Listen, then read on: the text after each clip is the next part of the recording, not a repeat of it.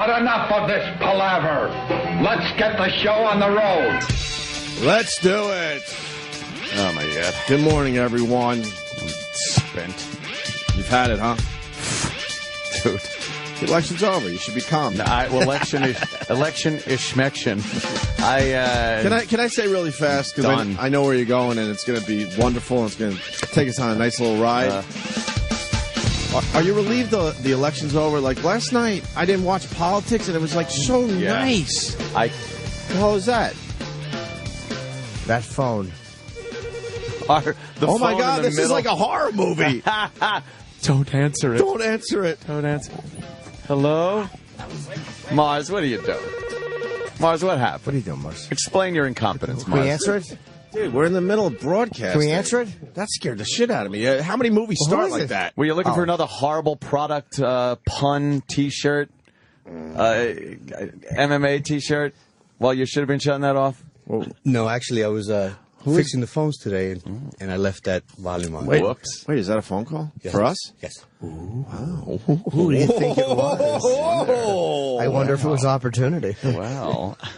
I thought it was the start of Scream or one of those That was fucking horror horrifying. movies. It was, right? I thought it was my cell phone. I'm like, that's not your cell phone, dummy. I pulled out. I was like, maybe an alarm going over Creepy. there. I don't know. Anyway, really, yeah. it was like so refreshing. Not like I went and did the exact same thing I usually do. I really do. I watch MSNBC, CNN, and Fox, and I just keep rotating.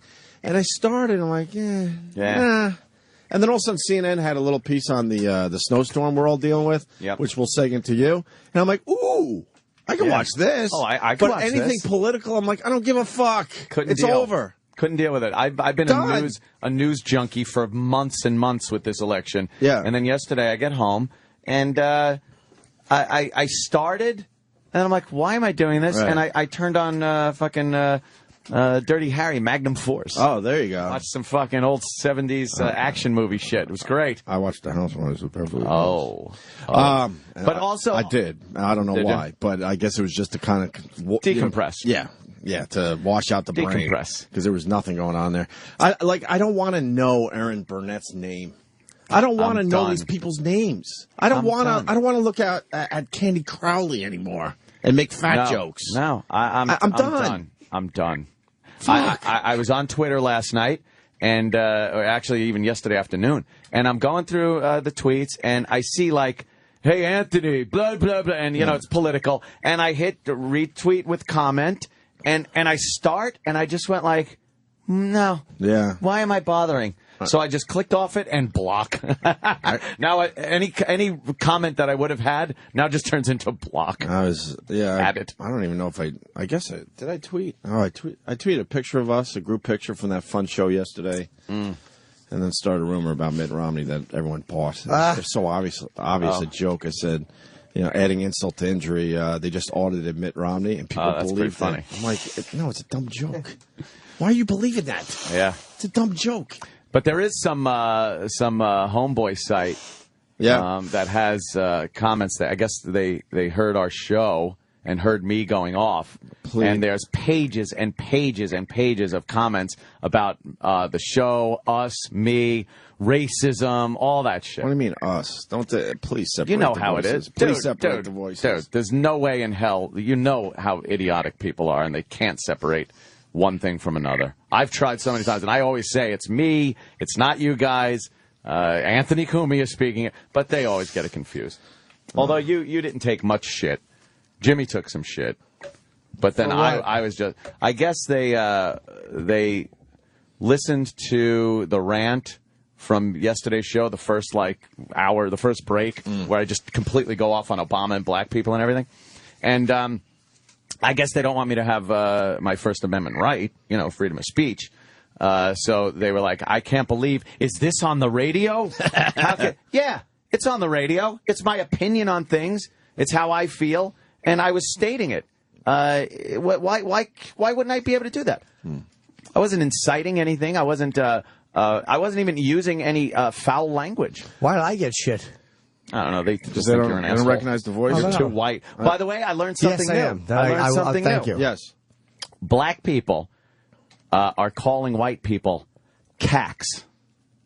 CACS for Caucasians. We're cacks. Oh, that's kind of nice. We're cacks, yeah. They're like, motherfucking cacks can't take that a black man running things. Cacks. I so really don't. Let me tell you something. I got a word that beats the shit out of cacks for you people. What is it? Oh, boy, I use it all the time. Let my voice be heard. I so don't give a fuck that a black guy is in office. I just don't care. Right. On any fucking level. Yeah. As long as he's really not banging don't. a chick I want to bang. That's all I care Election's about. over. I don't It's done. care. It's 4 years he's in it. Good. I don't fun. care that he got reelected, and I wouldn't have cared if he didn't. I don't fucking care. But you can't convince people. Like, the dumb guy called yesterday and said that I said the same, like, hey, I don't care. Oh, you're a liar. Like, what? I don't care. But that's people don't, even when you say that, people hear it and it doesn't resonate because it doesn't help prove their point that you're a racist. Guess what? I'm one of the lucky ones. My life didn't change at all in the last 4 years. Okay? I have family members. Their lives changed drastically. Was it because of Obama in office? I don't know. But as I sit here, I can't think of one thing that changed in the last 4 years in my life because we had a black president. Period. I don't care. Fuck. Where were we? Oh, yeah, just talking about that. Oh, the storm and storm, blowing yeah. off politics, which is very refreshing. it I think really these is. news channels are going to be in trouble, huh? Well, they're going to take a big dip now in the ratings. Because it's been 18 months. It started 18 months ago on this level. Yeah. And then what happens to Mitt Romney? He just kind of goes off into into his life. And, does he live wherever Dukakis lives? You think all the people have to go to an island? Go to an island? I think Dukakis lives on this island. I think Mitt Romney's now going to join him. You think? Yeah. Well, I think Mitt Romney's one of these guys that will completely disappear. Yeah. I think you're right. You know, every once in a while you get one of these guys. Like John McCain did not disappear. He lost, but he didn't disappear. John Kerry did not disappear. Al Gore did not disappear, though. I think this is the first one in a while where you see him completely disappear. I know he's going to like a Michael Dukakis. He's going to take a massive break, that's for sure, from all this shit. Imagine 18 months of this shit, and then you lose. You just want to fucking go away. He's looked at as a loser. The little I did watch, the Republicans are kind of separating themselves a little bit, but that's seems pretty normal. Yeah. But you can't look at the guy as a loser. He pretty much got half the country. Half the vote. It was very close. But in their world, that's a loser. Yeah. Isn't that weird? It is. He didn't do the job. He didn't get the job done. Well, whatever. Yeah. But it was good to maybe watch a little bit. I guess I have to admit too. Yeah. But in general, I didn't spend 2-3 hours a night like I've been doing, especially lately. And to tell you the truth, when I wanted to know about the storm that was coming, I didn't even put on Fox or CNN or anything like. I went right to the Weather Channel because I didn't want to hear any other shit aside from the weather. Right. So I went there and heard the early forecast. Which was, I'm going to interrupt you one last time, and then I'll shut the fuck up. CAC actually means cracker, ass cracker. Oh, really? Yeah, not Caucasian. I thought it was Caucasian. No. A lot of people saying it's cracker, ass cracker. I read Caucasian last night, but okay, I'll buy that too. So anyway, Weather Doesn't Channel. mean anything. I'll shut up. Go ahead. No, it's I went to the Weather Channel, and early on, all the forecasts were going to be very windy. We got a nor'easter coming into the area that was affected by Sandy, and high winds, some rain, maybe mixed with some wet snow, for the day and into the night. I'm like, okay, sounds good. It fucking blizzarded it out. It was unbelievable. The wind, the heavy, heavy wet snow, not mixed with rain. It was fucking snowing out. And trees around my house that are left, the snow is so heavy, they're, as Danny said driving in, banana peeled down. Like I have trees in my front yard. They're not big trees, but they're, front yard trees. Right. They're bent down to the ground. One of them is stretched over my front stoop. Wow. Like, it's just everything flattened out. It's just the weirdest thing, because, we've had snow in the area, of course, plenty of times, but I've never seen that before. It was heavy snow. Wow. And there's still leaves on the trees. Right. So that adds picks a lot up of all weight. that weight. They all just fucking bent over. And then Danny was driving to my house with Travis this morning to drive in with me, and his car got stuck on my street. I made it the whole way, and then the second I turned onto the block, it was just impassable. Yeah, he got stuck, and then we all left in the Escalade, and we were cracking up. It was like a video game. There was no straight parts on the road to drive on, and then we just kept coming across tree after tree that was right across the road.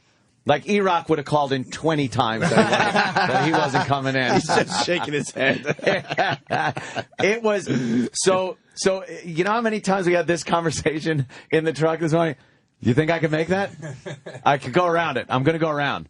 It's tight, but I'm going to do it. There was one instance where you were trying to get between like a tree and like a utility pole. Yeah. And you came so close on the driver's side that I was convinced. I was like, all right, we're going to move. The car's going to shift, and I'm going to hear ka-donk, and then there's going to be a huge dent in the side of this car. No, it was about a half an inch. It was insane. On that side. There was no clearance. In between, it was on somebody's property, too. Someone's front fucking lawn. Between.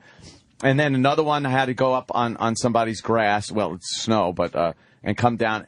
And then we're getting on the Parkway on-ramp, and all of a sudden a mountain of snow comes off of the roof of my truck and slides onto the windshield. Wow. Like, it was a video game. Jesus. So a crazy. shitload of trees down on Long Island again. A fuckload of trees. And people still don't have their power, like yourself. I'm not sure what's worse, though. Do you have power? No.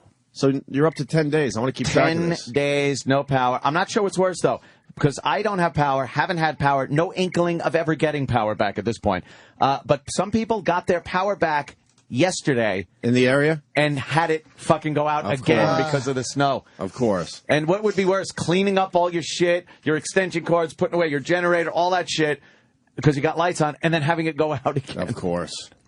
It's unbelievable. It just doesn't seem right that the power should be out for 10 days. And in these areas where, that's something that's very hard for anyone to do anything about. It's LIPA.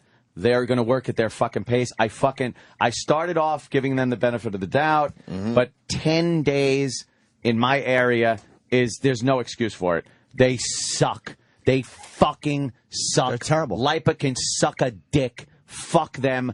I haven't seen a truck in my area. I understand the main's got to be put up or whatever. How about you fix the lines in my area and put a new pole in and a transformer so when the mains do go up, it's fucking fixed over there. I haven't seen one truck in my area. Not a fucking one. Every tree, every wire that was down in my area is still down exactly the way it was on day one of the storm. Every fucking one of them. And you're not in the wilderness. No. I'm in the highest taxed area in the country. That's ridiculous. It doesn't make sense. Unfucking believable. It doesn't have any power. I got no power.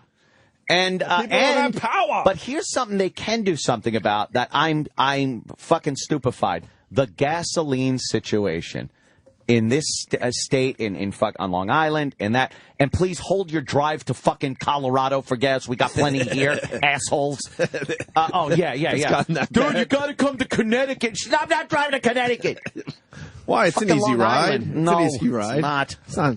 There's not a lot of traffic between you and Connecticut. Exactly. Oh my Assholes. God. I-95 is a nightmare. You don't think that's a convenient trip up for some God. gas? Go to Hartford. You know how many times we've driven I-95 through Stinks. Connecticut? It's Terrible. one long Fuck fucking you. rush hour. So, I mean, why aren't there convoys of tanker trucks from areas where there is fuel driving to our fucking area? Why the fuck aren't there? Why are we looking at convoys of tanker trucks coming into this area? 10 days later, every gas station you pass has emergency tape and cones up because they're closed. The only ones you do see that are open have fucking lines that you can't believe how long they are. You know why? Because the people that are in charge can't take care of us. Exactly. That's why I don't believe in conspiracy theories. They can't even figure out the easy shit. Come on, Obama. You hate white people, don't you? No. We're over that. We're over that, Exactly. right? We're good. We're good for a while. You make such a good point, man. It's like all of the little details that would have had to have gone into like 9/11. Yeah. And then one hurricane and we can't get gas for 3 weeks. Right. No, in the end, Yes. they're just regular idiots like ourselves that want to slack as much as They're at possible work. and keep Yeah. your job. Exactly. That's exactly what happens with every it. single fucking person out there.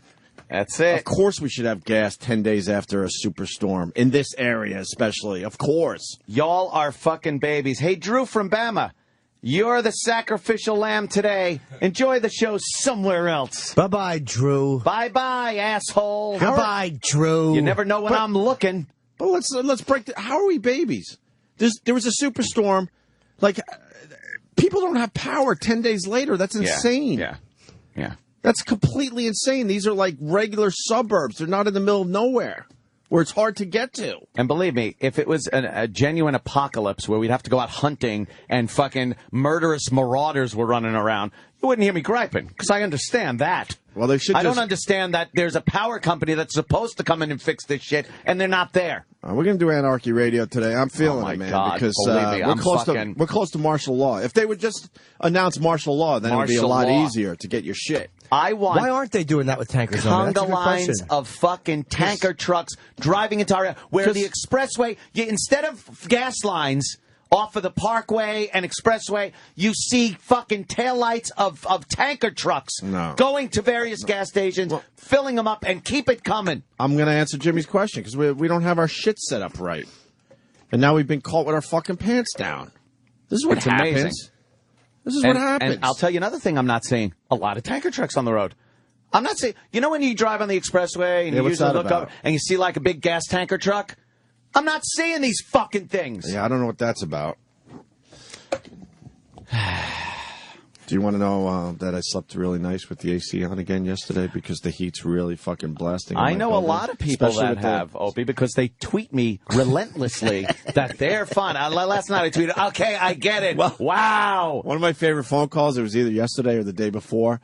Everyone gives a shit. I just showed my town. Highest snowfall out of the entire area affected by this. How many inches? 8 inches. You got 8 inches out there? Which I know isn't a lot of snow, I know. But on the heels of a fucking devastating hurricane where trees are weakened and down and no power and stuff, it stinks. It's 8 inches of heavy snow. That's very different. Yeah. We got about 2 or 3, I think. Yeah. In the city. But anyway, one of my favorite calls was the guy who said he gave a shit about everybody until his power goes on. Until his power came on. And then it's like, fuck those people. And I don't give a shit. But I think that's how we are as humans, right? Oh, fucking yeah. Humans. Exactly. Newman. But this was I still have a lot of roots on Long Island, and it just drives me nuts because I have a lot of family members without power still too. It's just unbelievable that this could happen. 10 days?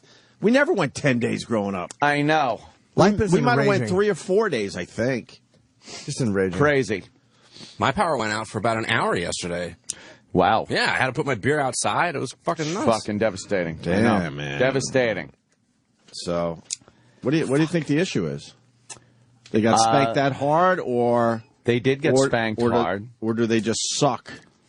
Or is it a combination of the two? I have an insider, and his texts have gotten progressively more crazy and just like hopeless. Like at first it's like, we're on the job, we got the, and the last one was like, I'm sorry. He actually turned into the mayor from Jaws at the hospital. But I was doing what's best for the town. My son was at that beach too. He sent you a note. The charges against me are, it was a Colonel Kurtz. Sell the house, sell the kids. Yeah, yes. Not coming back. That's exactly what his texts have become. It started out like, we're on the job, I'll keep you posted, very devastated area, a lot of lines down, we're trying that. And then it's like, all right, well, we'll get some, the damage a lot worse than we thought. Okay, we're still working on, all right, got a work order on my desk. And then it just turned into, hey, I'm sorry. The mismanagement, I don't even know. It's fine. I'm not even going to. One of his tweets where, one of his texts where, I'm not even going to try to defend these people anymore. Oh, wow. He just gave up. And it's like, can you fix my generator? I dreamt of a snail slithering over the edge of a string. Sir, what are you talking about? It's going to be asking you for a job soon. I thank God I took the initiative to wire in my heat, though, for the into the generator, because it was fucking cold last night. And snowing like crazy, and I wouldn't have been able to stay there. It's just unbelievable. You guys have power, right? You're back in Jersey? Yeah, we do. How about like Hoboken and places like that? You have power. Yeah, they didn't have a big problem. It was just water and getting people out of buildings. Oh, okay. Well, Cory Booker was saying 28,000 people. Is that in his area, or is that for all of New Jersey? That's probably Newark. Just in that area, is 28,000 people without electricity still? Sense. Is Cory Booker the mayor of Newark, I think, right? Yeah, There's a lot more in Jersey that are still out. Okay. And then the Nor'easter cut power to 59,000 more Long Islanders? More people last night, yeah. That's people that had power or had power restored, now it's gone. Look, all you have to do is travel around the country and see no fucking, power lines. Yeah. And you always would go back to Long Island or Jersey going, why the fuck are we still doing this? Yeah, it's so quaint, isn't it? And they knew eventually they were going to get spanked really hard with this shit. Yeah. But is there a plan in the future to now try to move some of this stuff underground? I doubt it. I've heard from people that what LIPA does is they go out, put absolute minimum Band-Aids on everything, and then throughout the year or in between huge storms, they pick areas and go back and legitimately fix these things the way they're supposed to be, right? Like fixed. Sure. But the Band-Aids are all over the fucking place, and they fail. They, poles come down, fucking transformers blow up. It's the fact that it's 10 days in my fucking area. There's no excuse for it. No. None. No. Because, we all know they try to take care of the wealthier areas. The wealthy area. I bet power's on in Wyandanch, but it's on in fucking Brentwood. Well, maybe they didn't get hit with the storm. Well, maybe they didn't. If you pay the highest taxes, you feel maybe they didn't notice. That old gag. Your light should be on first if you pay the highest taxes. How does that make sense? If you spend the most money and you pay the most into the government, and then you don't get your lights on for 10 days, that's why people complain about high taxes. Right. Like, if you paid the highest taxes in the country and when your lights went out, they were on first. Right. It would be easier to swallow paying more taxes. That's what Obama misses. If you're going to say, do your fair share and pay more, then give the services faster. Yeah, I'm paying for something, right? Take a little off the top with your taxes this year. Yeah, a little off the top. Because that'll work. As I take a little off my house. Well, you've been bothered, so, now they should be bothered. They don't. Oh, that's right. That doesn't get it. work at all, ever, in your favor. No. Ever. What am I getting for my money? And people will bitch, why should you get special treatment? I'm paying more. I should get something for it, right? If you pay more for a car, you get a better car. But more importantly, I think you're talking for everyone. Yeah. You're in a higher tax area, of course, but a lot of people think the same way as you. If they don't have their power for 10 days, they're like, what the fuck? Yeah. I'm doing, everyone thinks they're doing their share, so why am I not getting the service, in return? Right. We'll all take 2 or 3 days without power. 10 days is ridiculous. I think I've been very tolerant. They should pass out generators or something until they figure it out. But 10 days, and it's 10 days with no fucking vision that this is getting fixed anytime soon. So nothing has been done in my neighborhood that would lead me to believe that it's going to be any faster than it was yesterday. What do they need to do in your neighborhood to get your power on? Fucking get the trees off the power lines that are still down. They're really take pictures of this. It's fucking. This is the shit you should be tweeting. It's astounding. I want to see it. Yeah, you should Twitter that. That might help. Still down. Do they have to get new poles in the ground and all that? I would gather there's snapped poles around. There's fucking, but that's I guess part of the goddamn job.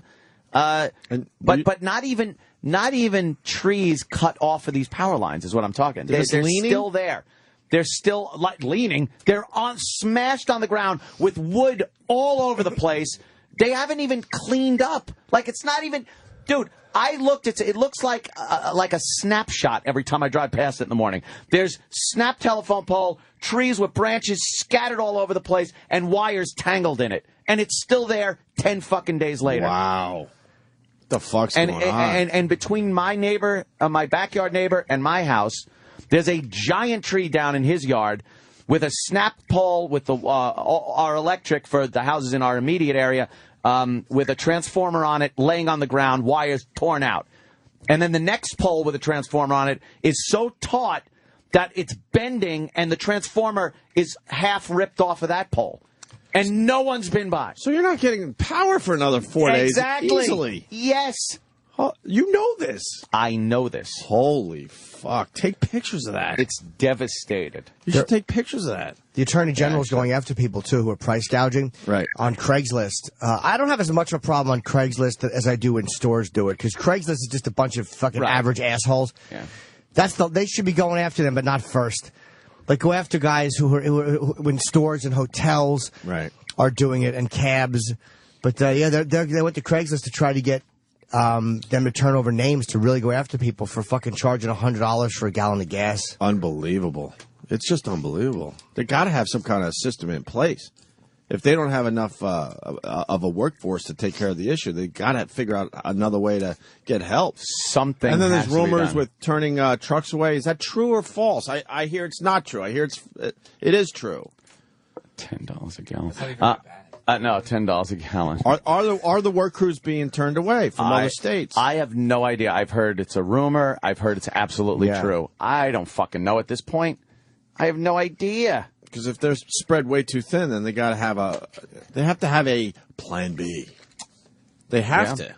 You can't have your customers without power for 10 days. 10 days.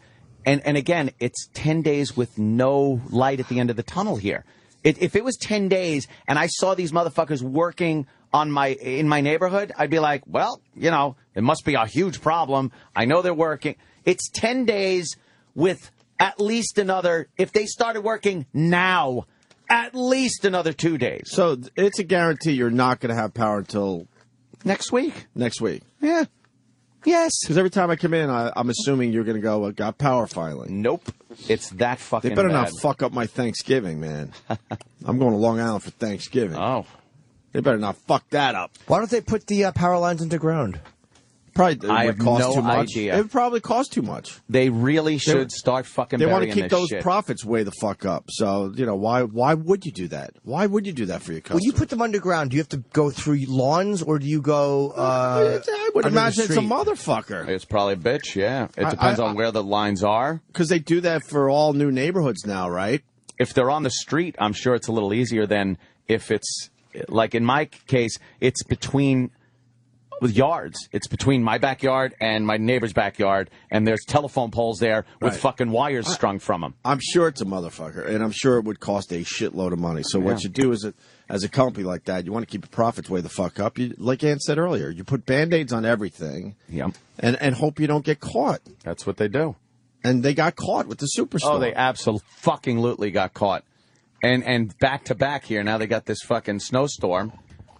And more people are out of power. And now even if they wanted to send crews to fix shit, they can't until the snow is fucking gone. And not only, I mean, the other thing they could do besides putting the lines underground is, like, you know, cut back a lot of these trees, which I drive around Long Island enough. Those trees are just waiting to fall on They're wires. just waiting to I don't know, gobble up. I don't know what that's about. I don't know if these towns or neighborhoods get pissed off because they don't want, you know, the branches, you know, cut all over the fucking place, probably because it would look ugly. I don't know. Yeah, I don't want to see the parkway. But it doesn't seem like that's right either. Yeah, I'm. We haven't heard from one LIPA guy, by the way. Usually we get these guys calling. They're in hiding. My phone would have like buzzed or something. No, they're in hiding. They want none of this. Tony on Long Island. All right, you know what? We got to take a few of these guys without power. Tony on Long Island. Tony. What's up, fellas? Hey, yeah. Anthony, let me share in your pain. I'm on the South Shore of Long Island.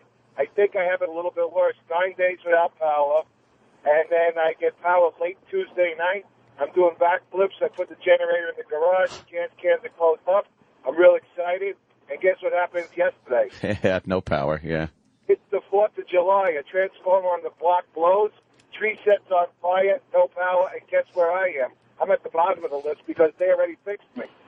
Oh, wow. Yeah, there you go. Sorry. Oh, is that what happens? Oh God. Fuck. And even worse, those other pricks, Cablevision, when I got the power back, they tell me your power's restored, your cable box should be resetting. I called them yesterday. I'm on hold for 30 minutes. Then they tell me, we're aware of your area. We'll get to it when we get to it. So no TV, no power, no heat, no nothing. And I'm not in an affluent community. I'm paid over $13,000 a year in taxes. Mm-hmm. Wow. Insane. A lot of people that are ready to come to this area to work. I don't know the ins and outs of this. I just know that this shit doesn't make sense.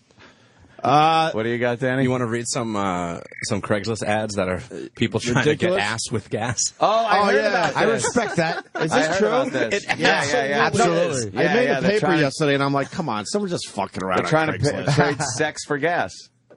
Got 15 gallons of gas. I'm willing to trade for some female company. How much I give up depends on what you're willing to give up. If you're interested, send some pics. Put gas in the subject line. Is this real? Yeah. Some of them are probably just jerk-off fantasies, and some are probably real. That's fucking great. You need gas. This is the title. You need gas. I need a BJ. Wow, that's great. Seeking a BJ girl right now. Cash or fuel, it's up to you. Must include 2 picks, serious only. Be ready now. Be ready now. Have that mouth ready and loose and moist. So go over and stick my dick in it. At the same time, like you shove your dick in her mouth, and then she shoves the gas can in the fucking the truck. But the worst is that the woman has to have a fucking gassy hand holding her head. You know, it smells like fucking gas. That's great. All right, we're going to learn about power lines underground. That's what I like about this show. We do learn. We learn fake shit from most of the people. Possibly. Yeah. Matt in Harrison. What's up, Matt? Hey, what's up, guys? Hey. Yeah. I'm an electrician. I was taking a high voltage splicing class. They said it would cost $1 million per mile to bury those cables underground throughout all of New York. Oh. It's a humongous undertaking between building manholes, running new cable, and making all the splices. It's a bigger job than you think. Yeah, you need like access to them, so they're like I said it would be a motherfucker. Inside conduit and shit. There's your answer. It's very expensive. There's your answer. answer. I would be certain. Don't they have sewers? You can't run them through run the sewers, electric lines in water. sewers. Yeah, that's. No, I mean, can't they just put a fucking... Oh, yeah, the sewers There fill are up. septic Okay. systems in most of Long Island, too. A lot of it doesn't have sewer systems. And by the way, that story about them turning crews away, that's not true. That wasn't true at all. Yeah, all right. But then I got a guy in line 1. It's true. So it's not true. They're trying. It was the whole Okay. thing against the union. I'm a union electrician. They Yeah. tried to make it sound the union's never going to turn help away in times like this. It's not true. Okay. Thank you, Matt. All right. Thank you, guys. What's this other guy saying now?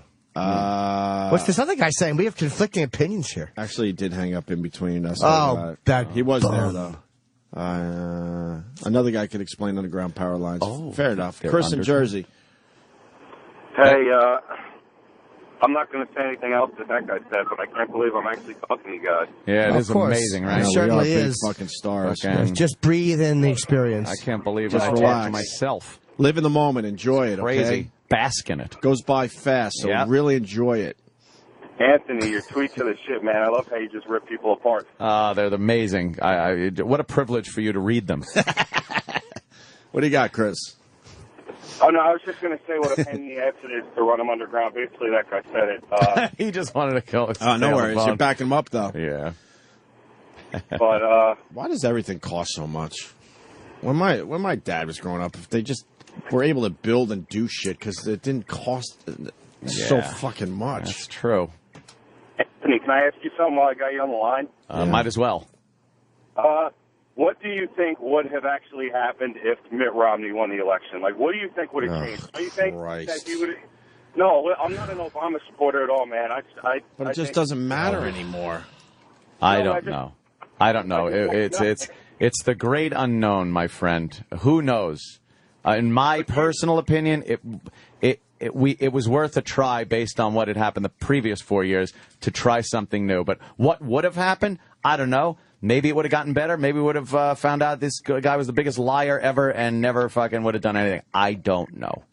But isn't that history prove that to be the case throughout our entire country, that he just gets elected in? I just don't understand how you can just support like somebody like crazy like that. Because I wasn't supporting the guy that I saw doing nothing for 4 years. So why not go for the other guy? He wasn't preaching stuff that would have been detrimental.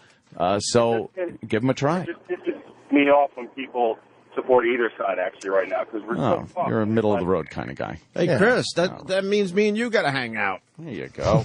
That's my stance. That would be the shit. No, but it just pisses me off because, you go on Fox News, you're very influential, and you're just like a dude. And I don't know. It's just like... I love being influential.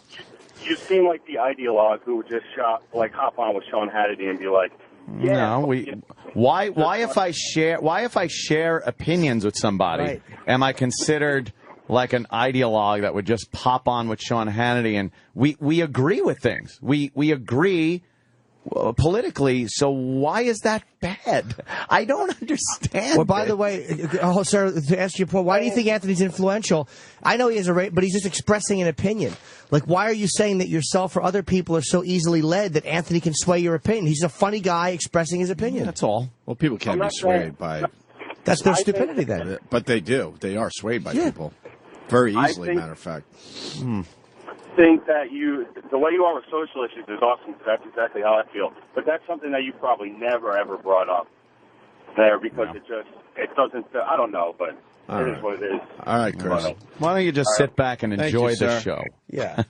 Yeah, it was a good phone call from Chris in Jersey. All right. Actually, not a bad question. Chris likes the show, but he disagrees with Ant probably more than he's letting on.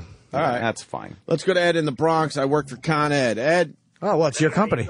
Guys. Hey, buddy. Hey, listen, I see a lot of crazy shit out here. After 3 days, people are walking out like zombies asking for power. And I feel bad for these people because I was out of power myself. But I got power back on, and I look at these guys, and I'm like, hey, I'm doing the best I can. As far as the underground systems around the city have been improved, but they need more improvement, just like LIPA. LIPA has put Band-Aids, and so did Con Ed did for so many years, but they actually realized that, hey, we need to ramp up our system. So basically, they've been putting in, like, new equipment all around the city so people can, basically not lose power. And But it's I'm all the way up expensive. in West- Yeah, it I'm all also the way up- takes years. Yeah, I'm all the way up in Westchester also. I'm like an assessor, and I go all into these areas, and I see all these rich people demanding power right away, but I see these poor folks, that have been around in these areas all their lives, and I really feel bad for them. So basically what I do is I try to get power to them first before I can get these rich people their power. But, it's one of those things. You can't really help everybody all at once, but everybody expects power, but, you're only one person. And as far as getting crews from other states being turned down, no, that's not it. Yeah. I've been seeing, people from down in Georgia, and also seeing Quebec has been sending power crews down from Canada as well in this area to help out. Man, all right. I mean, unless there's a fucking Guy from the front nuclear lines. bomb, I don't think it should take 10 days to even get an inkling. Not 10 days to turn the power on. 10 days with no fucking hope in sight still to get my fucking power on. It's Amazing. All right, I'm punching out anyway. Thank you, Ed. Now we go to Long Island. Tom works for LIPA. Oh, there you go. Tom, what's up, buddy? What's up, guys?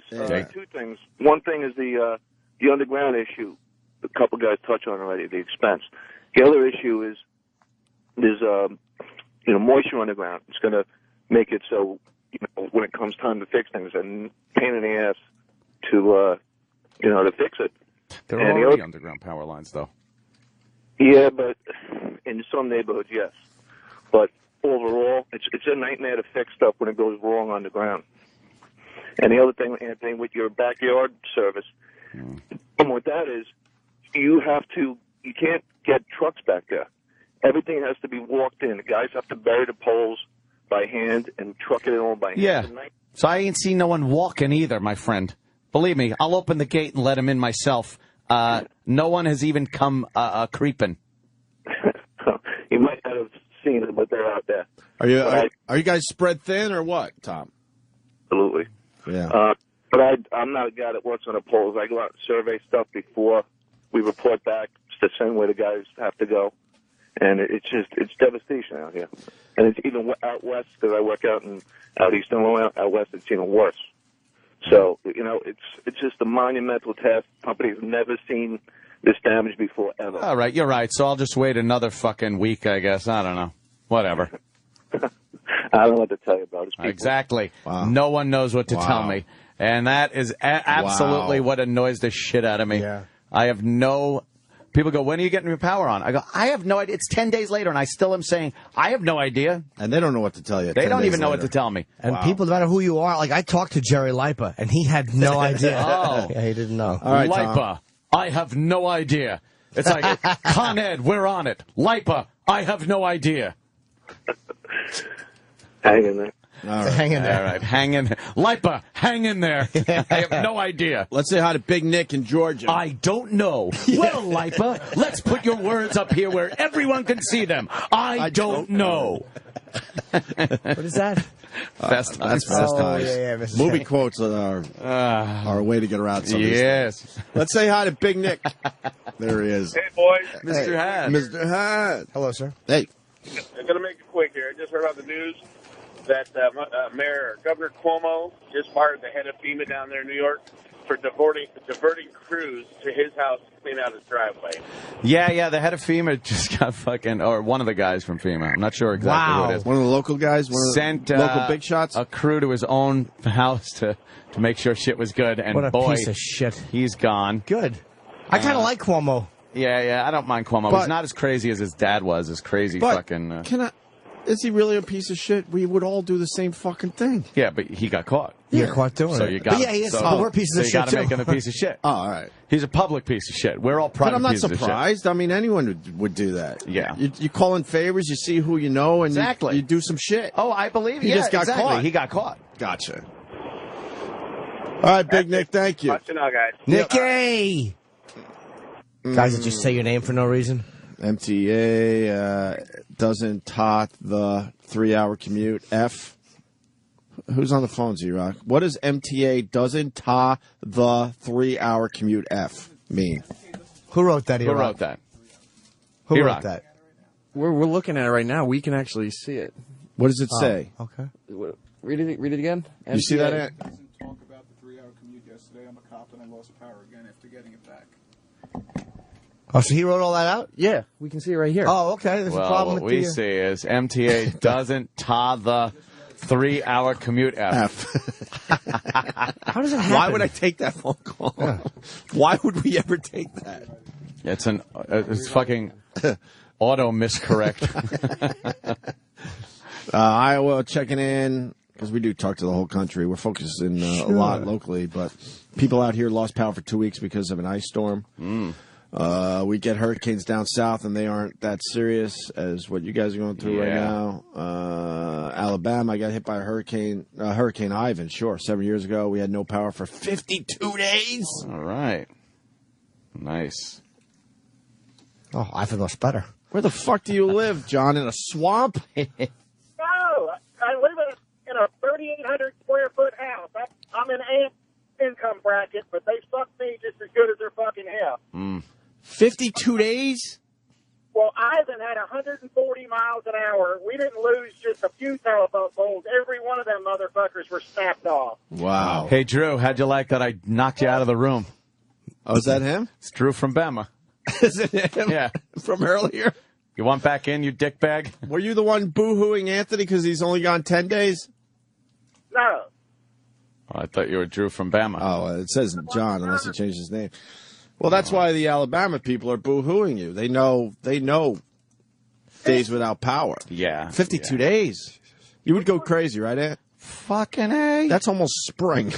You gotta, No, it's not. You gotta just start, After the holidays, easy. You gotta take it into your own hands and just fucking start stringing fucking wires yourself.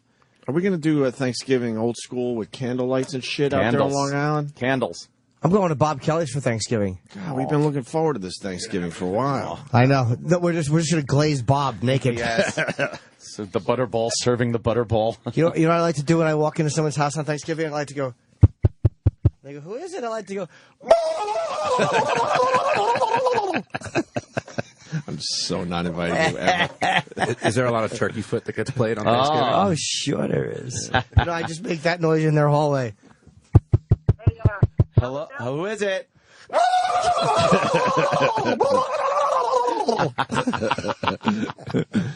What else, John, before we let you go?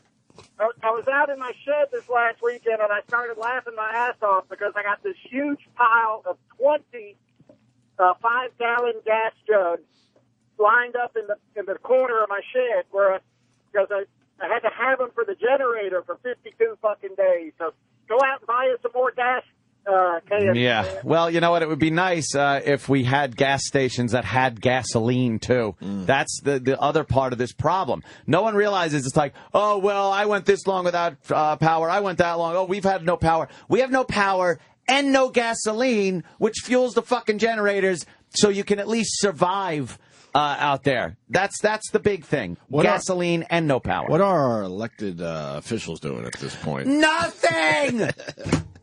Do something! You guys keep believing in that fun I stuff. want the fucking tanker trucks to be brought in like a fucking military operation. Right. Why aren't there giant tanker trucks driving toward fucking New York and Long Island and Jersey? Kenny, do you have power yet? Has Chuck? No. Still doesn't in Jersey? They told you probably by Wednesday, right? Yeah, Kenny's 10 days in as well, obviously.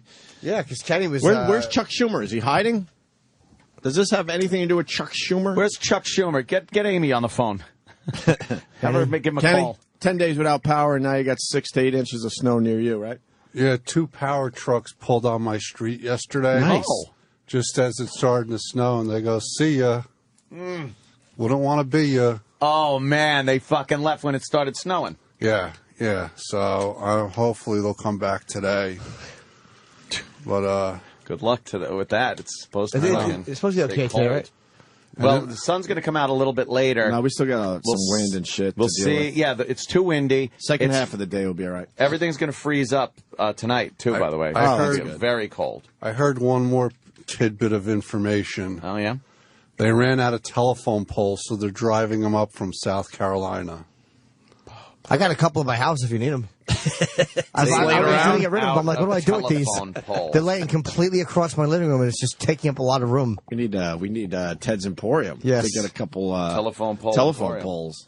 What do you got? You got some pics? This is the front stoop of my house. Oh, There's a wow. tree just laying on it. It's relaxing. There's a tree just laying on it. Is that from last night? Yeah, that's from the snow. There's a tree lounging in front of my house. I got a tree on my stoop. I got a tree on my house. Oh, got a tree reclining in front of my house. That clip is not fun for many people now. Oh, God. Holy fuck. Yeah. We were foreshadowing. Oh, absolute foreshadowing there, huh? And, yeah. And that's another thing. Then the generator had to take another burden of the pool cover pump. White people problems. Prepare for white people problems. I have the pool cover on. Right, with the bump. And, no, not with the bump. Well, with the pump. But, yeah, with the pump. Well, some of them have the thing. Yeah, no, I have a pump, right, which sits on the pool cover. So when it rains and stuff, it gets pumped off. Oh, gotcha. And now that is plugged into the generator, but I shut the generator down for certain times of the day.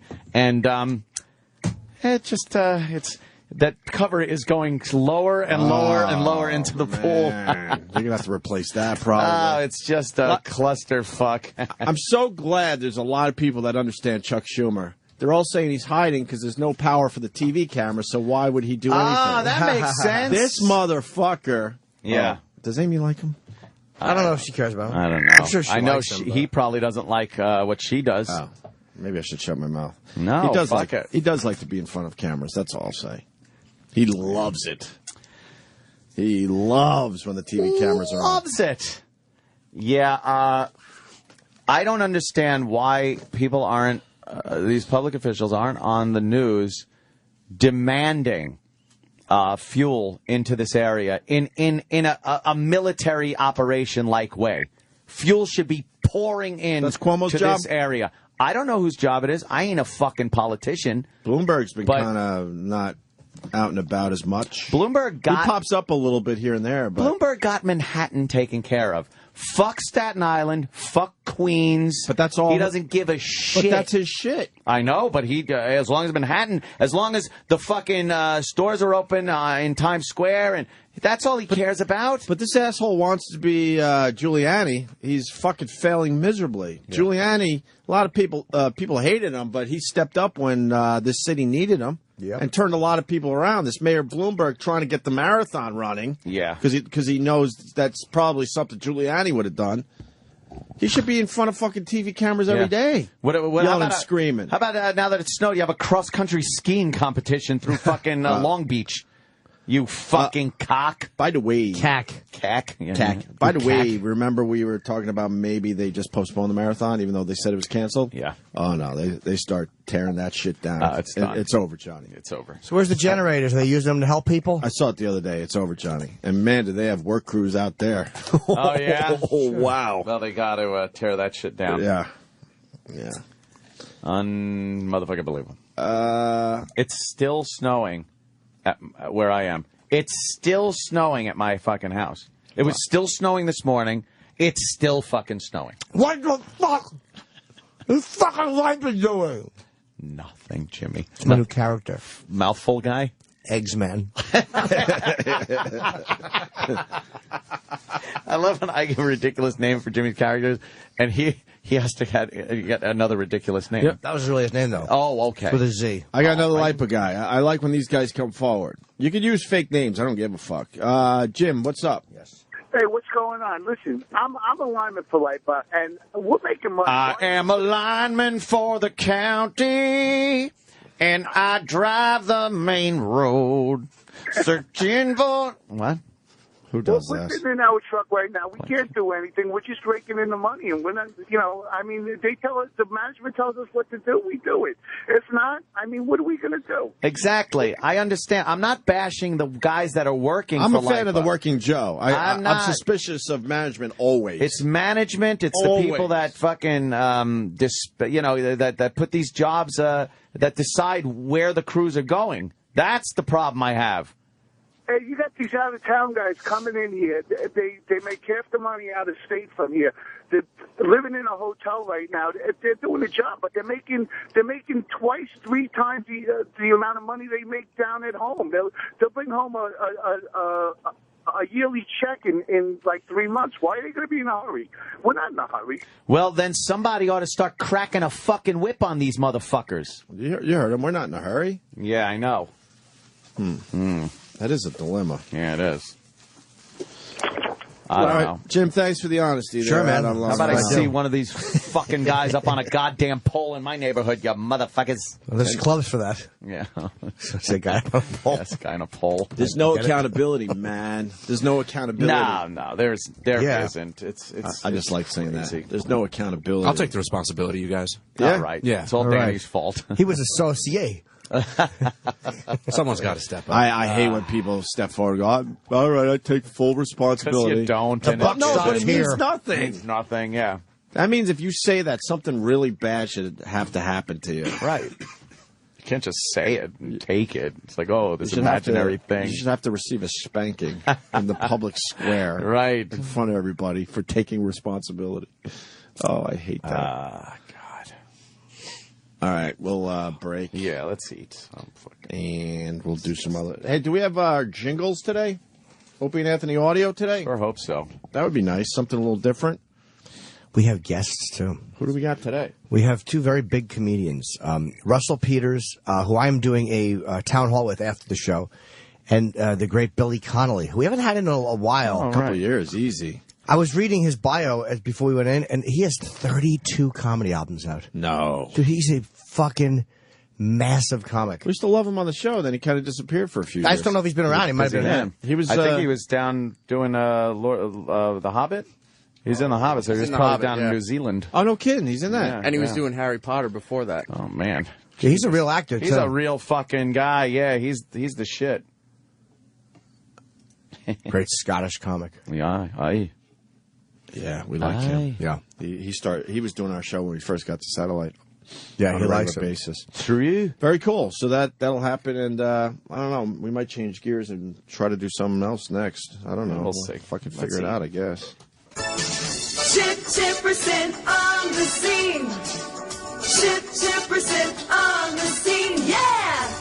What's that? Excuse me, sir. Can we interview you for Chipper TV for the YouTubes? We're talking to people in costumes and stuff. What's your name? My name is Victor. Okay, that's a cool hat. It probably keeps all the rain out of your eyes. And the sun. And the sun and everything else, the moon and whatnot. You can't breathe with this fucking mustache on. I had a hat on before, but people kept saying you look like a fucking asshole, so I put the mustache on.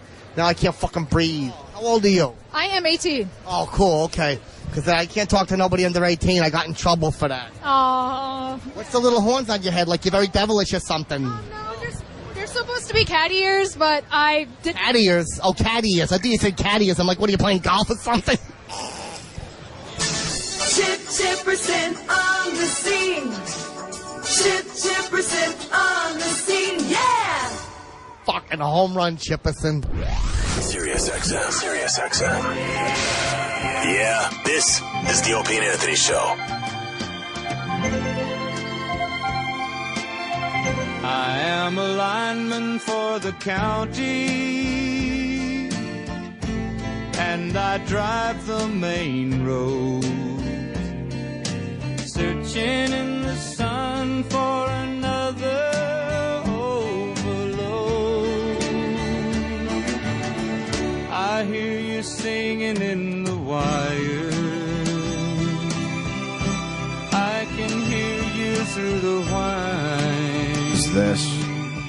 Was this the song Anthony was singing earlier? Wichita lineman Glenn Campbell is still on the line. This is my dad used to listen to this. Glenn Campbell. He's better than any of these goddamn loudmouth rock bands you listen to. Son of a bitch. I know songs, but I don't know this one. Don't look like rain. You don't know this one? I really don't. And if it snows, that stretch down south won't never stand the strain. When was and I need you more than want you. He's feeling it. And I want you for all time. And the Wichita lineman is still on the line.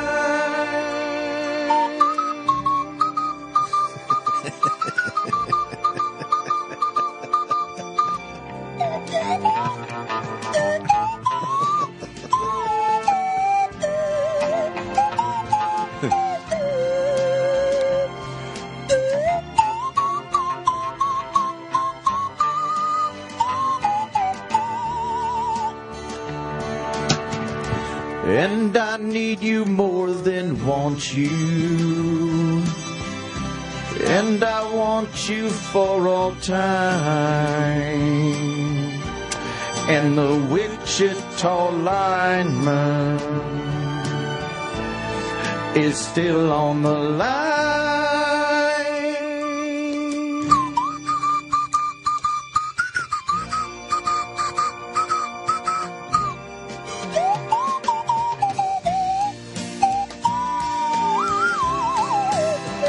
There it is.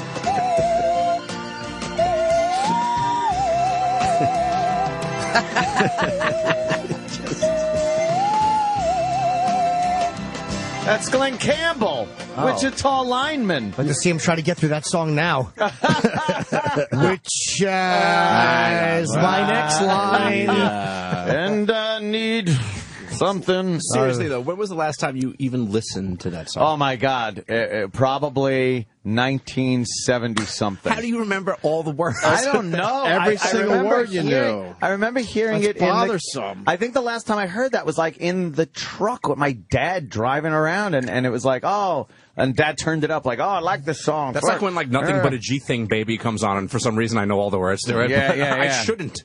Anthony has a weird memory, man. He has a weird, like, terrible. photographic memory for things like that, like a prodigy. Autism. Yeah. I know. You know think what? you're right. He is an Asperger idiot. Asshole with Asperger's. Let's say hi to. This is the guy you fucking bounced. He wants in. Drew. Oh, Drew from Alabama. Oh, good for him. Drew, state your case. Drew. Hey, I'm taking your appeal. Okay, how are y'all doing this fine morning? I got to apologize, I'm a little drunk. But what I want to say was... He gets drunk in the morning, yeah. Oh, Jesus. He's hammered. I love this guy. Life. No, well, what I wanted to say to you, Ant, was that I was giving you a little shit. I said that, you were talking about being without power and whatnot. Yeah. I went 2 weeks without power in Katrina. I'm in Hurricane Alley, just like y'all give people shit like down south when we have a little ice storm. Oh, my God, we've never given you shit. We don't know much about you guys. Well, we say when they get a dusting of snow and it closes the road. Yeah, we mock them. That's true. We mocked you on the snow thing. You know what? A little snow and being mocked for snow isn't 10 days without power. He said he went 14. Well, you know what? 14 days without power. Yeah, that's pretty good. But I wasn't bashing you for crying about it. I wouldn't bash anyone for being 10 days without power and call them a pussy. You're not stating your case. Oh. No, I am stating my case because I've listened to y'all on the air. Now I'm a big fan. Now I've listened to you on the air. Trash people in the South. Like if it was an inch, y'all shut the whole city. Yeah, that is silly. It's not being 10 days without power or any sign of getting power back. Yeah, we could all relate to losing our power, but we can't relate to the fact that if you guys get a dusting of snow, that is everything being a shuts pussy. Down. To us, that's so strange. If my lights went out for a day Right. and I was bitching and complaining about it, then I could see you saying like, "Oh, don't be a pussy." To shut down an entire city because it snowed an inch is so weird to us up here in the Northeast. We have no gas and no power, and you're calling me a fucking, a crybaby about it?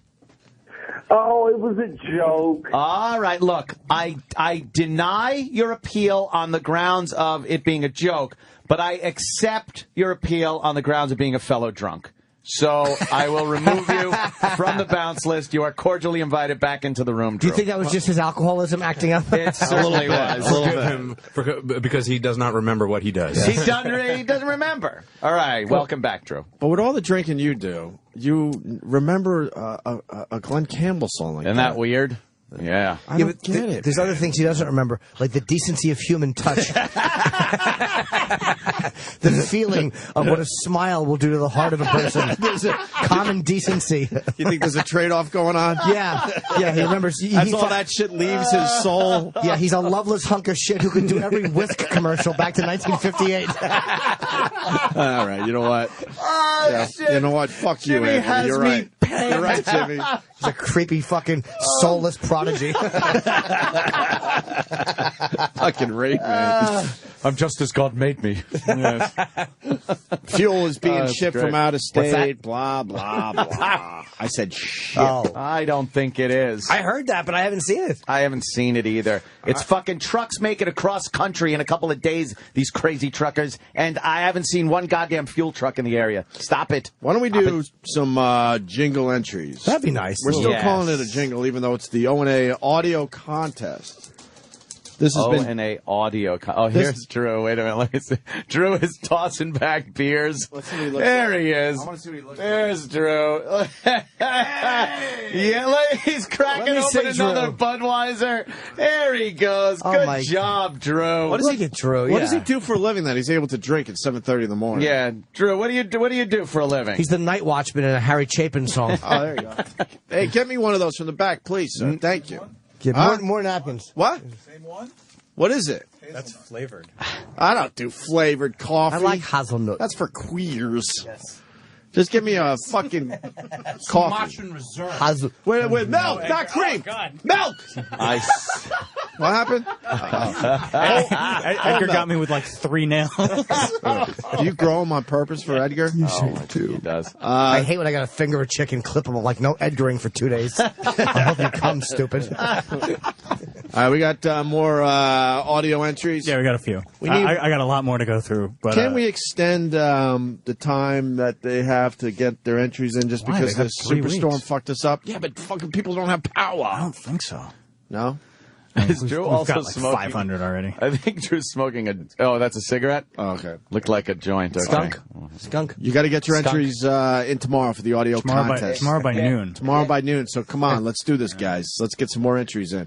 We got $2,000 courtesy of IHateStevenSinger.com, right? That's Take correct. a trip to Munchie City. Oh, that was it. Yeah, take a trip to Munchie City. Skunk. Oh. Yeah. Right. He legalized and he went, finally. Maybe you guys will like one of these. I don't know. All right. You know what? Most of the country laughing at us. They're like, look, 3 weeks without power. We got another one. 52 But I wouldn't days call earlier. you. I wouldn't laugh at you or call you a pussy for fucking talking about it. But Ant's giving us the info Ridiculous. today that 10 days is nothing. It looks like it's going to be at least another week. Yeah, it's insanity. So now you're pushing over 2 weeks. It's craziness. Easy. All right, we go to Andy Schroeder. The first entry for today in the Opie and Anthony audio contest. This is called Wake Up. Wake up, you radio wizard, the show's begun. Get up, you radio wizard, even though we know you'll get nothing done. Come on, you radio wizard, the show needs you here to kill a bit. Let's go, you radio wizard, you magically turn everything to shit. Here comes the radio wizard is on his way. Here comes the radio wizard to take all your hopes and dreams away. Radio wizard, what a fucking dude. Well, That's pretty funny. Where is he today? Gary's always around. The radio wizard's starting to come in early, huh? Yeah, he's here. Oh, look at Oh, that. man. Has he What's done anything, the, though? Or You know what that is? I always know when there's a cape with Desperation. stars in it. Desperation? He's trying to make a fucking end game run here. Well, I've already when the new people come in. I've already been in contact with the Liberty guys. Yeah? Yeah. Radio Wizard's in deep fucking trouble. That's it, right? Yep. Things are going to change around here. Oh, wow. That was pretty good, right? When are they coming in, so. by the way? Soon. No. Really They soon. are, right? Really soon. Tomorrow. I got a message from Joe Liberty, and I'm like, who is this? I don't know Joe Liberty. Joe Liberty. That was good. We liked that one. Good job, Andy Schroeder. This is Will Mosley. Mosley? No. I'm Mosley. Is that Midnight Red? Yes. Agent Alonzo Mosley. Alonzo Mosley. Bum bum bum bum bum bum bum bum bum. Now they up and call him Fatso, but his real name is Mr. Nagel. Now they up and call him Fatso, but his real name is Mr. Nagel. Jelly Tim. He works for O&A, wobbled in one day to say, that's pretty cool, huh? And I'm from Florida, by the way. Hey! Rock is just shaking his poor head. It's a little 50s kind of Mr. Earl. Some jungle. The next one is Austin Smith. He sent in this. Hot dogs, why don't you serve cold cats? Why are they so hot? What are you putting matches on their feet or something? Fucking home run, Jefferson.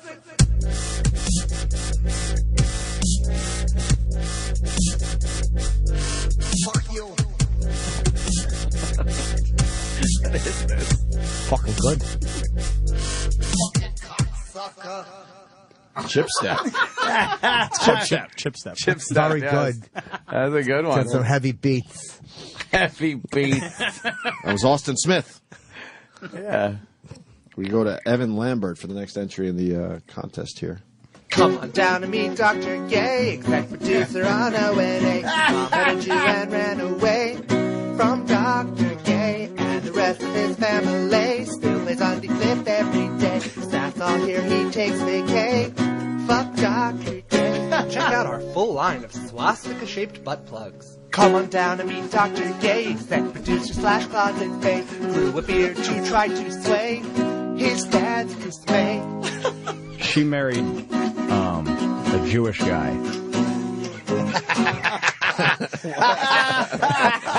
That's pretty good, Dr. Gay. And to the Manfredi Auto Group song, which Travis was commenting on the way into work this morning that the Manfredi Auto Group song will stick in your fucking head. 2 days. Yeah. It's been in my head. 2 days.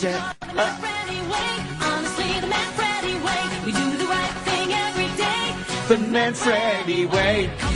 And now it rocks like the drums come in. Manfredi way.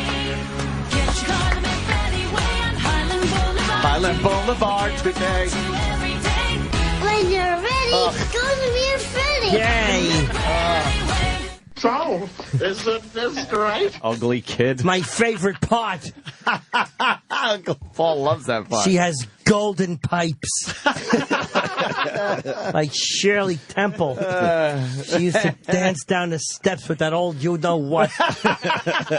Jesus. Oh, look at that ugly kid. What are you talking about? She looks like if Stalker Patty was a child. She looks like an angel. Oh. When you're ready, go Manfredi. Yeah, it rhymes. Yeah, when you're ready, we're going to go steady.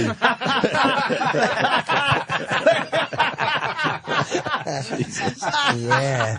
Sprinkle your face with confetti.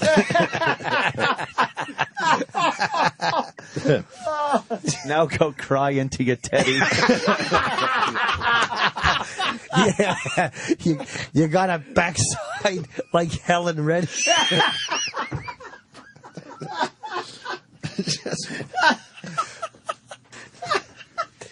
Yeah. I'm gonna molest you behind a Sunoco and a Getty. Gay. We say hi to Ray Juergens. This is his entry in the O&A audio contest. Cover her screams by turning up Tom Petty. All right.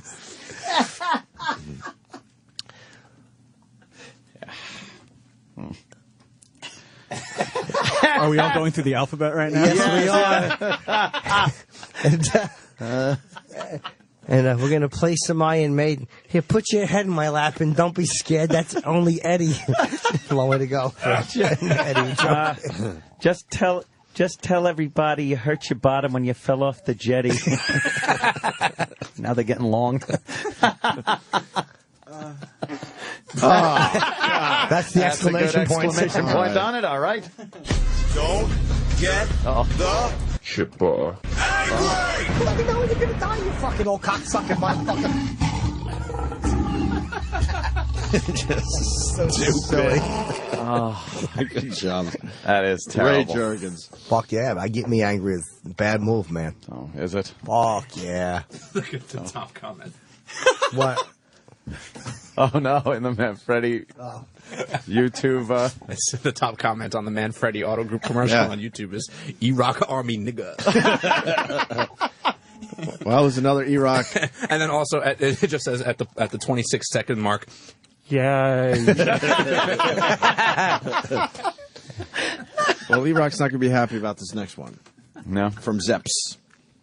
Cake and pie and chocolate and sweets. That is what E-Rock likes to eat. All for himself, he ain't sharing a bit. That's why he has tits, he's a fat piece of shit.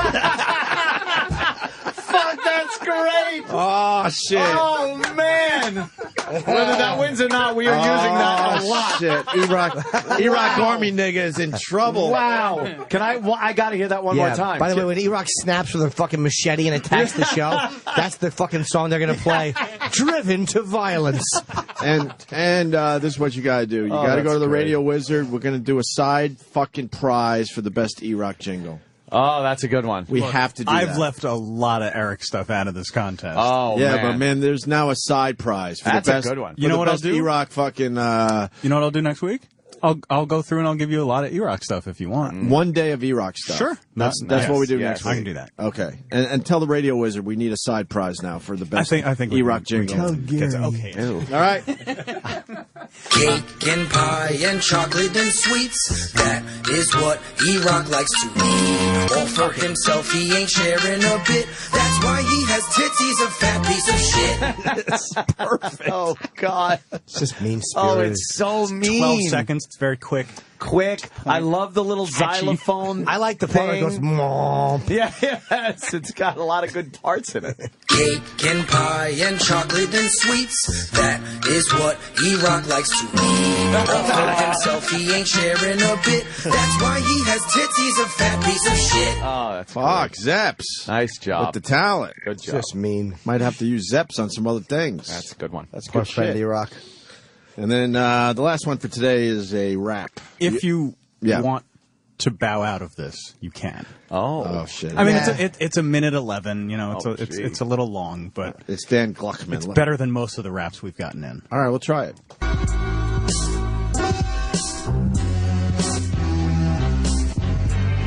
Yo. Get the boys a visual element. Norton's jizz in his belly. It's the kids that you smellin' when you reach in. Nothing but bleach here, but it's better than Rich Voss with jelly near his ear while you're at it. Get the boys some brand new mics. That's the kind of shit that management can do overnight. white guy Club rap. soda. You're like an albatross doom, and with just a little toot, Norton clears out the room. I remember back in 2002 when Eric Logan was the only one who cared about the group. Twitchell's and Big A would read about the news. Antwood ran about the Jews sipping big vats of booze. You know what, dude? You need a duty hat or a viral video. Get on that Opie diaper mustache. Eric's got mad tonnage for loving. Unfortunate whenever ladies go out clubbing. Get it? I'm talking about your blubber. You're just a fat motherfucker and you're worse than Lady Trucker. Yo, catch me if you can, Uncle Paul. Crinkle, crinkle. I'll be in the bathroom stall. Peace. Yo, this song goes out to management. Fuck you motherfuckers. There's a tree on my house. I fucking hate the whole fucking I hate the whole fucking just wigger fascination. Enough. That was all right, though. Oh, it was terrible. I wouldn't call it a winner, but terrible. You know what we need? Kisses. Well, we need kisses. Take care of that in the bathroom during the break. I know what we need. We need it. Not lip kisses, but like on the side of the mouth, like right with on the very, very corner of the mouth. No problem. Our mouth corners touching. So, did Jay Moore have a boner in that picture yesterday? I don't know, but he was putting his dick against me. Yeah. And that's why I grabbed it. Well, yeah. But I mean, like, that's why the picture, Louis looking down. I Twittered one, too. Which one did you tweet? The one where you could see Louis' face. I Twittered where Louis looking No, down. I know. And Jay's That's why I did backed the up. other one, because you already hit the one where Jay's looking, Louis looking down as you're grabbing Jay's cock, basically. Louis' fucking boat stories were terrific. Worth the price of admission yesterday. Sure. That whole fucking him getting it stuck and then the submarine off the Statue of Liberty was hilarious. I forgot what an incompetent boat captain he is. It's terrible. He's the fucking worst. What a hazard to the waterways. Yeah. See, yours is a good picture, but you don't see the fucking boner because Jay then moved away. Mine, look at the fucking boner he's I don't got. like my face in that what picture. is he doing? You really need the two pictures side by side, the one I tweeted and the one Jimmy tweeted. Because in mine you see the boner, and then in the other one you see Jimmy trying to grab the boner. Here's why I like that photo. We're going to all look back on that picture one day when one of us dies, and we're going to go, that was a fun day.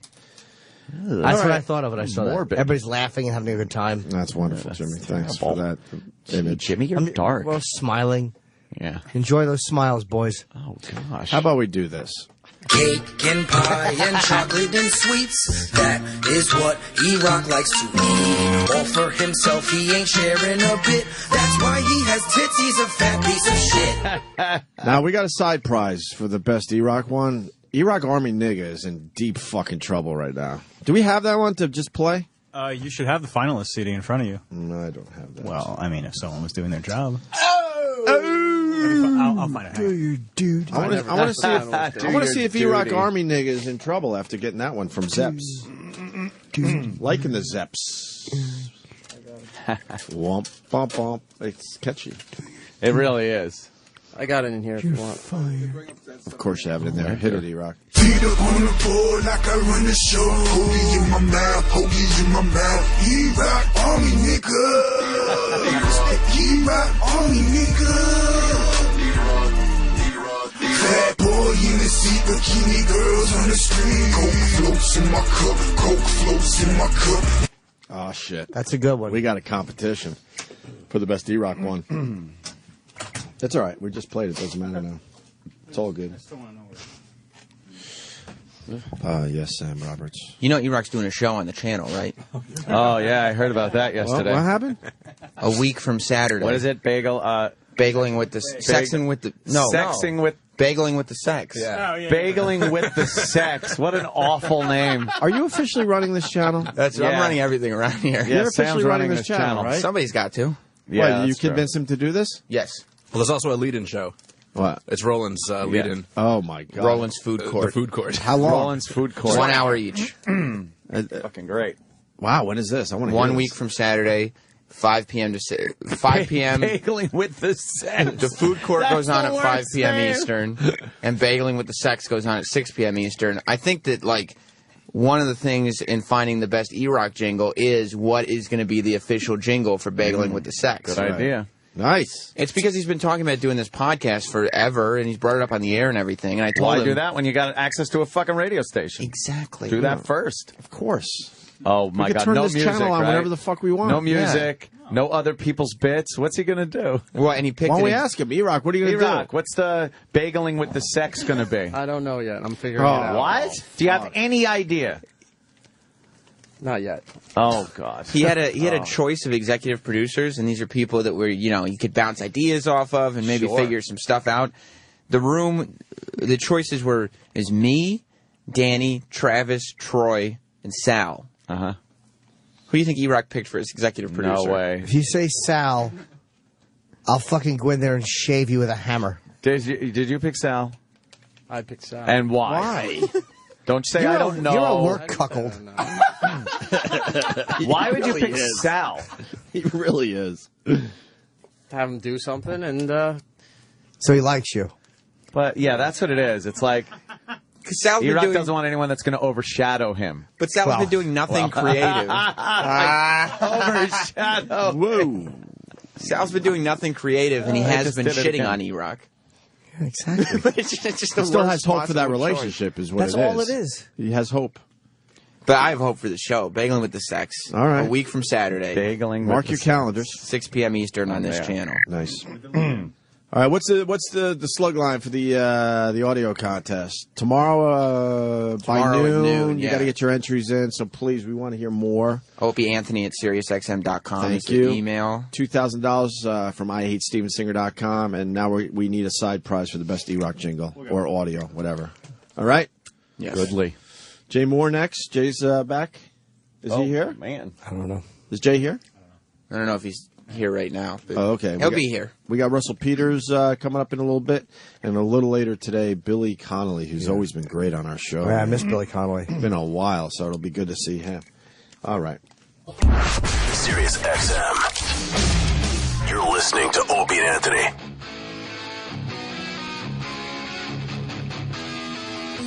All right, finally, E-Rock's with the program. Jay Moore's intro music. All right. 3 days of ADD radio with Jay Moore's. Some more stories. We got Opie here. No, not yet. We're doing it next week, right? Yeah. I wanted to do it yesterday, but I'm... Jimmy, you're going to do it again. I We had a really good enjoyed time. it. I enjoyed I it. caught you at the end of like a 15-hour day. You would travel, and you did Tonight Show. You came in from New York to L.A. Yes, and also I did Jeffrey's podcast that day. It was a crazy day. Him and Eddie. And him, you had to go to his house, and it's like there's all people running around. It's a shitty, creepy back alley. It was fucking. What? I felt like I was getting a dress from De Niro. It was fucking just No, right in there. What, it's a creepy area? back alley walk. Oh yeah, it's That's when they were in Venice. Venice? Yeah. Oh, Venice. Jim moved up in the hills for this baby burrito. Right. And then when I did it, it was up at his house. Like, I wonder if the light went on when that kid was born for Jim Jeffries. He's a baby.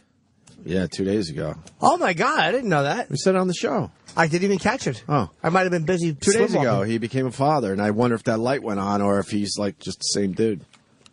I don't know. I talked to Eddie more. Jim's a little harder to pin down. Yeah. Eddie's more on top of the where's our money.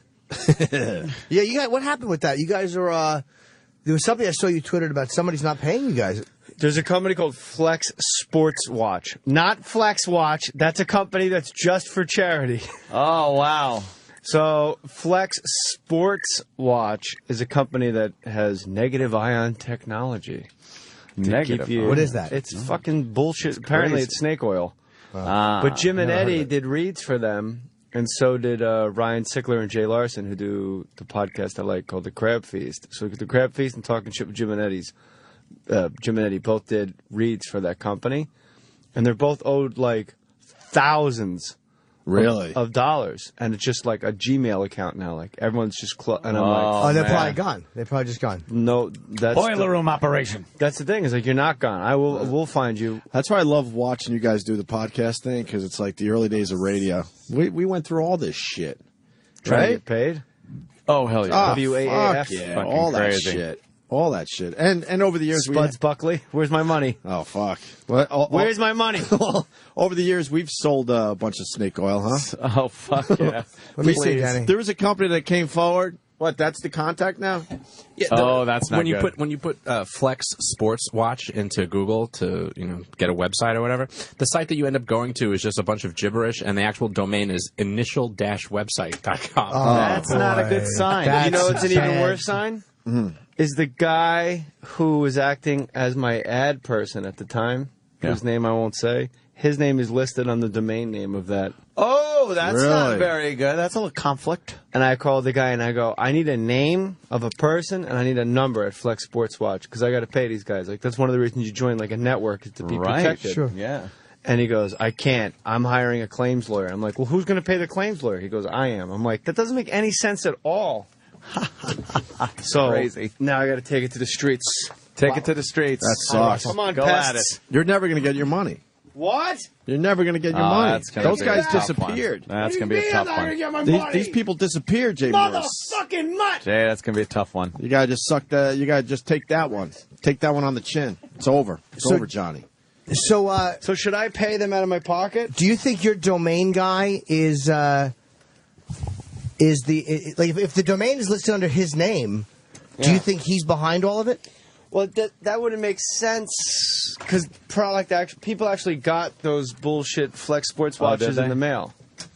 They got them. Yeah, it wasn't like an amorphous like stock that you're like, oh, I guess I'll buy. Well, maybe Gemstar. they fucked over other people down the line, like they got fronted the watches. I know Allison Rosen, who's on Adam Carolla's network, got taken for a couple grand too. So why we're talking about podcast, Jay's people on his network got been fucked honest? over. Okay. I have done his Fucked good Up time. Foot podcast. You and your giant balls. I brought him with me. You got a big bag? I brought him with me. Are you kidding me? I didn't know fucking Russell's all You bad. got a dick goiter. I do. You got giant balls. My dick looks like it has a hernia. My dick looks like it drinks beer. He's got a front porch. Oh, nice. I didn't know that. Show Jimmy. It's so amazing. What do you mean? Oh, my God. Yeah, Wait, that's a lot what of are you bag looking right at? there. It's all bag. He's all bag. Is it lopsided though, or is it? No, it's all there. It's like all tucked there? in and Okay. fucking. But it's like a circle. It doesn't look like a long helmet. yeah. It looks like a big It's fucking like he's circle. got a blown up whoopee Yeah, cushion my in his hog's pants. just chilling on top, you know? Yeah, like, yeah.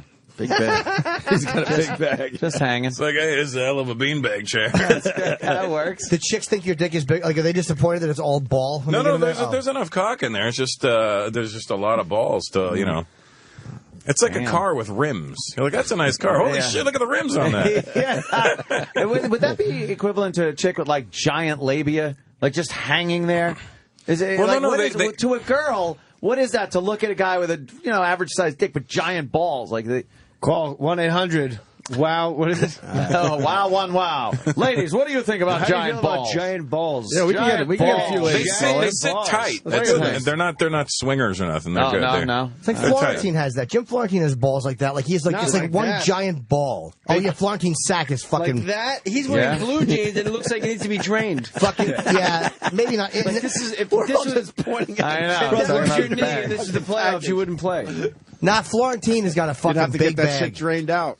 Florentine, Yeah. you know. Big Get balls. him in here. But he's also got that voice to match the balls. That's Yeah, he true. looks like When he you should go have on big stage, balls. put your wallet in your front pocket so the girls can check out your ass. I'm jamming Jim Florentine. That's fucking perfect. And so Jim. Jim did stuff the front of his pants. He did a show. His first time, I think the Rick D show or something. His first stand up on TV, he put like a bunch of toilet paper down the front of his pants. Did he really? Yeah. That's pretty fucking Yeah, it looks funny. awful. Only he would Good do for that. That's because he shit his cock. The chicks think I got a big cock. Yeah, Doja got to go. What are they going to do? Run out of the room? Come on. Come on. I thought it was bigger.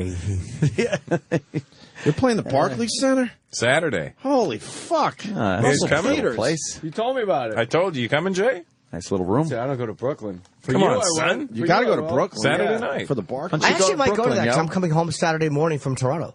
I'm doing a gig in Toronto Friday night, and then I fly home Saturday Where are you morning. in Toronto? Some festival, the Dark Festival at the Randolph Academy. It's a small gig. Okay. Well, I'll Twitter for you. It's like it's. I think it's sold out, but I think it's 1/32 of the Barclays Center. How many 32 of my gigs equals one Barclays Center? How many people will be there? Saturday?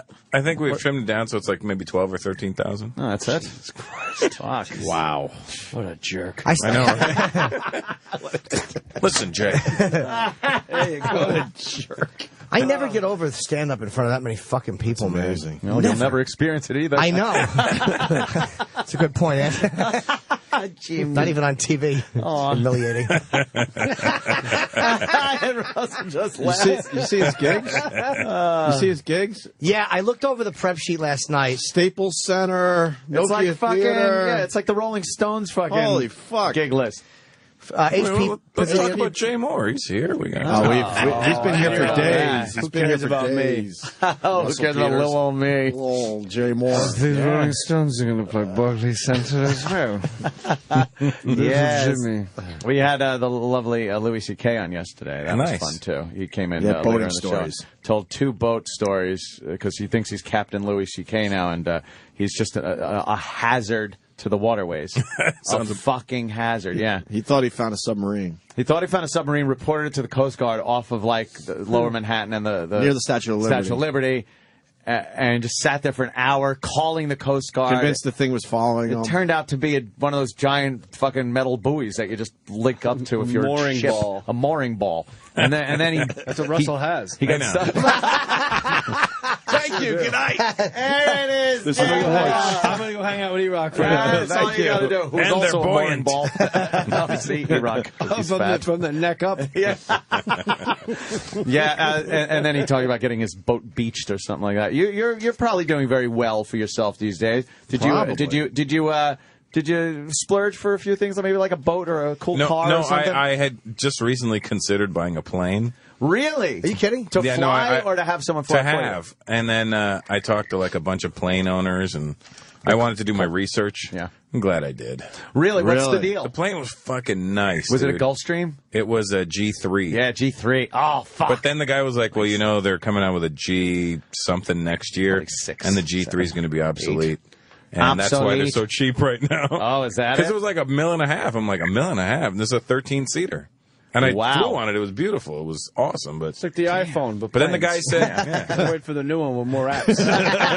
You don't want that old plane. It doesn't even get off the ground no more. Can I text on it? Yeah. But what's the big problem with plane ownership? That you, Well, they said maintenance, right? Yeah, up with maintenance, the and they maintenance? spend more time on the ground than they do in the air, and That's That and true. death. you know, one little yeah. Yeah, but Payne Stewart. that's the least. Oh, no. Yeah, you, buddy. poor Payne. Just But it's frozen also flying you're going to around. hire a pilot. You're going to fly them. Yeah, you got to pay them $80,000 a year, and Yeah, that's it. It's quite the Pretty expense. cheap for a fucking guy that's got your life in his hands. I know you'd think he'd want to raise. Yeah, yeah. And they ask you at fucking 30,000 feet. Yeah. I should make it 100. Hey, we're low on gas. Do you think you can give me a raise? Yeah. You got it. So you just didn't trust the whole thing, huh? Well, yeah, the guy said the boat owners and plane owners are two favorite. Their happiest days are the day they bought it and the day they sold it. Oh, so. fuck. Ah, there you go. So Wow. grandfather used to say a boat is a giant hole in the water you pour your money into. Yep, that's what it is. Little Very wisdom. expensive. My little wisdom grandfather on would say, Granddad. a boat is a great place we can be alone. You know, it's a molesting joke. we understood it, Chip. I know. A wife is a giant hole in your house that you throw money into. See, because The two happiest days. is the day you marry her and the day she gets cancer. James T. Or the day she gets fucking run over or beheaded by Al Qaeda. Ah, shit. So you were gonna buy a plane. You decided against it. Decided against it. What have you done? Any cool cars? Well, how much is or the anything? new one? If you get the new one, how much The is new that? one's like $20 million or something. fuck, it goes $20 way million. I'm not doing that. That's insane. But what's on the yeah. new one? That I what's don't the know. Well, difference? the old one is like from 1970 something. That's why. But you can't tell when you look at it, and they're like, No, they it's only take got a couple of years left on it. The guy was telling me. Oh shit! And then Yeah. what? The wings fall off? What the He was fuck? like, then it just starts to go in repair after repair after repair. They know. They could figure out like how long a plane has Yeah. because of things like metal fatigue. well, and fucking, call American Airlines. Yeah. Ask them how long their fucking old ass planes have been lying Yeah. around. Those 767s are scary, man. They're getting like little hairline fractures. There's always the 767s are always a problem with the electrical working in them. They're frightening. And those are the newer ones of the compared to even the 730s and 50s. I think you could just tell when you get on board and the fucking TV Yes. screen pulls out of the center console of the yeah, aisle. yeah. You could tell they And they're changing cassettes so you can watch fucking TV. they actually had ashtrays in The the in-flight armrest. instructions are in Latin. That was much funnier than the reaction it got. Yeah, it was. Yeah, I'll give it to you. What? So what have you splurged on? Anything cool? Come on. I traded in my Rolls Royce. Oh, yes, yeah. And he bought Rose Royce, the singer. Yeah, I did. And now I opened up a car wash. Yeah. there's a high five going on. Nice, Russell Peters. You got I traded in the Rolls Royce convertible and got the Bentley Mulsanne. Ah, fuck. That's What's the nice. difference? Yes. Well, one's a Bentley, one's a Rolls. That's what I thought. One's a convertible, one's not. What's a better car? Depends on what you like. I mean, for looks wise, the Rolls Royce, it would, no matter where I went, no matter what car was beside me, they would stare at the Rolls Royce. Right. I could have like 5 Lamborghinis beside me, and they'd ignore those and look at the Rolls Royce. But you have to get a driver when you get a car like that, right? No, but that's the 2-door convertible one, so it's for you to drive. But it was starting to. I don't know. They announced they're going to release 3 new ones, and I'm like, oh, so I got the old one? You can't have the old one. I love the way he thinks. It's like, I can't have the old one. It's like a fucking asshole out here. Yeah, I'm new money. I need to make sure this shit looks right. It's just a weird conversation to be having with another stand-up. It's like he's not a fucking. It's not like he's plays bass for the Stones or it's like he's a fucking comedian. And he's like, talking, Gulf Streams and talking real money. I thought of getting a plane. I'm like, I upgraded with miles. I want business sale. Here's my question on the table: would you rather have Louis' 2 Emmys? I sure would. Or Russell's money? Well, Louis got money too. But would you want to have Russell money? Is what we're saying. Yeah, Russell has a lot more money. Russell Peters money. I would rather Louis' talent. Russell's money, and Russell's funny. No, you know what? Keep all the funny out of it because I don't want anybody getting like. Yeah, I know what you're saying. Right. Like, wait, what do you mean about my funny? That's what I'm going to be saying because I'm brown. Yeah, of course. You're the hottest comic in Sri Lanka. You taught me on my podcast the difference between a Hindu and a Sikh, and to this day I impart that knowledge on people. See? You're welcome, kids. What is the difference? Well, what's the difference? You can't just... Would you rather have... Oh. Well, now we have a few things. Well, those are 2 religions, so it's myself. basically what's the difference between, a Christian and a Muslim or whatever. It's just... It's the same. It's one blows himself up, and the other touches young children. Yeah, Let's get to the point here. Yeah, one blows himself like Johnny Carson. Yeah. One loads himself up, and the other one blows his load. Yeah. One blows youngsters. Ed McMahon. Another impression. Yeah, I do another impression. My Ed Jimmy's got a McMahon is million my of them. staple. Yeah? Yeah, that's my fucking... We all know that. Yeah, my Ed Russell, you McMahon. should see his Jack Nicholson. It's incredible. It's Go on. embarrassing. Do all the hard ones. Nicholson is Close a good your one. eyes. Close your eyes. All right. Close your eyes. I'll just do it because Russell's here. Yeah. Here's Russell. That's a good one. That's fucking spot on. Fucking A. Never between sips of coffee. Russell told me Sikhs are the warriors. They were the tip of the spear. They're like the Marine Corps of Indian people. They're always the first ones in. They battle it out. They were the front lines for our armies. Oh, okay. Wow. I do remember watching movies, and you see the guy with the Sikh turban on, yeah. and he's Well, fucking one kicking movie, some ass. Indiana Jones. Indiana Jones. Yeah. And they're also physically Indiana larger Jones. than the rest of the Indians. And by the way, generally speaking. who was commanding those troops in Indiana Jones? Oh, I don't want to blow it. Fucking Grady from The Shining. Sanford and Son? Oh, I was thinking Sanford and No, Son. I thought Shining. From The Shining. These Hindus and Sikhs are all messed up, Fred. From the Shining. Where's Ramo? Yeah. With my whip. Alex's father from fucking Yeah, and he Clockwork. was also in The Shining and in Clockwork. I didn't know that. Yes. Sorry. He had a 2-second part. All right, so would you rather have Louis money and Emmys? Would I rather have Emmys or Louis money, or that other level Russell? Maybe I'll buy a jet money. I'd rather buy a jet money. Yeah, I want the fucking. You gotta I go used, some money. I Fuck used the to always Emmys. think about the Emmys. Yeah, but what happens to the Emmys after you win them? Throw them in the closet and They go, just whatever. sit there. People come over and you go, "How do you like to suck it?" I watched you hosting. What's the award show in Canada? The Junos? You came out like a fucking rock star, man. It was really weird to see one of your friends in that environment. It was like the way they which is Canada's MTV Awards, and the fucking place went.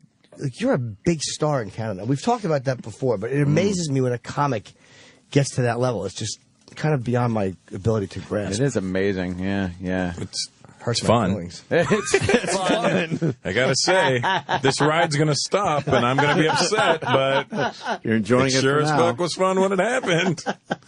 Are you the biggest comedian in Canada? At the moment, I guess. Yeah. Damn. Wow. Do you know Billy Connolly? I've met him. I've met Billy. He's another one of those arena guys. Yeah. Yeah, he's from Scotland. I know. Yeah. But every comic that comes on is just bigger than me. It's had enough. Oh, It's time to bring in some Jimmy. new blood. Oh, there's, You got a solid gig. I do. Sleep apnea and up at 5:30. Yeah, it's wonderful, right? Exactly. Jimmy? They come in and fire out dick jokes in between salient points. Let's go look at private planes today. That'd be fun. It is you fun might to as Let's look. just do that. fucking. And what about the test drive? Do you get to just fucking go? That's the thing. Take me up That's in the this. thing. You don't get really to test drive them, do No, you? huh? They don't take it out and take you for a ride? That's a good way of scamming free flights, though, huh? I guess so. Take Why me don't on a we, test drive to Chicago. Yeah, let's go. Let's take this across country and see what happens. Yeah. What if you? The thing is, my favorite thing is when you walk into a place, and you walk into different places than I do, but when they think you can't afford something that you know you can't afford. Let me tell you something. When I go shopping, I put on sweats and a baseball hat, and I watch how they ignore me, and I watch whose ass they suck when they walk in. And in my head, I'm like, you fucking idiot. Yeah. And then when I pull out the black card, that's when they're like, "Oh, would you like some champagne, sir?" Yeah, of I'm course. like, "No, bitch." What does Should that offer look me like? A black card? It's just a card that's black. Could you show us? You really have one? Ask Dolores. Fuck. I want to see the black I card. do too. I've never seen the black card. Isn't it ironic? God damn, look at that. It's made out of titanium. What do you have to do to get a black card? It's a black card, all right. A black man. Wow. You have I to wish it was that easy. What's the black card all You about? have to spend on Pass it it to upwards Opie. of. Can I touch it? There's a. It's a weird. Holy shit! It's titanium. Heavy. Titanium like the black card. What's the deal on the black card? What do you know, Ant? I Wow, know that's you heavy. gotta every month. You gotta hit their American fucking Express, of quota. course. No, you don't have to do that. You No? have to hit a quota to get it. Hey, I thought that was Patrice, for fuck's sakes. Oh man. Oh my God! It's Tony Powell on Imus. Yeah. Wow. Oh, That was trippy. Yeah. You gotta spend, I think, $250,000 in a year on an Amex card, and then they just offer it to you. But it's not like they offer it to you for free. No. It's like a big charge. It's every either year. a $5,000 a year fee or a $2,500 a year fee. Well, what do you get in return? You Other get a than lot black you get a lot of good perks. I mean, like all the miles you accumulate on it, they equal something there. Yeah. I mean, I've been getting free flights with them for a while, just on my miles, just from shopping. Do you have to spend that every year though? No. Only once? Yeah, you spend it once, you get it, and then you just pay your yearly fee. And the card costs. I'm not sure if the card costs $5,000 or $2,500, or if the fee costs $5,000 or $2,500. But I know the initial fee is $7,500, and that's for the card and then the fee. Right. And nobody likes that, but they know you can't complain. Like they know you can't complain if you spend Yeah, it. like it does. It irks you a little bit, but you're kind of like, well, I kind of like the way this feels better. That's exactly what they're relying on. Feels good. In I your like hand, that the guy right? It's that heavy. wants to buy a free plane is getting free flights. I know. Something's wrong here. No, that's System's exactly top heavy. That's exactly how it should be. But I mean, the plane thing is so cool, not having to go through security and. Well, just to say anytime I you own a want. plane. And to just say you own a fucking plane. I'm You're not exactly doing right. it, but it would have been nice. I think that you'll is do nice. it. Eventually, I'll do it. I think you'll do it for a while. Eventually, not Just to try it out. Not yet. Yeah. You tell a girl you want to hop into the roll, you want to hop into the Bentley and go for a ride on the plane. Go to fucking Paris. Take a chick to Paris. She's fucking sucking your dick halfway there. If you take a I chick know, but anywhere on then your if own she plane, sucks your dick halfway there, by the time you get to Paris, you want to send that bitch back. But you got your own plane. you push her out like D.B. Cooper. Fucking, I Hope came you in your can mouth. I came in your mouth over Schenectady. Get out. Schenectady. That's great. Is that Binghamton? Get out. Get out. Oh, shit. Oh man, playing the Barclays Center, that is fucking cool. You coming out? We're committed to LA. I don't know. Saturday? Wait, this Saturday I'm No, I want to go see you Saturday. I might cancel LA just to see Russell. I've already said I cannot make the LA trip. Yeah, Well, then if I have- Anthony can't go, then I have weather-related problems with my house because of Sandy and the storm from last night. I can't leave my house. I got pumps that need fucking tending to, all kinds of things. But I will be able to make Jay Moore at Governor's. Is Governor's this week. okay, though? That's what I'm going to do. Didn't they get fucked up a little bit? I haven't heard from them. It's Levittown. Oh, you haven't heard from him? No. Nothing Don't they call happens in Mark Levittown. Lund for you? Whatever you can do, Russell. Nothing happens in Levittown. It's not a fucking beach area. It's not fucking... Really? And they get power because it's the middle of the island kind of a thing. You don't worry But about Jay it. Moore's East Coast tour has been fucked up. Yeah, You lost to Brigada. Atlantic City was underwater. Right, and now you don't know if Floating Governors has chips. power. Yeah, Governors, and then I was up in Tarrytown Music Hall. They're like, "Look, we just got power on today." Oh boy! So you lost 2 gigs. Yeah, I lost a lot of money. It'll come back though. I mean, it's active God That's what shit. they say. Yeah. Yeah. So if LA doesn't happen, I'm going to Brooklyn. Good luck. I want to see. I've never seen you. I mean, I've seen you on video, but I've never actually seen you live. I'd like to go. Come. to see a friend in that environment would be. Let's I go regretted Saturday. You not can hang going out. You don't even have to sit in the audience if you don't want to. I regretted not going last time though, because you did. I forget what you did, but you had like a lot of old school rappers. Oh yeah, that Saturday's going to be off the chain with that. I love those Jay, guys. Saturday night I have an after party too. Yeah. Oh. After Governor. DJ Premier is throwing me an after party. Yo, Premier, hook me up with these beats, Primo. That's it. I know Premier. Premier. The rap guys love you, Russell. They do. The old school rap guys love be it. crazy, right? Brand Nubian's performing at my after party. Jesus Christ. Who's that? I have no idea. Black Moon. Punks jump up to get beat down. There you go. See, he knows. So it's a 100% Obama vote, people. Oh, that will absolutely, be joining you. Not a lot of for the- Romney fans. Not a lot of Romney Not a guys? lot. Not a lot. Not unless Nicki Minaj shows up. Yeah. Nicki Minaj and that chick from fucking Lethal Weapon 1. Is that the black chick? Wait, the hot one who played the daughter? Right? Ain't that her? No, Dude, no. why does that no, make no, you not her. The one. apoplectic? No, it's the one from What? fucking Clueless. The other one. Right. The other Okay. hot Stacey black Dash? chick. Right. Yeah. No, because they've been talking about Stacey Dash. I'm like, I didn't recognize her from No. Lethal Weapon. Oh, she's good. There are Jeez. two hot black chicks in my book. That's That's the it? chick from Lethal Weapon 1 And that's it for you, huh? and the chick from Clueless. Stacey Dash. Yeah, With Stacey Kerry Dash. Washington. Who's that? I don't know who she is. She's okay. Carrie Boom Boom Washington. Hi there. Mr. Carter. Hi there. Hi there. No, Oh, there's my a God, few. Mr. Carter, I thought you was going to die, I swear. There's a few hot black chicks, but for the most part, I just don't. I don't find black chicks attractive. Like I Gabe find Carter gave me a white. massage. I need good white trash. I love pale white trash girls. I like I it when like to mix it up. I like them all, really. Yeah, right? A little mix. Sometimes I want pink lips. Sometimes I want purple lips. Oh, it doesn't Jesus. matter. Nice big brown lips. Yeah, they're sexy. Oh, They get a little God. purpley down there. Sometimes That's they beat great. it up the right way. The fattest pussy I ever saw was on a black girl. It was fucking nice, man. She had a beautiful vagina. The fat, You let me said tell you about fattest the pussy, and I looked at pussy. my balls again. The fattest pussy I ever Explain saw. it, Jimmy. It was just very like I like a big clit and meaty lips. Like Do you like a big clit or a small penis? no big clit. There is a line. It's a good question. Like I don't want a clit that can sodomize me. I like a clit. I like a clit that looks like a fucking just a like it protrudes The a little bottom bit. of a thermometer.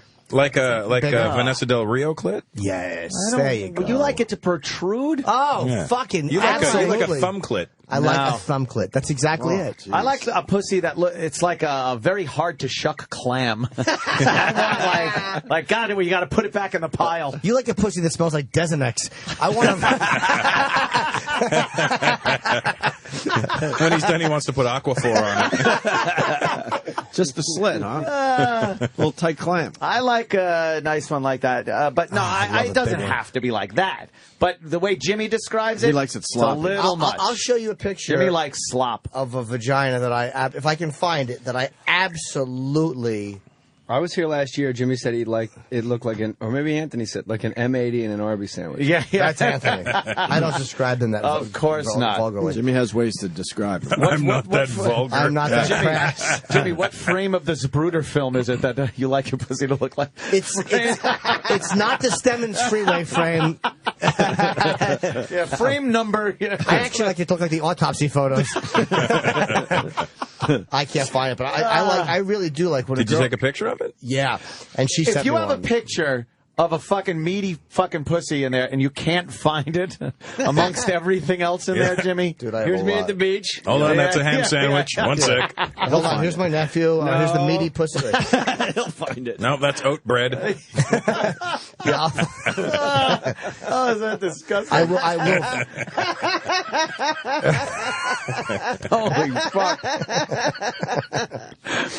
Yeah, Jimmy's always liked them fucking plump He likes pussies. him a bit on the large side. I just think it's incredibly Chimp sexy. mouth. I don't like a those chimp mouth.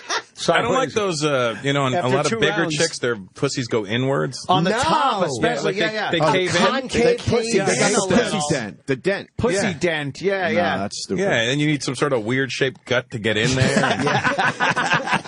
Yes, I know exactly what you mean, and it's like a, Even when you flip her around, it still doesn't come around the right way. no, it's Russell, horrible. Russell Yeah, doesn't yeah. mind a chubby girl. Is I don't what we're mind a learning chubby today. girl. We're No, learning no, that no, today. no. That's Yeah. fine. A little chub. A little chub is fine. Yeah. Yeah, but you nobody don't want to take them out. Not you know, me. No. No, You don't want to take them My out. wife I looks was like with a a girl- 12-year-old boy with fake boobs. That's what you need. That's what I like. Right? Rib cage and boobs. That's all I got at home. If I don't get into that goddamn like barely legal porn, or as Russell Brand once eloquently put it, almost illegal. Illegal is almost illegal. You're If I want to picture having sex with a minor, I just, she's on her side. I don't know. She puts on a helmet with a light. Jimmy's still trying to find this picture, huh? Yeah, man. He'll find it. A minor. Do you have this app? Which one?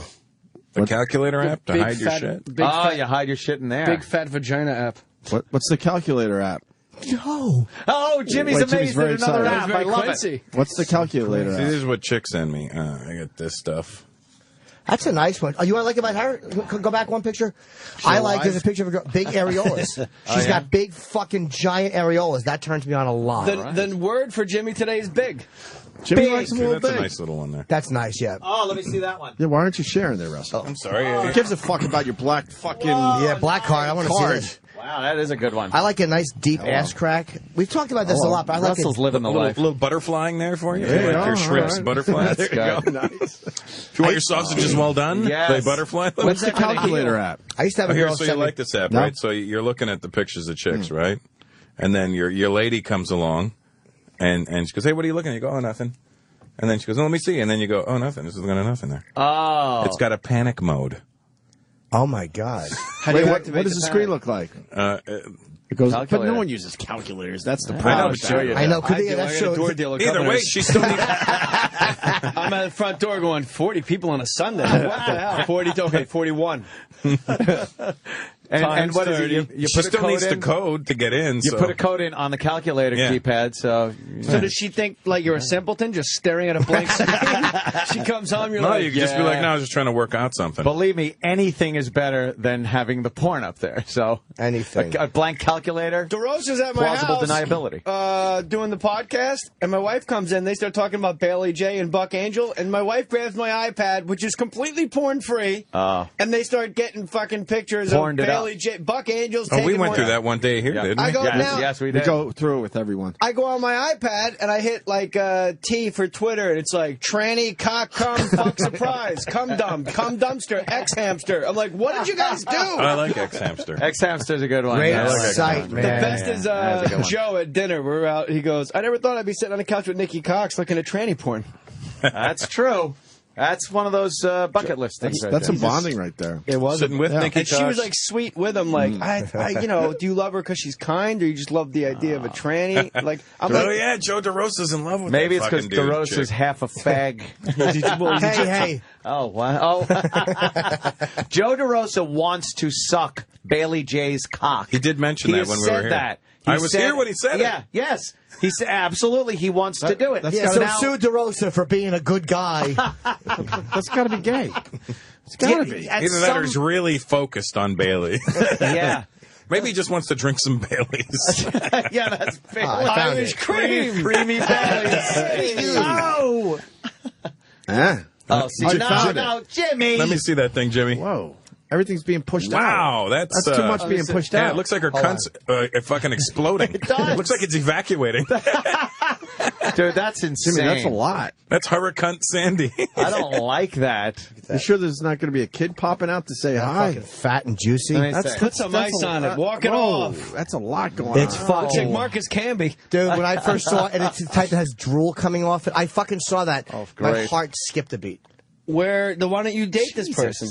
It's not a dating option at all. Oh, she's a prostitute? It really is No. amazing what Prostitute, turns she's people out. on That's bizarre. and what turns people That's a- off. It's like it's completely fucking. No, different. it's not a dating That option. She wasn't a is hooker either. I would. Is it Sandy horrible. Duncan? Stripper. No. I wouldn't. I would. I look couldn't at go me- down on that. Is the Yes, problem? right. I right. didn't either at first. I literally had it on my face, and I just sniffed it and worshipped it. I was out of my fucking mind. Out of my... What do you bet money that What do you mean woman it's has a disease? No. What do you mean it's not a Some shit dating going on option, down though? there. No, it wasn't that type of thing. That fucking pussy looked like a chrysalis.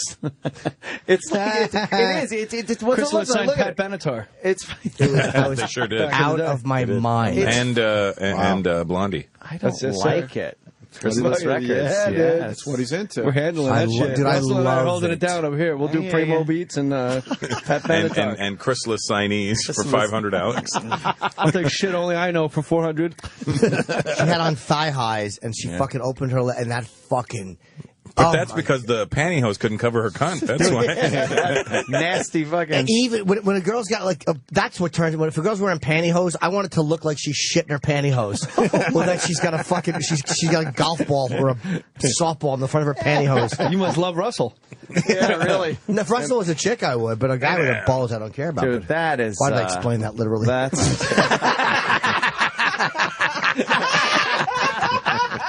That's how secure I am. But a guy? No, if he was a chick, yeah. But he's not. No, but I seriously said, no. Russell's balls I don't go for. No. You know what the worst part is? Part of me went, what the fuck's wrong with my balls? Exactly. Fuck you, Jim. That pussy. We've been friends for a long time, Jimmy. I don't know what the fuck's wrong with my balls. Going down on that pussy would be like when I was a kid. I put like a whole pack of Hubba Bubba in my mouth. Big League Chew. Big League Chew or a fucking Big Buddy. There's just too much shit in your mouth. We just hurt your mouth muscles after a while. They just get fucking all achy jaws from hurting. chewing too much. Just chewing fucking labia. Chick who wears that with a fucking see-through. That's Jimmy Stang. See-through panties, like that fucking mesh see-through. Like that really, I like that too. You're not necessarily not mesh like not mesh, fishnet. the really thin. Right. You can see right flesh through it. color, Yeah. and I can see it like if she's wet, and you could see it like it's fucking it hits me in a weird level. Like it takes my fucking breath away. I can't talk. It's so hot to me. Love that on a girl. That's a hard thing because you can't, on a first date go, hey, how's it looking? Dude, I've been obsessing about that for like the last. I know we just met and all, but how big's your labia? I don't want to waste my time. If I go down there's like that Anthony Cumia clan, throw it back. Is that big enough catch and release program he's got over there? I don't enjoy. I didn't have enough attention for a minute. I'm sorry.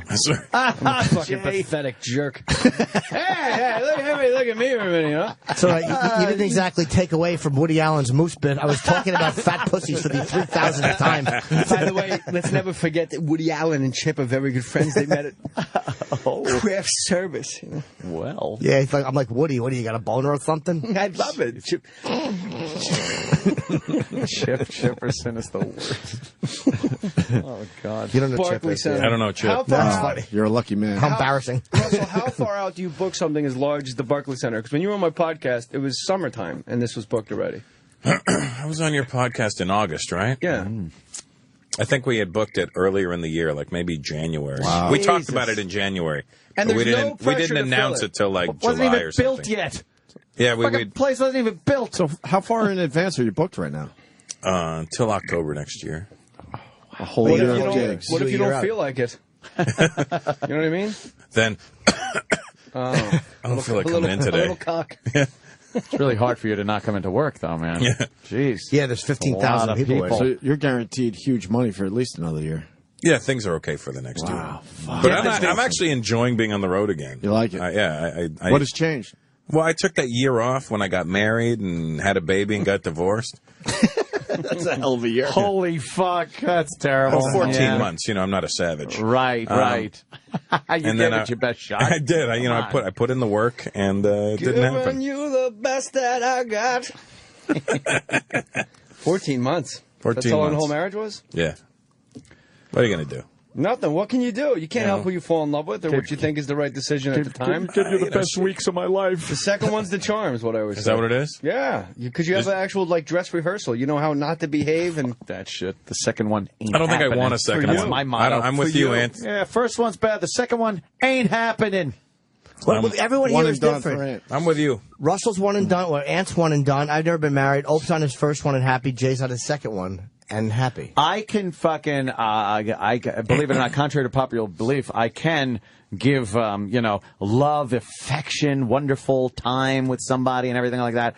But that whole institution of I get fucked if this goes awry, I can't deal with that prospect anymore.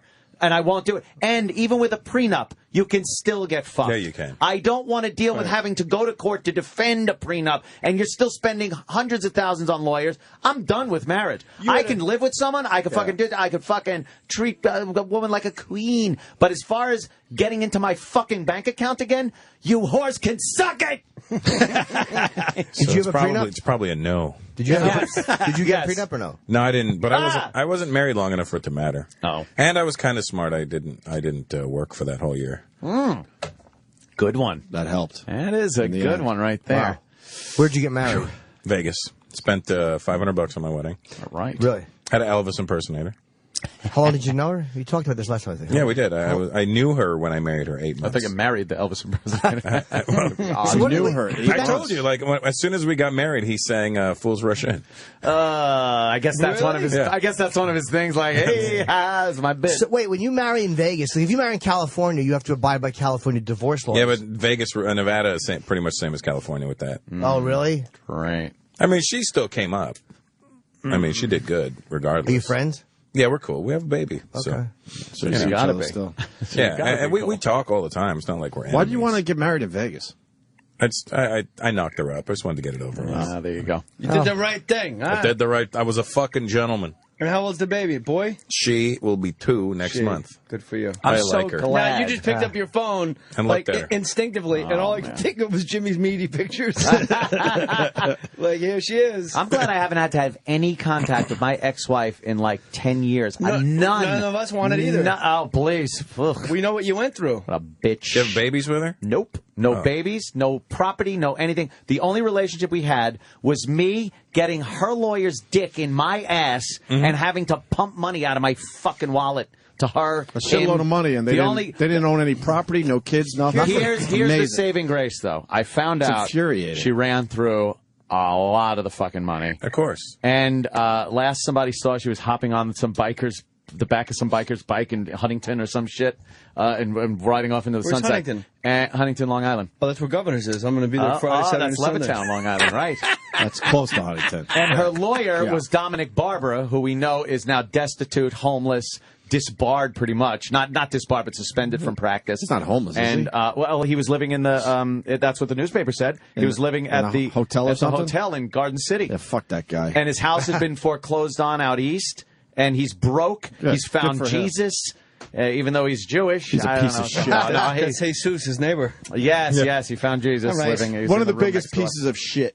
Yeah, I mean, he But you gave know me what? so You much can't shit. put a price on that. You know what? The best revenge is living well. It's true. It is It's true. a fucked up As reality. Anthony really is squeezes droplets of gas into his generator and huddles around his gun collection. Living well. Living well. Let me tell you Takes though, a Jay. video of the story and There's- put it on YouTube. All right, there's a There's little something about break it in the that's action kinda as far cool. as this great life is. Something about it that's kind of, yeah, sometimes living well takes a little That's breather. funny. There's a little But, bump you know, in the road right now. It is kind of cool to, make sure you're taking care of your cave, your domicile. Here's I got the thing my that nobody guns. I'm told- fucking ready to Yeah. shoot looters. But no It's one great. told you at the time when I was going through a divorce. My wife now said, legally, no one can stop you from being divorced. There's no reason you can't be divorced tomorrow legally. No one can stop it from happening if you demand it. Really? It's the lawyer's job to keep it going and going. So I called my lawyer because it had gone on for like 8 months. Mine was 3 years. I was going to say, which is like a quarter Yeah. of the time yours. Yeah. And then I called my lawyer and I said, I'm not paying you another dime until I'm divorced. I was divorced in 48 hours. Wow. That would be great. It went 8 months. But if you just said, I'm out. What state? California. Wow. They don't have one of those reasons in California, do they? When I got divorced, no-fault state. they had It's you half. had to have a reason. You had to have irreconcilable, not even irreconcilable. There was like cruel and inhuman punishment, should have just holding signed up back for that. sex, like all kinds of shit. I think I went with So just pick cruel one. and inhuman. Or you could, I know. Who cares at that Spin point? the wheel. Or you could be separated for a year and then you can get a divorce. But it has to go both ways in New York, or it did at the time. They changed it. Because you can get an annulment now without the other person's signature in Oh, the would that be Catholic great Church. if I could have done that? You can go, because I got an annulment, and I'm like, well, she's never going to sign this.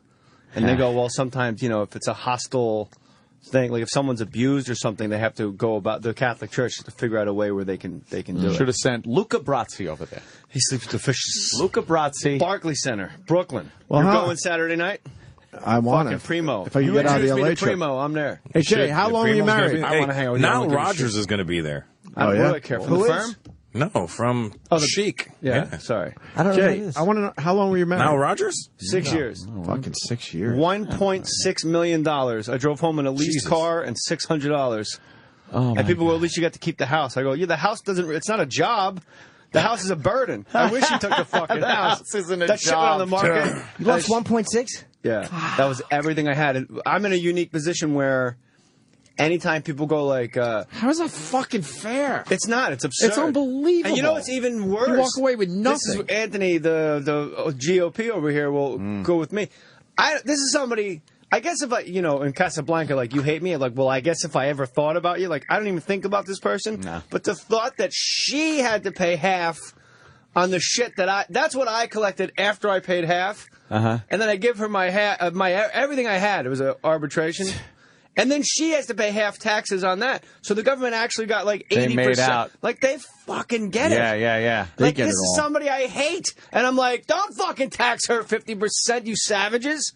I already paid the taxes. Wow. I should have just went to LegalZoom.com. Yeah. His fucking ghetto divorce. I wound up winning the tax deduction from the money, which was contested during the settlement. It was just like, fighting back and forth. So I got to deduct what I paid her, which Dominic didn't want to have me do. And I got to keep the, what they wanted was that if I died, or if she died, I still had to pay.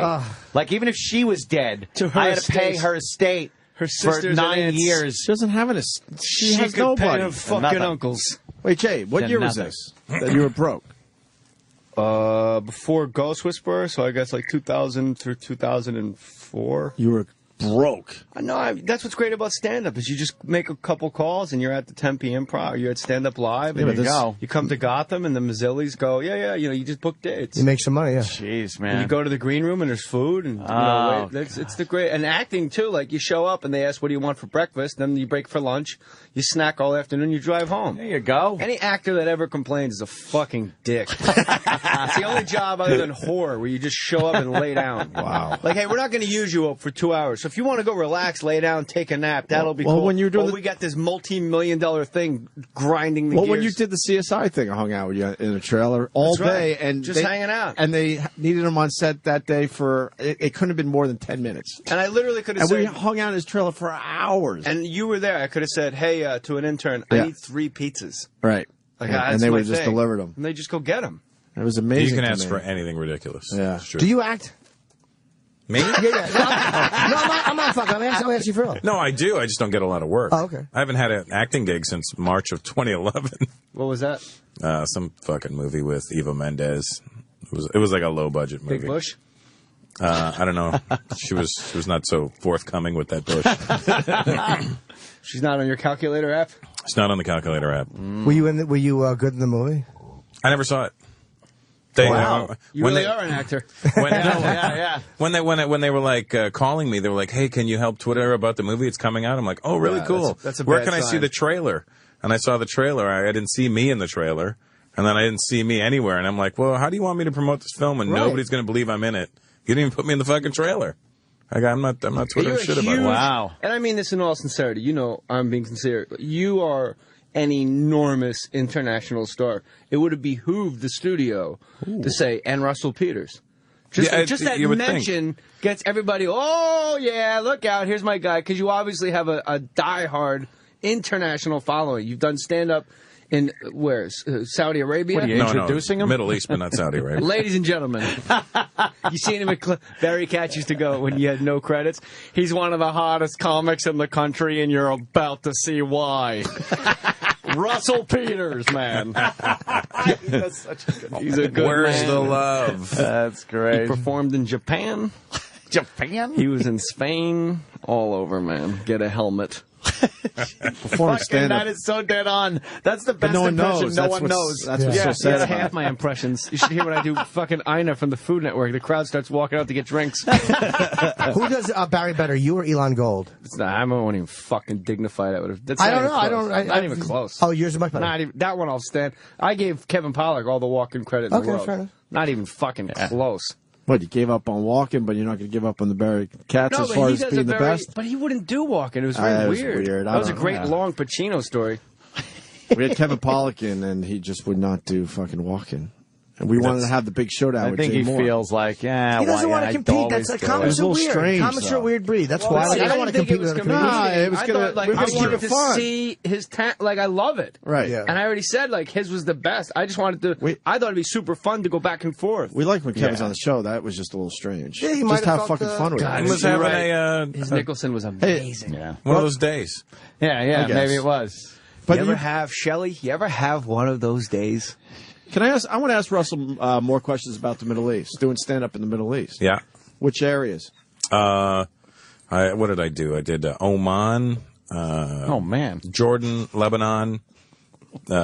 Jumps down my throat because I say Saudi Arabia like I'm a jerk. Bahrain. No, I did because Saudi. Name every country around. Like, all right. No, but Saudi Arabia is one of those. Jersey. It was Long Island, Staten Island, Connecticut. We'll ask him why not Saudi Arabia. Saudi Arabia is too strict. I didn't want to go there. They're crazy over there. there. They're a little nutty with it. So you can't go over there with an app with vagina pictures behind your calculator. They'll find it. Right? But you go to Bahrain, which is just across the bridge. Yeah. Bahrain. And it's Doesn't party Saudi town. Arabia have those fucking guys that walk the streets with the fucking staffs and they look for religious crimes?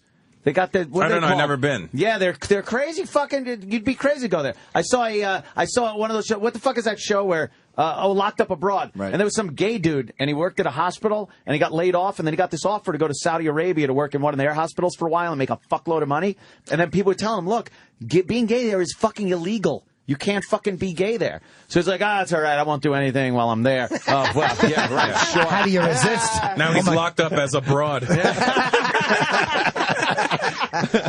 Oh, he went. He was doing okay. Well, some fucking little twink was working at the hospital, too. And his fist in the cookie jar. Go on. And they hooked Story's up. getting hot. Yeah. Don't stop now, buddy. Yeah, please. But they didn't even hook up like sexually. He told him though where to go. Like there's some kind of underground club atmosphere where they have booze, which is completely illegal. Yeah, it's fully illegal. Gay sex, all kinds of shit going on. So he went there, and then he went online. Imagine the stress of running that place. They fucking look online for yeah. Can you imagine? Oh, crazy! Why would you do that? The codes alone. You're just keep that place up to beaten and code. killed. Why the fuck would you own that place? Yeah, they fucking Anyway, he went online. Yeah, he went online. He went online, and they monitor all that shit. And he was supposed to have some kind of a anonymizer on his browser, which he did, but he hooked up with a guy. They fucking start fucking and everything like that, and whatever those gays do. And I think the guy ratted him out. So because the other gay guy ratted him out because he was being like fucking. When Anthony said they started fucking, he moved his arms like while they were fucking. Somebody who's playing yakety sax. Yakety sax. Yes. And they started fucking. You know, it's crazy. Fast motion, blowjob. But then the other guy smacking him on the head like Benny Hill. Did the other guy get in trouble too, though? No, I think he anonymously turned him in. The picture. Yeah, he anonymously turned him in. He's like, I'm not gay. I'm giving him sex. The right, other guy's taking it. He's and it's punishable gay. by death. So wait a minute, the anonymizer didn't work? No, no. Apparently it did, but the other guy that he picked up ratted him out. So yeah, but you got it when you're doing shit like that in Saudi Arabia. Yeah, you got to both be anonymous, and you can't fuck over the guy by all of a sudden trying to find some other cock around Saudi Arabia. The guy got a little jealous. Called the fucking religious police on this guy, Russell and he was said walking down the street. Bridge. Yeah, it's a bridge. He literally said there's a bridge from Saudi Arabia to where? Bahrain. Like that's going from Kentucky to Indiana. Yeah. But I want to go back. Apparently, it was a bridge too far. I want to go back to that. What do they laugh at in the Middle East? Everything. They laugh at the same stuff. We're Pretty much the laughing at same here. shit. Yeah. You ever get in a cab in Manhattan? You guys know what I mean, right? Because you drive them all. What do you mean the same shit? Like what? Like literally, like everything. Like from jerking off to fucking. Ooh, I would think that. To getting divorced, whatever. You don't really see a big difference. No, there's no difference. Oh man! When I was in Dubai this last time, they had the CID was at my show. That's they're like they're what are they called? Like the decency police or something. And I've been to Dubai so many times and done my act so many times, and it's a different act each time. But it was you know, there's always some sort of fucking jerking off or The shitting or decency something, police, whatever. But this time they sent, they said these guys were there.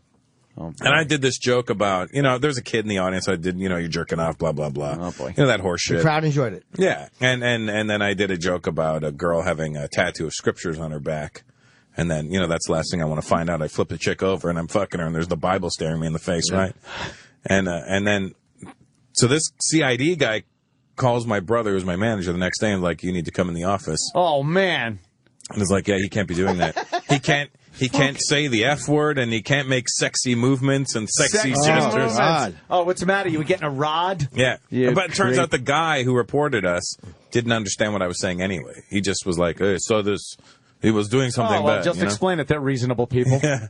So then they were like, you can't say that tomorrow night on your show, so you're going to have to change your show, or we'll shut the mic off on you. And I go, all right, well, tell him I'm going to cancel the show. Ah, nice. So we go to cancel the show, and then the royal family calls, and they're like, hey, one of the royal family was at the show last night, and they really liked it. They want to send his brother. Wow. One of the princes wants to come down to the show with 10 of his friends. And I go, so we call the CID guy back. We go, listen, we're going to cancel the show. He goes, okay. And I go, but you have to call the royal family and tell them that we're canceling it because they want 10 tickets to the show. Oh, no. Everybody can go. Everybody do whatever you need to do. It's not real. It's not like it's a real problem. It's kind of like if you give this person the power over you, they'll take the They're fucking gonna power. use it, but then- they have no power. It's kind of like, well, the people really in charge aren't these degenerates that the people that are the face of the Jimmy people. and I have no idea what you're talking about. It's an amazing world. To be at your level and go, oh, you know what? Then you got 30,000 people waiting for me to go. And like, you're dealing with, whoa. like, fucking royal families and... Well, yeah. With that said, I got another question. What's the most trouble you've been in doing stand-up for the world? Because it's different everywhere. Have you gotten yourself in a tough spot, or...? No. Not really? Not really, no.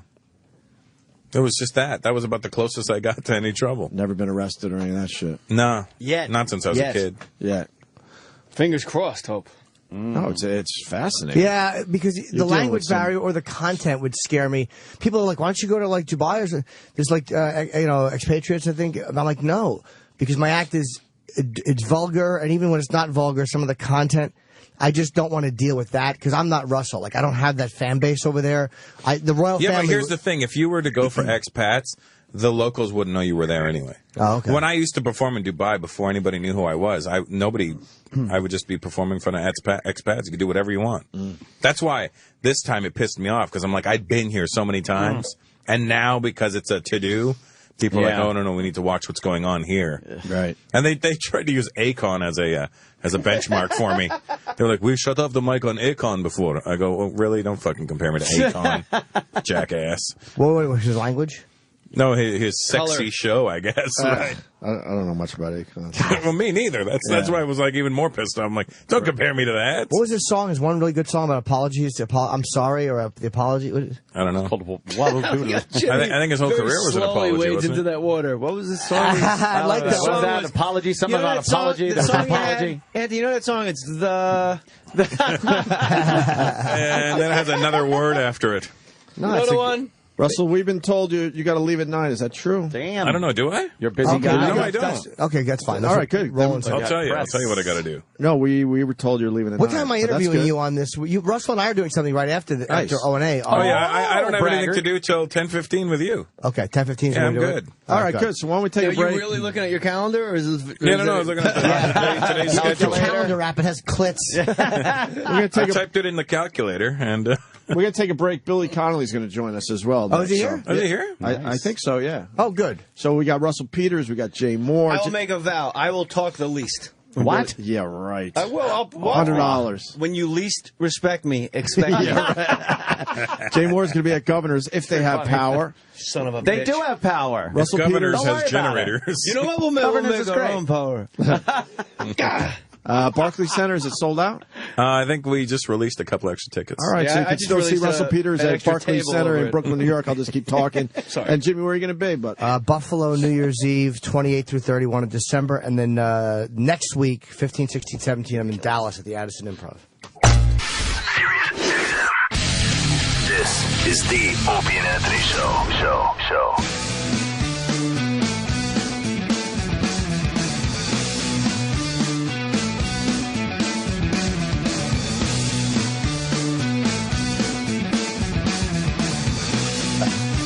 Got a full room today. Just in your backyard? At a range? Yeah. Sucks you can't post that. You never know. It's funny as a guy. We're back? Only you would think you could shoot a 50 cal in your backyard. Well, you know why I shot guns with the King of Jordan? That's Oh, did you? Okay. He has a range in his basement. And in his backyard. In his basement, he has an insane. You would have loved it. I bet. The great Billy Connolly. Billy Connolly's in here. Hi, sir. It's been a while, Take Billy. Seat. It's been too long. Yeah, Way that's too been a long, while. man. You know everybody in the room? Do you know everyone? How you doing, man? Russell Peters, Billy Connolly. We met once. We met once. In Toronto. Do you know Jay Moore? Jay Moore's? And L.A. Twice, rather. Oh, boy. We met at the Boondocks premiere, part 2. Oh, yeah.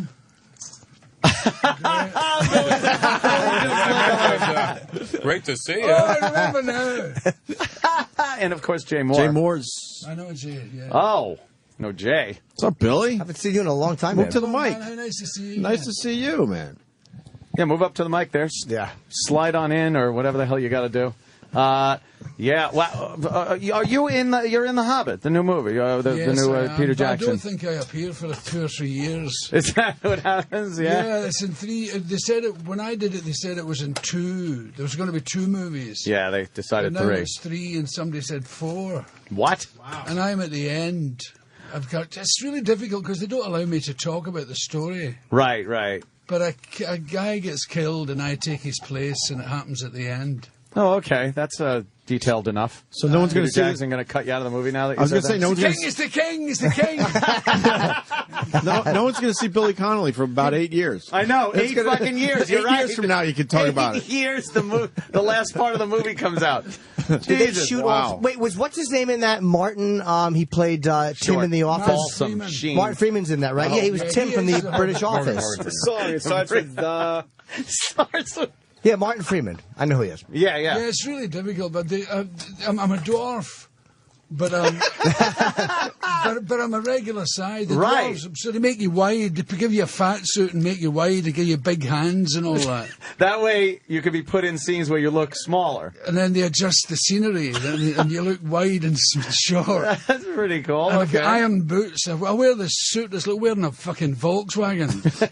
And I'm supposed to fight using an axe, and I can hardly move. It's very difficult. Wow, damn, that's But crazy. it's a good laugh. Was that where they complained because they were using full-size actors as dwarves? There was one movie where they were using regular-size actors and Under the Rainbow. people. Billy Barty? Billy Was it this movie? Billy Crystal. good. What? Some Billy. Billy Joel. Well, on The Hobbit, they've got people of all sizes. They get giants and wee, tiny people. Yeah. So at lunchtime, you can sit depending on what height you want to feel. Oh, really? So If you can go over and sit with the little guys, feel like a giant. You want to bully someone, yeah, just fucking Go over with a giant guy. smack them around a little. Yeah, it's pretty creepy. So they did that down in New Zealand? Is that where you Yeah, were? Wellington, New Zealand. Yeah. How was that? How long were you down there? 3 months. Oh, that's it? That seems like it should be like you were down there forever. Yeah, I'm going back in June. Oh, you got to go back. Yeah, there's a war to be fought. Oh, shit. Yes. Wow. Not in the movie. No, just the real. The Maoris want their land back. New Zealand's gonna It's fight smart with jokes. the sheep. It's the Yes. Once More Warriors, the fucking third one. Yeah. Deserve more. I think It wasn't a funny reference. It was just a good movie reference. make the man some eggs, human. Yeah, exactly. Well, that's good. Do you interact with a lot of the other big stars in the movie? Or are you kind of in the So you're saying periphery? he's not the big star? No, I know you're a big star. I'm kind of peripheral, you know. Are you peripheral? Yeah, I'm a real badass dwarf. I ride a pig. Oh, okay. Yeah. We work with one. Yeah. So does Jimmy. We were just talking about that earlier. Yes. Hey, what is Quartet? I don't know if you're promoting that, but did Hoffman direct that? Yeah, Dustin Hoffman directed it. And what's it about? It's about old age pensioner opera singers living in an old folks' home. Is it a comedy? Yeah. So it's kind of a comedy and a serious. And It's probably bittersweet. It's very good. Yeah? Yeah. Were you intimidated working with him as a director? No. I'd known him for a long time. He used to come to my gigs. Oh, really? And he just spent 3 months with dwarfs. And he asked me to do Waiting for Godot. Funny. He's short, Jay. Live. And then then the last time he came to my gig in LA, he said, "Have you still got the same numbers? I've got a thing in mind for you." And I thought, "Oh, it's Godot." And then he came up with this.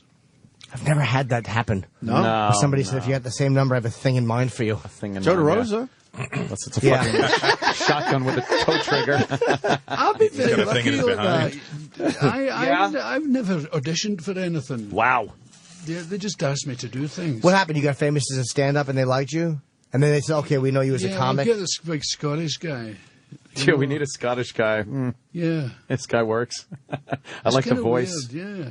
Yeah. Are you still doing stand-up? Oh, yeah. He's at the Beacon Theater. This is hilarious. Oh. He's at the Beacon Theater, what, December 6th? December 6th and 7th at the Beacon Theatre, and I'm reading it off my list. So was I. And San Francisco Russell's in the middle. Marines Memorial Theatre, November 27th to December 1st. Russell's between Jimmy and Billy. Yeah, between Jimmy Russell's eating a and cheese Billy. cheese wrap, and he's just kind of looking left and right while And eating a each cheese time wrap. you're having a conversation, Russell just looks over and nods his head like, yeah. And then back and forth, yeah, Jimmy, yeah, that's a good one. Yeah, okay, I get it, Billy. Yeah. All right. Getting a little breakfast The in, first you know? time I came on here, you were having a raging fight with somebody. Oh, I was? The audience. Yes. The Billy audience. said, these people call and you hate them. Oh, and right. I love it. Yes, it was I somebody forgot about from the that. You audience. hate them, and they keep calling. Right, I was yelling at I don't know why somebody I in made the you audience Korean. about I apologize. Korean. Yes. It was wonderful. He kept shouting and bawling at this I guy. was very angry. You should have been here yesterday when Why don't you they announced the election fuck off results. and die? Oh, right, I yeah. thought, my God, it's different And here. then Oh, it's terrible. And then they'll listen tomorrow. That's the beauty of They this. come back. They They're come like right back. battered wives. Yeah. They always say, I fell down the stairs. I hit my head on the door when I opened it. Oh, he'll change. He loves me. He said he does. And then, you get back and bam, he cracks you in the face. And they also That's know pretty they much provoked the beating. That's the Right. thing. They deserved A it. good wife knows that she should have been quiet. I started it. Yeah. He's a good man. I He's a shouldn't have good pushed his provider. buttons. Yeah, I shouldn't have pushed his buttons. Exactly. That's what they do. They push my fucking buttons. Now you got to tell them. But now what that the hell. Obama was reelected, we're all good here. So, right, Ant? I went We're through all good? I went through my yesterday thing where I wasn't very pleased with the election results, but Anthony went a little crazy. A little bit. I went a little You crazy. didn't want Romney, did you? Yes, I did. Holy shit. Sorry, I happen to be one fucking sane person in this country that thinks perhaps we need somebody a little more familiar with economics during these trying economic times. What are you That's all. talking about? I'm talking about the shitty economy and the fact that a businessman. Oh, and they handed him a wonderful economy, didn't they, when he came? Oh, boy, what's he going to use as an excuse the next 4 years? George W. Bush still? Please, Nope. we were in wars that, by the way, after 9/11, everyone wanted to fight. By the way, everyone. I love everyone going, man, we unnecessary wars. Fucking September 12th, we were chomping at the bit to fucking kill anybody. Language. And then a few years later, everybody's like, where were we? What fucking happened? Billy Connolly's looking at you like you're a crazy person. Well, many people do. Beacon Many Theater, people December 6th. You can hear the opposite Yes. version of that argument. Exactly. That's Billy Connolly. Billy at the Beacon Connolly. You Theater. really need a fucking Mormon. Well, you know what? Much doesn't have like magic I don't underwear. much like I don't like discriminating against people for their race, I don't think their religion should come into play either. It I absolutely think should. It's the first thing you should talk about is a religion, because it's a choice. Well, I would assume that Not a if you've black been called president upon. would cater more to his a black constituency than the white constituency. We Much still like have white. What? He was raised by the white Well, side. people don't see that though. People, He's only as black as Derek Jeter. but can he hit? Yeah, apparently, yes. He's got two beautiful young ladies. Oh. Well, I wasn't talking that. I want to go see Billy Connolly. December 6th at the Beacon Theater. Of course. A room that Russell Peters calls quaint. This son of a bitch is playing the Barclays Center where the basketball plays. where the basketball plays. I was like, we didn't speak about this once, Billy. You see, when I first came here, he wasn't up to much, you know. I used to patronize him. I used to speak down to him, and now he's a famous superstar. I don't know what to do. Oh, not me. Yes. No, him. He's doing the Barclays Center, Russell. Are you? Oh, fuck you. He thought he meant me. What, you work in the door or something? You can still patronize me. You know I'm what doing is nothing. amazing? Billy has not an inkling of a clue who you are. But it's funny, when I met him at the premiere, Yeah. he goes, I hear we're doing the same venues. And I was like, oh, so Billy Connolly knows who I am. I was all excited. Yeah, somebody told me. I'd never heard of you. They tell me Holy shit. They tell me you're doing all these giant gigs and that. Yeah, It always arenas. takes me by surprise. Arenas. Thanks. Because I don't No, really, I don't have much of a clue what's going on. I don't stay in touch with every comedian, what they're doing. No, I understand that. You can't fucking be, you know. Especially when I go back to Britain, you know, I don't know anybody. No, I'm huh? just charging along doing super stadiums and things. Yeah. Guys I never heard of. It's good, it's quite exciting. Yeah, it must be. I used to watch wouldn't know Billy that. when I was in England all the time. Did you? Yeah. I started going to England in 95. I would Probably see his ripping off my DVDs and stuff. videos in the stores. No, I'm not a thief. So don't worry. Holy shit. Wow, what's going on Not a here? thief. Yeah. Not a thief, so don't worry. But I used to You, watch his videos. Well, Eddie Yeah, Izzard openly admits it. Yeah, well, he also openly does a lot of things. Eddie Izzard. Wait, Eddie Izzard takes your stuff? He said he based his style on mine. Really? And he used to go to the park and practice as me. In a park? He would go You to know a the park? way I change the subject a lot when have you ever seen me live? I have, but it's I been a long change the time. subject a lot of the time. Because I forget what I'm talking about. I just talk about something else for a while until I remember what I was talking about. It's a good motto to have. Keep talking till you remember what you were talking about. And he would go and practice doing that. And Really? I don't know how you could practice it, but that's what he did. He told me the other day. He was rehearsing ADD. That's absolutely bang on. So your real kind of necessary randomness, he created. Calculated it. Yeah, calculated. You think he put on the dress to smoke screen that he was stealing from you? That's a good... I mean, His dress, I was always dying to see him in a dress. I didn't get to see it until I got it on my computer and I saw him in his high heels. So hot. He was It was amazingly In lieu attractive. of a kilt, he went with a dress. It's very odd that he Dare would you do watch that. it, you're in soggy ground now. Wait a minute. It's the oddest thing to do that. Like, it's so weird and doesn't make sense for him to go up in a dress like that and do his act. It's just You tried to explain it to me the other day, but it made no sense to me. It made perfect sense to him. To him, yeah. Well, whatever. Because he was It explaining works. his new nail varnish, and he's got like a Union flag on one of the fingers and a United Nations one on the other finger. The nails, you know, and the rest are all red, and it was a European transvestite. And it's a working transvestite, whatever that means. Working class transvestite. It didn't make any sense again. He's just a hard-working tranny. Well, is he a transvestite for real? Like, because transvestites are not gay; they just like women's That's clothing. right, yeah. They're not into. They're really just not gay. They huh? just like fucking So Ed Wood was a strange. transvestite. Like he loved. Yeah. It made him feel closer to women. And I've worn panties once for a girlfriend.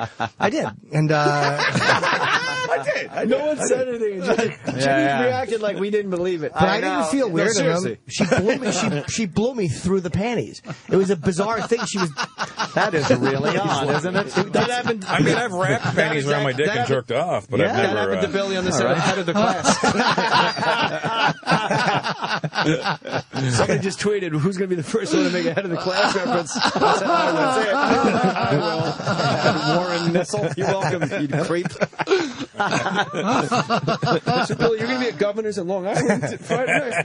Oh no, Beacon Theater, December 6th. Oh God, Yeah, that's funny. Jimmy, did the panties do anything for you? Or they make you feel Yeah, honest. This is the weird. It was a girl who I got to be kinky, and I used to get her to dribble piss into her panties, and I would eat her. That's the truth. And I would eat her through the panties. It turned me on when she would like pee a little bit, and she did it. It was the dirtiest thing she'd ever done. She did it through her panties. Then I put the panties on, and then she blew me through them, and it felt It felt good. It wasn't. She blew you through her piss-soaked panties that you were wearing. Absolutely. That's many years ago, and that was that relationship fell through. It was a different time, Russell. It was a different time. Pre-internet. People like that couldn't vote yet. But You the know what? material This was felt pre-internet, which means it was more organic. The material felt good. It didn't feel bad on my dick though. Like I didn't mind wearing them. No, I didn't feel gay. I wearing feel them. so basic. Yeah, right? You're just a meat and potatoes sex guy, right? Just meat and potatoes, yeah. Silk feels good. I mean, what's going to say that silk doesn't feel good? Like that silky panty feel. When you get a boner, it pushes the panties out because they're not meant for your male body. It's fucking great. Just feel turgid. Well, my wife's a psychologist, and her speciality is sexuality. Oh man, so you got to play it totally straight, or she thinks you're we crazy. have a picture on the wall at home of a transvestite and his wife and the dog. And nobody can come without looking at that picture. And it was the woman had come to see my wife because she was worried about her husband wearing her clothes. She'd caught him in her clothes when she came home one day. And my wife made it good for them, you know. And so they ended up going shopping together and him buying dresses and all that. And they're all very happily ever after. But the photograph's great because they're both dressed as women, but the dog makes the picture. The dog looks really happy in the middle. You know, they're both smiling and happy with the situation, but the dog looks absolutely delighted. He's got no clue. Like things are finally okay around the house. Yeah. What is the marrying someone who's a sexual psychologist?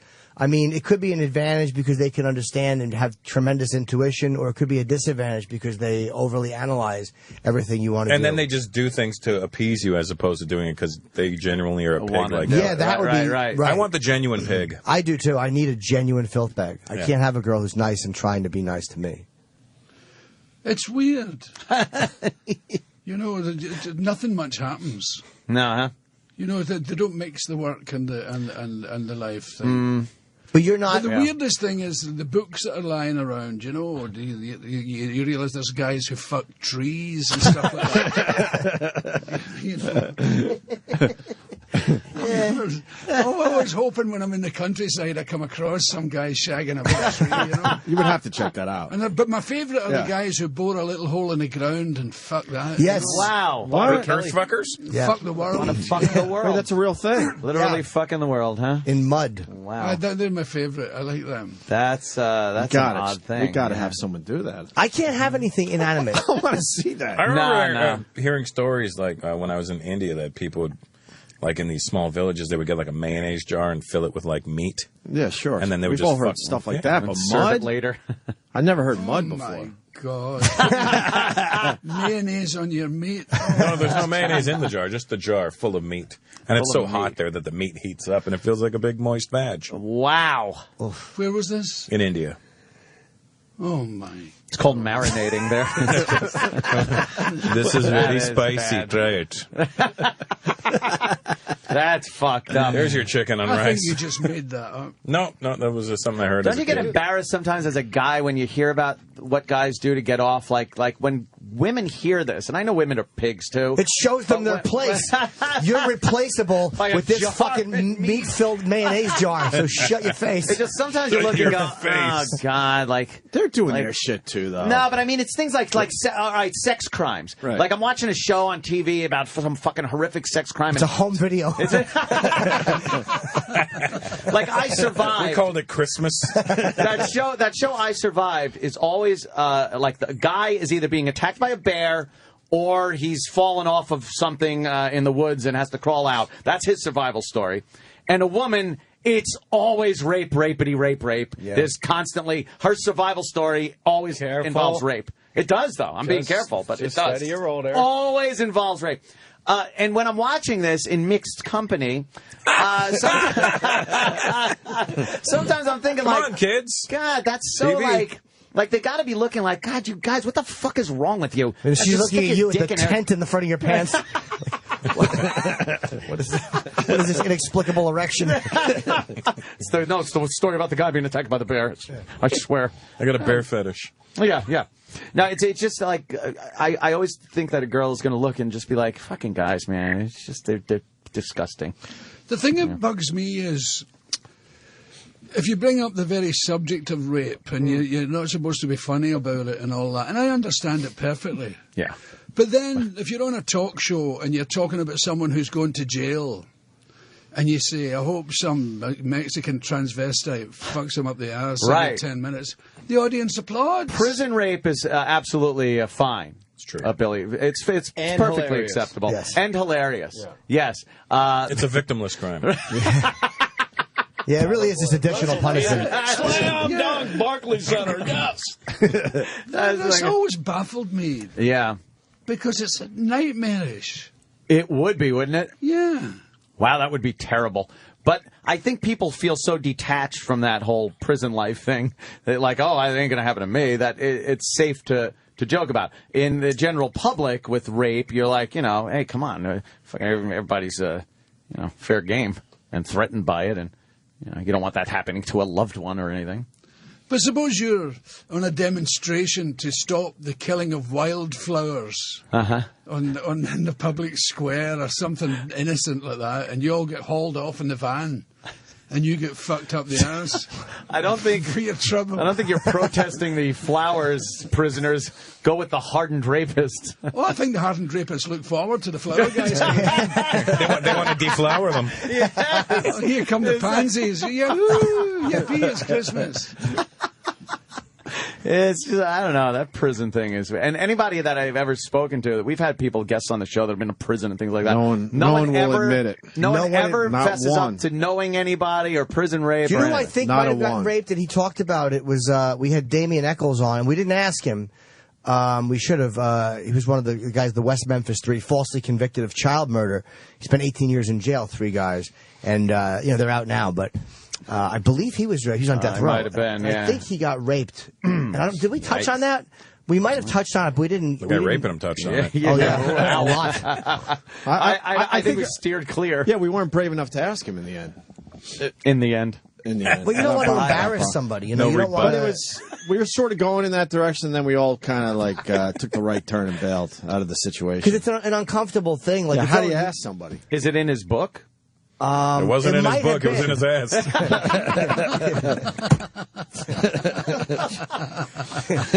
Is that what you've been reading? This book smells like shit. It's an asshole, Anthony. Oh, damn. Weird library. Do you really have 32 fucking albums out? Me? Yeah. Don't think so. 32 fucking albums. No, it says he's released 32 comedy albums and 5 DVDs. It's on the prep sheet. Wow. Really? That's amazing, right? It's like, I don't know. I do. I haven't a clue. What year was your first album? 60-something. Come on. Wow. You did a comedy album in the 60s? Well, I did an album. I used to be in a band. The Humble Bums. With Jerry Rafferty. Who's Jerry Rafferty? Jerry Rafferty. Jerry Rafferty, Yeah. Baker Baker Street. Street. Yeah. You were in a band with Baker Street. Hold on, let me see if I can do him. He's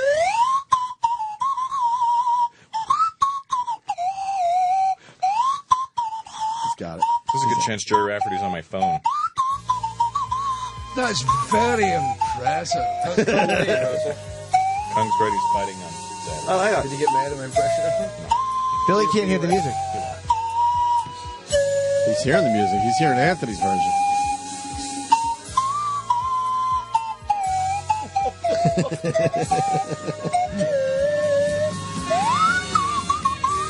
Oh, yeah.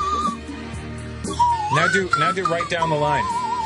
Right down the line. I like Jerry Rafferty. Master of the pan flute. I like Jerry Rafferty. He passed away last year, right? Yeah, Much better way yeah. to honor that man than by playing that awful slide whistle On the song. stupid slide whistle. That's a Swanee whistle. Zamfir Ah, Kumia. is it? Yeah. I want to get a pan flute like Zamfir. You could be the master. I met his ex-wife. You met Zamfir's, but it's the way you said it. Like, watch this. Right. I met his ex-wife. No, but it was the strangest thing. I was going for my green card. I was going for my green card, so I had to go to Montreal to the U.S. Embassy in Montreal, and I was there waiting for my green card signatures thing. And then the lady helping me, she was like, "Oh yeah, I'm a big fan, and you know my ex-husband's a performer too." Oh, and I'm like, "Why "Really?" saying that?" No way. And I was like, "Wow, who's your ex-husband?" Zamfir? You've never heard of him. I go, Zamfir, the master of the pan flute? Yeah. And she was like, yeah, we were married for like 25 years. Wow. And now he lives in Switzerland with his young 25-year-old girlfriend. And you got in the naturalization line, and she got in the line. I got a round of like waiting because this chick was a fan, and fucking Zamfir's wife. Where's that Zamfir money? Why the fuck? Well, that's apparently she didn't get paid. Damn. He's the master of the ironclad prenup. You should have asked if he was good at oral. Like, did he pull some of those weird tricks? You know? Never want to follow it up with, you know? We're trying to figure out how to verbalize it. I want to know what Jimmy, what line was she going in? You got cut off. It was just, I really didn't know it was going to be something mean about Zamfir. It was not going to be a complimentary line that she stood in. You go in the immigration line, and the weirdest thing about that instrument is it looks as if you've got Parkinson's disease when you play it. Yes, you got to shake. You have to shake like this when you're doing it. That was a fad for about 10 minutes, that Zamfir. Yeah. Are you a good banjo player? I guess you are. I'm okay. Do you still play? Yeah. Have you ever battled Steve Martin? Yeah. Have you? Oh.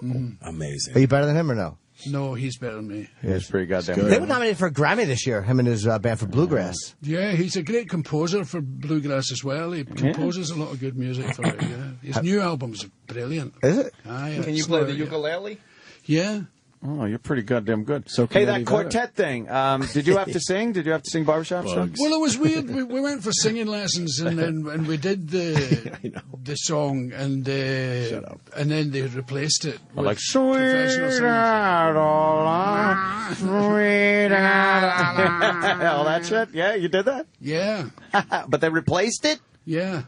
Oh man, they But it was a told you great idea. they told you can't sing pretty much. No, it was a great idea. We thought it was great because we sounded like shit, you know, because we're supposed to be old and past it. Oh, okay. And we keep talking about it that we can't do it anymore. So when we eventually do it, it's all raggedy-assed. And then I think it was Dustin's son, Jake, said to him, at the end, when the titles are going up, you shouldn't even see them singing. Just put in the voices. And they put in these voices, and so it's very optimistic when it. So it sounds a lot better, and they're not seeing you guys. Oh, because okay. if you put us in, it would be sad, you know. Yeah. Yeah. All right. Well, and what's the actual gist of the thing? Is it you guys are in an old just folks showing home? you how they get along in the old folks' home, you know. And I'm a horny old guy. Oh, okay. And the rest are sort of frustrated, sort of soloists and stuff. And Are you banging any of the old broads in the old folks home there? no, I'm talking about it all the time. Oh, you're just talking about it. Oh, that's Although sad. they tell me that because of Viagra, these people are all shagging the brains out in old folks' homes. Yeah, I think they are.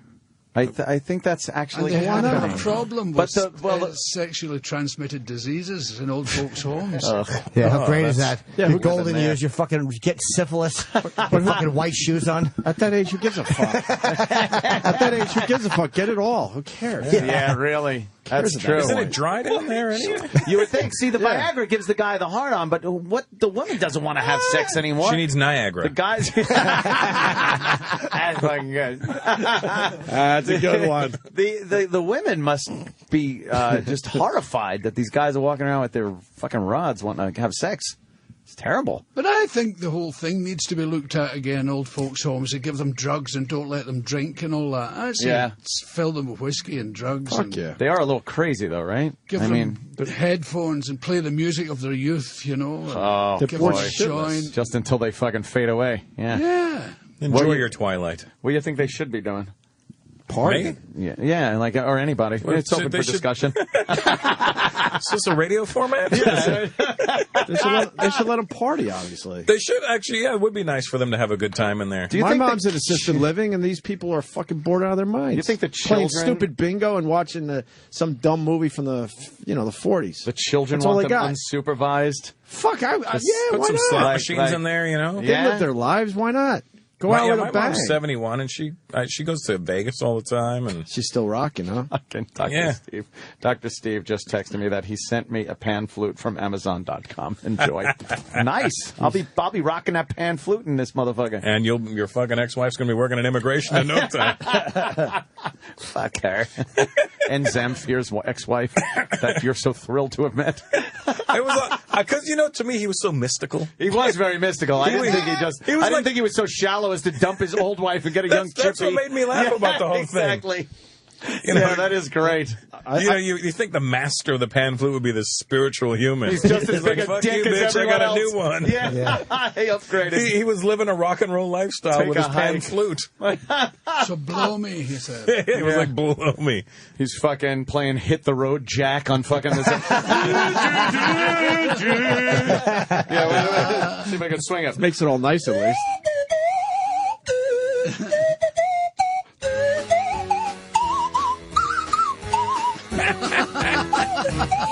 I'm so impressed. Do you need a new member in the band? Yeah, right? How long have you had that thing? Oh, forever. I'm very musical.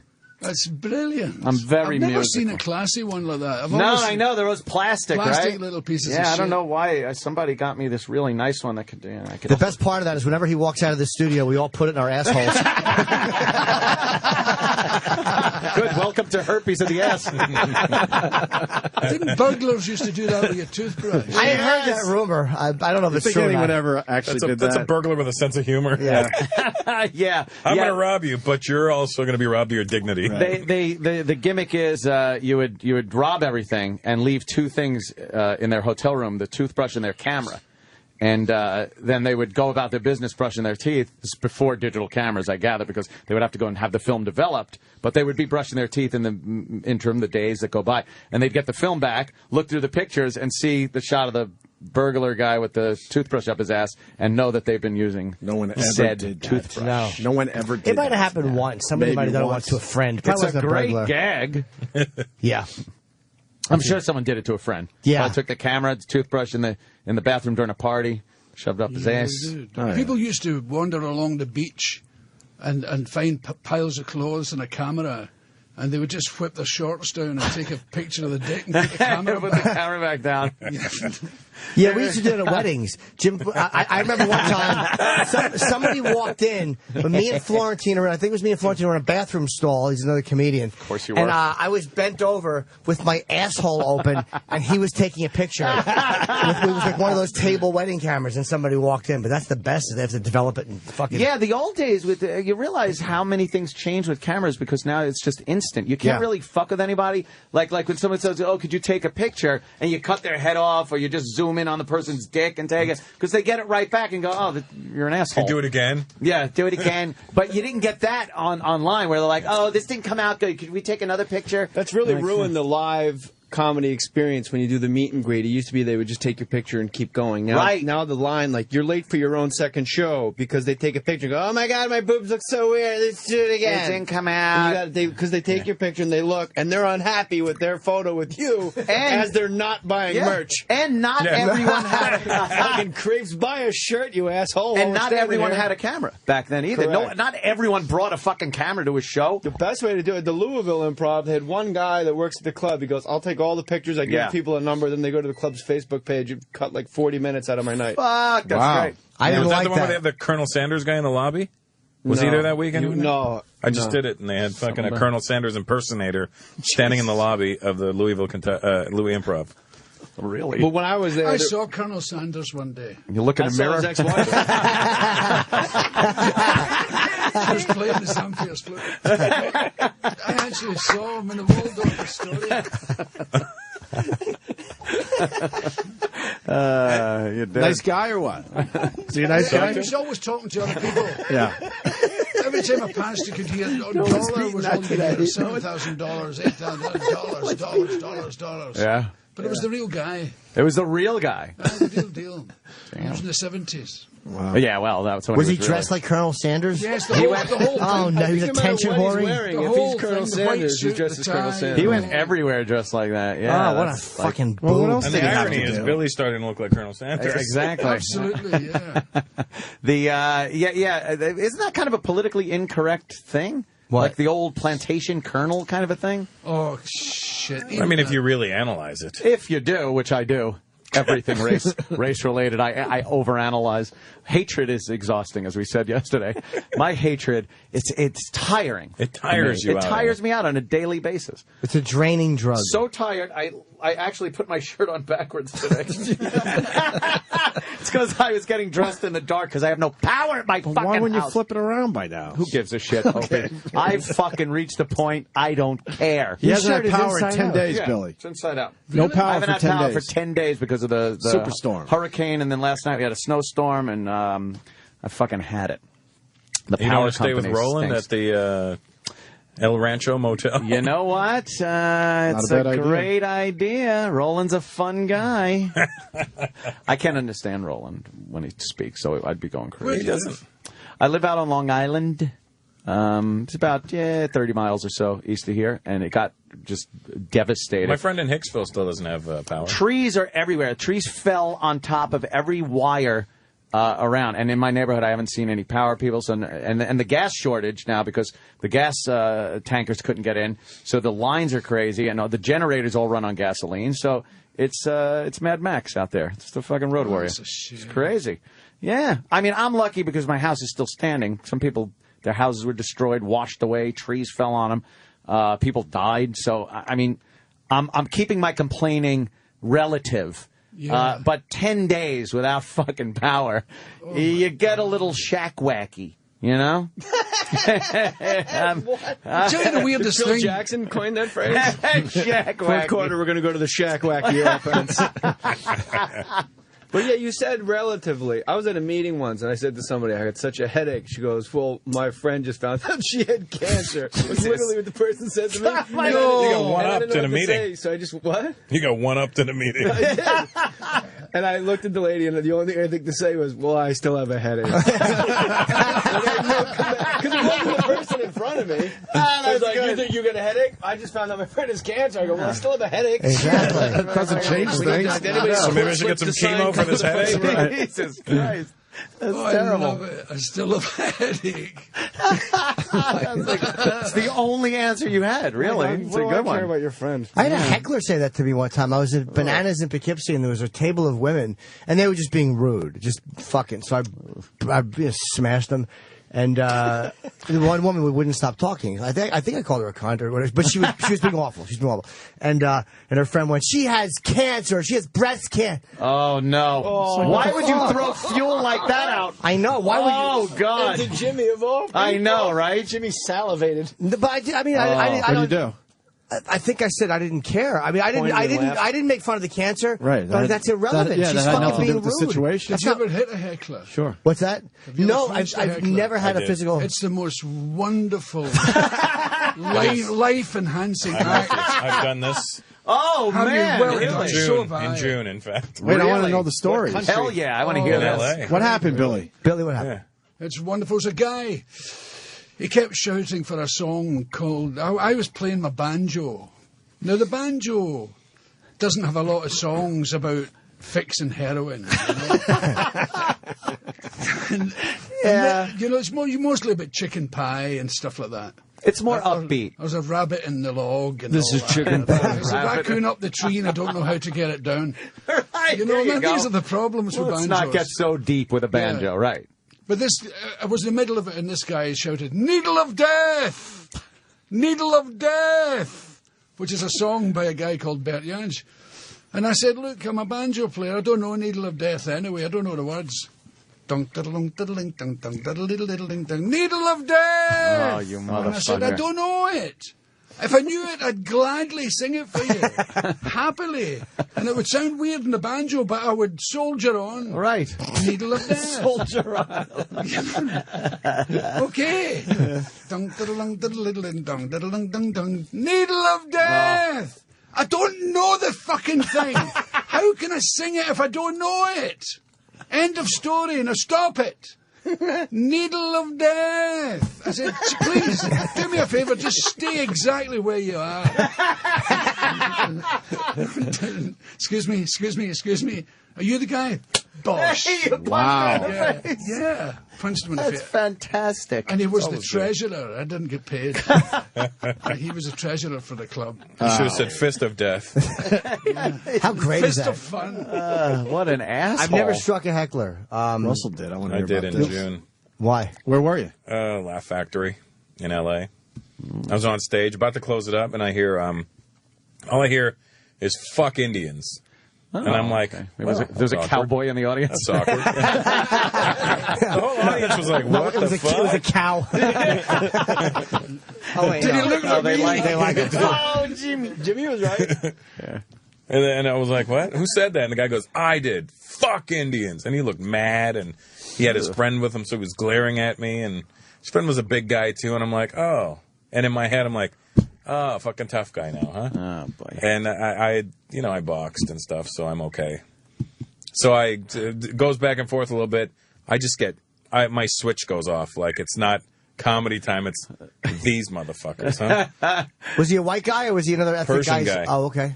Oh, wow. And I wouldn't have been mad if he was a young guy, but he was like my age. Shit. I'm like, Asian panhandle. Where was this? Laugh Factory? on Sunset. Yeah. Saudi Arabia. I saw you Across the being bridge. great in there once. Wow, thank you. You did a smashing thing about filming yourself having sex. Yeah. Oh. Yeah. Or You got it. you're watching TV and then you said, "Oh, guess me." Yeah, and also you want to watch porno on a big screen TV because you can make believe you're next. Because everybody's regular size. You just wait for somebody to reach out of the screen and tag you in. It is. Yeah. Actual size shit is pretty good on with porn. Yeah, you just wait for the girl to move her so you can get over under the horse. I tripped on that, but it was a horse fucking joke. So basically, the content of animal fucking made up for my clumsiness. If there was audio Twitter, I would retweet the shit out of it. So you punched me in the face. What happened? No, I walked off stage mad, and then the club was like, "Sorry about that guy. He was Sorry, drunk buddy." and causing problems," and Right. so we kicked him out. I was like, "All right." I wait about 20 minutes because I'm like, I know if I go outside and see this guy, I'm gonna fucking hit him. Yeah. So I wait, and I go, "All right, I'm leaving now." I walk out the front door, the fucking guy sitting right there. Right there. Oh, and boy. as I walk, I don't know he's there. I walk out, and he leans in. And he's like, "Hey, no hard feelings," with a smirk. But as soon as he leans in, I had sparred that day, so I immediately sidestepped through a right hand, and it didn't hit the way I wanted it to. Instead of hitting flush, it hit the last two knuckles. So it was like the right hand, then immediately bam with the left hook right in the mouth, and then his teeth went right through my knuckle.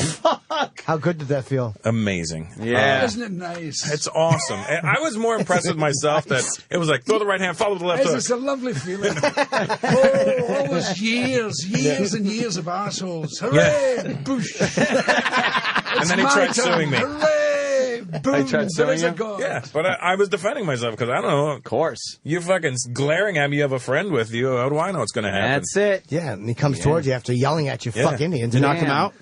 Yeah, I believe he flew right off the chair. Wow. Aren't like Indians pretty much known as very peaceful, nice people? Yeah, but I grew mean, up with the blacks. The Sikhs are the warriors, man. I've never had a problem with an Indian. I mean, the cab drivers, I will yell horrific things when they cut me Those off. guys and are from pull some Bangladesh. shit. It's not India. But they're not Indian, right? Right? What are they, Sikhs from Bangladesh? No, they're not Sikhs. They're What are they? Sikhs are only from India. I know. They're from teasing, of Bangladesh, course. so they're they don't count. Asian panhandle You know again. what I'm saying, Billy? It's like calling a Scottish guy an English guy. You would get very upset.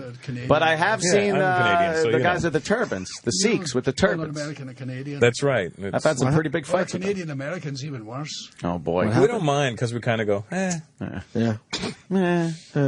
What are the Persians' problem with Indians? It wasn't the Persians. It was this one guy. Oh, I thought maybe this was some fucking Oh, no, tribal no, not shit at all. thing. They Some just real don't like fucking, admitting they come some from real Iran. grease bullshit. How many hecklers have you punched, Billy? Just the one. That's the one good one. Another guy, I put the money in his mouth. It was in the early days. I was only being paid about £7 or something, which is what, $15. That's what Russell's balls weigh. and he gave me it and he said, "And you weren't worth a penny of it." And I said, "Oh, really?" And he was next to a pinball machine, and I pushed him over it and stuffed the money in his mouth. Nice. E-Rock's worth a fortune. And it was worth every penny. It's true. What year did you start stand-up? Well, it's difficult to say.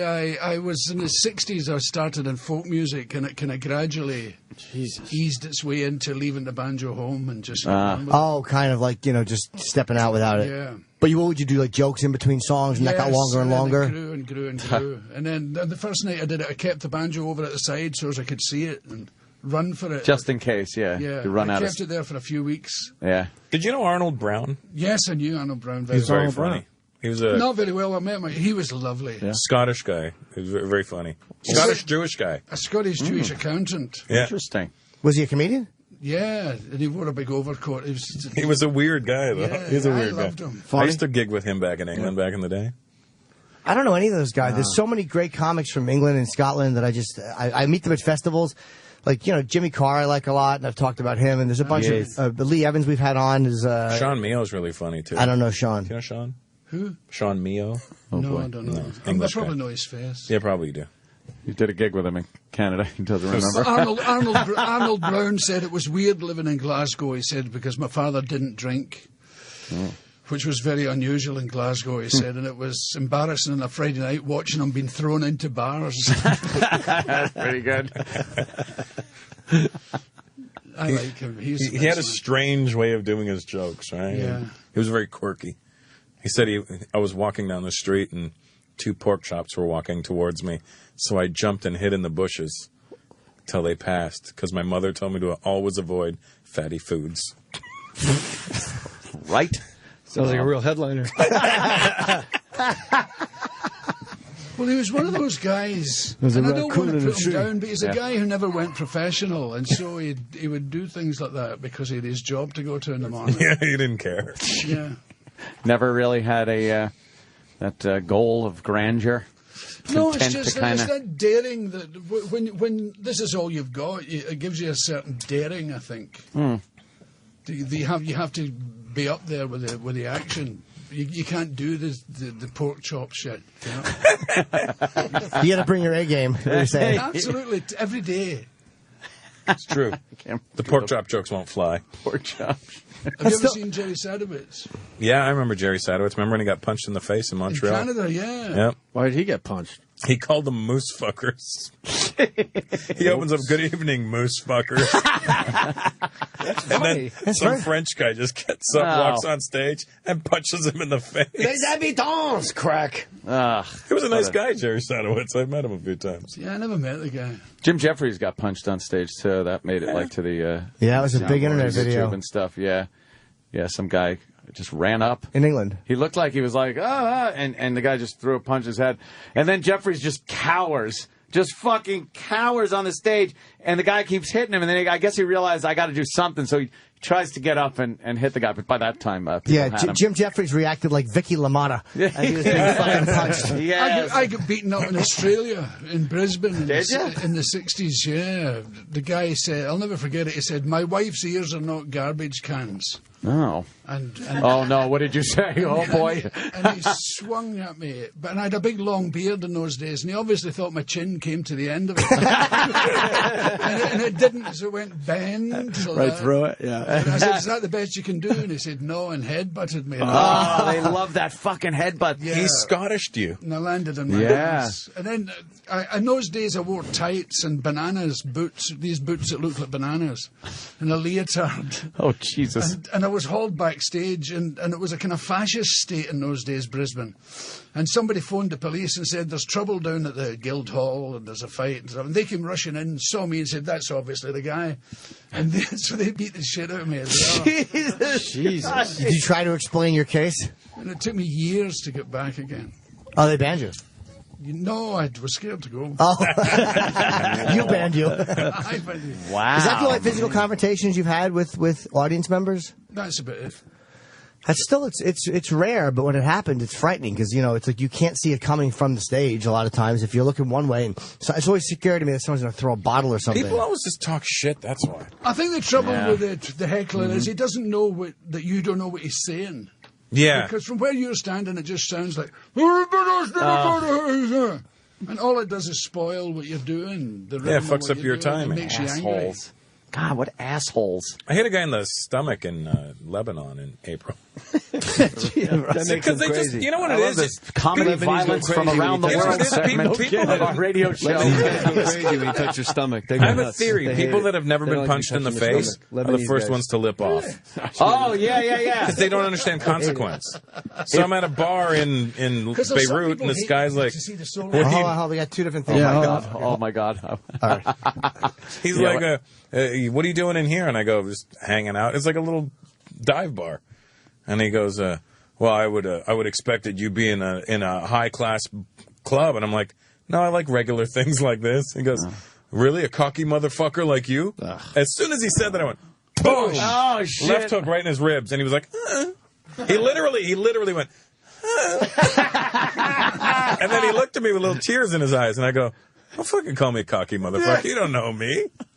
He's like, that hurt. I go, yeah, it was supposed to. Shit. Yeah. He actually said that hurt. Yeah. It is the first time you get your literally your bell rung, because the first time I got hit in the head and just heard, bong. Yep. And you don't know it. You don't want that to happen again. Yeah, I've been hit a lot, so I know I don't mouth off to people. Right. Because Yeah. there's no need to get hit again. Did you ever see the program with Tyson was in charge of it, and it was about knockouts, great knockouts? Oh, I've seen a compilation of great knockouts And all from of them Tyson. said it was a very pleasant feeling. Really? Yeah, none of them said it was painful. They just said it was, It's like going to They sleep. don't remember being hit, they just remember, That probably happens so I fast remember, that you probably getting don't knocked notice. out in the ring. And Really? Yeah. Do you remember it hurting and It doesn't hurt. being Hurts the next horrific? day. The next day. Do you feel nauseous? I guess you get a concussion, you get nauseous, right? Well, no, I just you get hit here, your jaw hurts on the other side, and then the next day you kind of got a dull headache and stuff. You know? But when it's happening, you why don't don't really know we what's do a going down. gig where we just heckle the audience? Fuck you guys! Yeah, come on and go, shut the fuck up. What's the Needle song? Death Needle? Needle of death. Needle of death. Just yelling at the audience. You just so much. screaming at them until they all will leave. Fucking just yell at them. This is Needle of Death. That's fucked up. Yeah, if you're not knocked out though, it fucking hurts. Well, and it sucks. What it actually shocks you just you. got a smack It in the shocks face. you. It's Yeah, painful, yeah. isn't it? You're like, Yeah, how do you that's get annoying. shocked? Yeah, It's annoying. nose. Yeah. I can't imagine anybody punching me in the nose. Well, imagine my fucking nose. And you still you still boxing? I am, yeah. Still sparring? Damn, you still get hit? Yeah. You still let people Do you hit still you? compete? No, I just train. Yeah. My coach is a former world champ, so he takes it easy on me. Who's your Oh, coach? okay. Ricky Quiles. And when you did my podcast, Kung Lee was staying on your couch. Kung Lee was staying in my house. Yeah. Why don't you give him the bed since he's Kung Lee? No, he had Or a share it with him. bed. He had a bed. Share with them. He's fighting on Saturday, Kung Lee. Who's he fighting? Rich Franklin. He's going to beat the shit out of Yeah, him. I think he'll beat Franklin too. Although Franklin That's knocked out who Liddell with a asked you? broken arm. I'm just throwing in my opinion because I know fucking. That's a tough fight, you know. It's a tough fight, that one. What does Chipper think? Who's going to win that fight? I don't know, King Everybody Kung Lee else on the internet's picking Franklin. Well, you know what that means. over Kung Lee. Yeah. Kung Lee's gonna beat him. I wouldn't know. Yeah, because what they don't realize is Kung's trainer, Scott, used to be Franklin's trainer back in the day. Well, I knew that. So he's got insider trading. You train with headgear on, right? Yeah. And do you still get kind of a little rocked?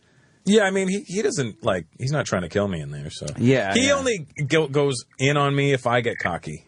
Oh, really? Okay. Like whenever we touch gloves, my first punch is always a jab and a left hook right away. Uh-huh. And then he'll always be like, oh. And then he'll beat me up for the next minute and a half to remind me that don't get too that cute. he's not some heckler outside the club. Yeah, just remember this, dummy. I'm training you.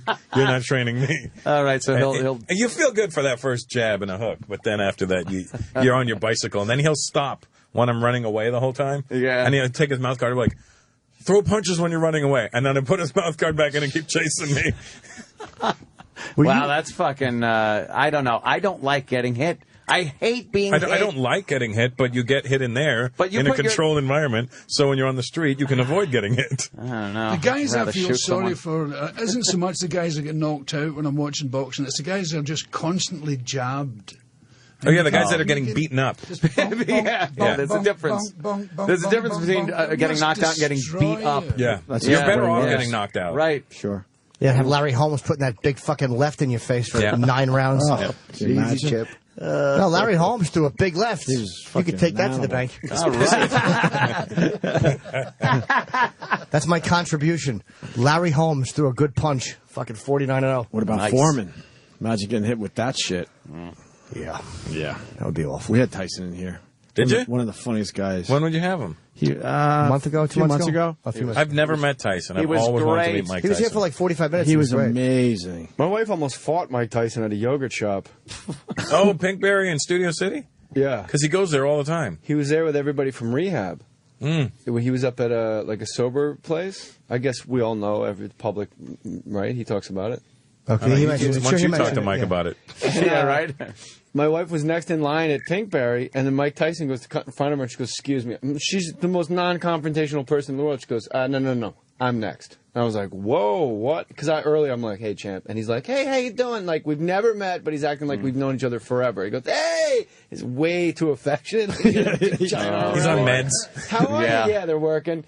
And he goes, "No, I just need this." She goes, "No, you just need to wait because I'm next." Wow. Jay, take care of this asshole for me. Can you imagine? Oh, great. So it turns out he wasn't trying to get yogurt. He needed to get back with his group so they get in the van to go back to Cliffside in Malibu. And I go, "Where are you guys going?" I'm like, "Are you guys going to, Footprints or Cliff?" He goes, "No, we're up at this other place, So he wasn't even cutting the line. Yeah. And then I go, I was buying muscle milk, and I go, "I'm trying to get strong like you." And he goes, "You don't want to be nothing like me." Oh, it was the saddest thing. Oh, wow. I go, but we're still in somehow this conversation. I go, "She's actually the strong one. I'm going to get her at about 105 pounds, have her fight straw weight." And his face turns like she's a pork chop, like in the cartoon, not the kind in the bushes muscle. And he goes, "No, you don't want to let her get in the ring. You don't want to let her." But he's smiling. Oh, and I go, "We have to go right now." And the whole drive home, she goes, "What's he going to do? Pick me up and throw me through the window onto Laurel Canyon Boulevard?" And I'm like, "Yes, that's kind of his thing." And it's like you can't do anything about it. When chicks get you into fucking situations where now you got to deal with a guy, and now it's a fucking fight, Tyson. and you're like, "What the?" Mike when Tyson. It's Mike Tyson, No, you an don't asshole at the understand. movie theater is bad enough. When it's Mike fucking Here's Tyson, how you handle Tyson. "Hey, Mike, that's my wife. Could you please stop fucking her mouth?" I'd appreciate it if you would come and get this over with. It's a great Damon Wayans bit when you're in jail with Mike Tyson. He goes, "I'm going to fuck you in your ass." And you go, "Yeah? For how long?" You're going to fuck it all day, man. That's the only way you can be cool. That's great. Oh, is that fucking funny? Wow. All right, well, I guess we're almost Look at at 10. the time. It's Yeah, crazy. We have to plug everybody. We can start wrapping up, I guess. Billy, what was your main plug? You have a lot of stuff, but what was Oh, a yeah, busy man? we did a play called What About Dick by Eric Idle, and it's available for download from Tuesday. And you can get it. There's also Russell Brand is in it, Tim Curry, Eddie Izzard, Jane Leaves, I don't know who she is, and Tracy Ullman. Who's Jane Leaves? She's the girl who... Oh, I can't remember the show she was in. She was on... She's very talented. Frasier. Yeah. Frasier. Oh, okay. Yeah. I knew her name. I just didn't know where she's from. And you can see, obviously he's in The Hobbit, but December 6th and 7th, 2 nights here in New York at the Beacon Theater. I don't know if there's tickets. Brothers usually go.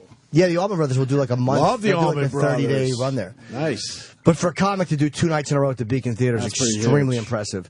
And November 27th through December 1st, Billy is in San Francisco's Marine Memorial Theater. So if you're out in San Francisco and you're listening, you could see Billy there this month or here in New York next month. And, of course, Russell Peters this Saturday at the Barclays Center here in Brooklyn. Sunday, November the 18th, the HP Pavilion in San Jose. And Staples got moved to Nokia, so Staples is moot. Oh, so no Staples. So Saturday, January 12th, the Nokia Theater. If you want, you can just go to Ticketmaster. And me, for a more intimate setting, I'll be at the Buffalo Helium Comedy Club. You've always believed in the one-on-one approach. That's exactly what it is. I feel like if you guys want to just be disconnected from your fans, that's fine. But I like to just see every one of their faces. Handshaking distance. I like them all within handshaking distance. That's what I like about you. There's a niceness about you that's always appealed to me. Absolutely. You guys want to use microphones? I don't believe in them. It's Buffalo Helium Comedy Club. And, I love those and if guys. Governors has power, Jay Moore at Governors this weekend. So when we and Jay's a Put the microphone away that you can't hear a fucking thing. and He's right. When guys are like, they make a big point, like, "Hey, we don't need this mic," and then they're not like actually good at projecting. Yeah. Yeah, they talk. They Not talk like it. Charlie Yeah, so he's Barnett, talking. but, like he could be at Barclays without a mic. Yeah, they say, right, let's get rid of this piece of shit. I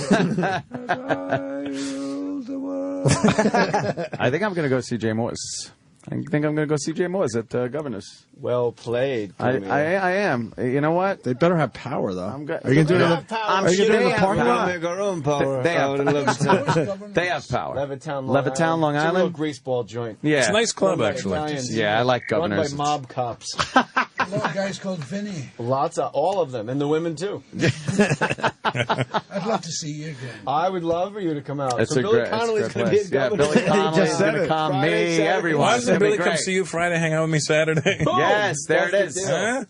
That's it. And where are you? Barclay Center. Is that a big... Oh boy, It's a little. It's decent. Size. Yes. The Knicks play there. 13,000 The people. NBA Gee, plays so there. big yeah. when nobody was looking. I don't know. It was. Luck, sheer luck. I'm going to come and see what you do. Please do. It's pretty good That stuff. would be an honor for me. Pretty good stuff. There would. I'm not being facetious. I'm being for reals. Look I'd at love this. to see you work. What an international fucking Benetton show Yeah, this is it today. really is nice to see the two arena acts bonding. I'm really happy to see that. Hey, Jimmy, you're going to come too? Sure. Anthony got a pan flute in the mail today. Yeah, great. It's always nice to see Dr. Steve. the fucking, two of the bigger comics working like way Doing outside well. the U.S. too. Yeah. Happy to see each other. Cool. And in 8 years, looking forward to seeing Billy in The Hobbit. Yeah. I might not even be around by the time it comes out. Oh, God forbid. Don't say things It'll be like out- that. it'll be out in 2020. For the love of Yeah. Jesus and baby Jesus. Because when I was in Dublin, Leonard Cohen was there, and he said to the audience, "It's 26 years since I was here, and you're just as nice as I remember you." And somebody said, "Don't leave it another 26." And he said, "I don't have another 26." Oh, God, that's terrible. Oh, you went and saw him live? Yeah. Leonard Cohen's amazing. Yeah, he's What a weird, but voice. I like the songs. The Tarantino picked some great songs He's for got some good shit. Well, I'm sorry, Oliver Stone for Leave us- Natural Born Killers. Leave us with some Leonard Cohen there, Iraq. Oh, Famous blue raincoat? How about the future? The Just go future? with the future. It is Something murder. easy. Yeah, let's do the future. I don't. But then again, maybe Jay's song is better. I just don't know. Nah, we'll I stick with the familiar. It's my Uh, comfort zone. we'll do the future. Do that song. It's the something with the The future. There was Closing a the. time. And E-Rock, bring a camera in. I want to take a picture with all the boys. Yeah, let's get out of here. All right, Russell, we're out. thank you, sir. Thank you, Russell Peters. I think me and Jimmy are going to go Billy, thank continue you. this. Yeah, Russell and I are doing nice. a town Jay, hall. thank you. Tomorrow we got Roger Moore and Brian Moore. Regan and Rich Voss and Voss. Bonnie. Oh, my God. Yeah. Do we See have you. Jim Norton? Yes, I'm here, and then I fly to Oh. Toronto to do my sold-out show. In my hometown. In Toronto. The Maple Leaf Arena. No. Much smaller theater, a lot of paper. It was a festival show, so there's probably just a lot of badges that they consider sellouts. Hey, get but an it's not. autograph. That's fucking Scully from X-Files. You should get Oh, an wow. autograph with her, Jim. You're a jerk. Well, I almost believed you. Of course he did.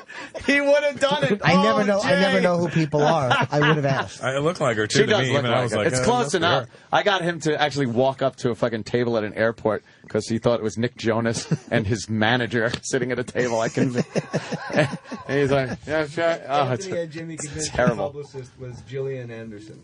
Yeah, she looks like her a little. Not really. She does look a little like Gillian Anderson. The red hair and the fucking. No. One time I was in an airport with Dice, and there was a guy in a cowboy hat, and Dice told me it was Charlie Daniels. Hey, it's Charlie Daniels He got- over there. he Go got- get an autograph. He got me twice. I still have the pictures. He got me with a guy who's not Charlie. I'm like, can I have a picture with you? And the guy's like, okay. Oh, no. He said okay. Yeah, and he got me with the woman he told me was Shirley MacLaine. He got me twice on the same trip. Shirley MacLaine, John McClane, I don't know. Just take a fucking picture, you faggot. And I did. Oh, Jimmy. I know. I'm just a Such shy, a naive sweet little boy. Play in Toronto. Yep. That's right. We'll leave you with some Leonard Cohen. Thanks to the guys, man. Can we have a So business much money last whistle today. first? Thank you. We'll see you tomorrow.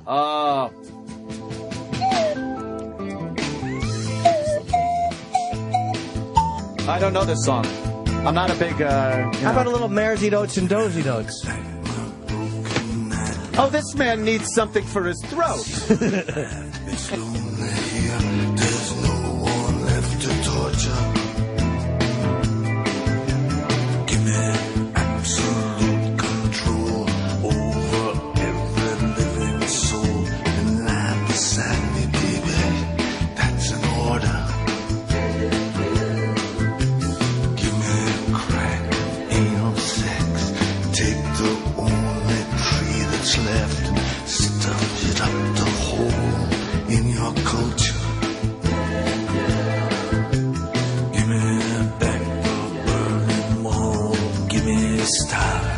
in St. Paul. I've seen the future, brother. It is murder. Friends on slide in all directions. Won't be nothing. Nothing you can't measure anymore.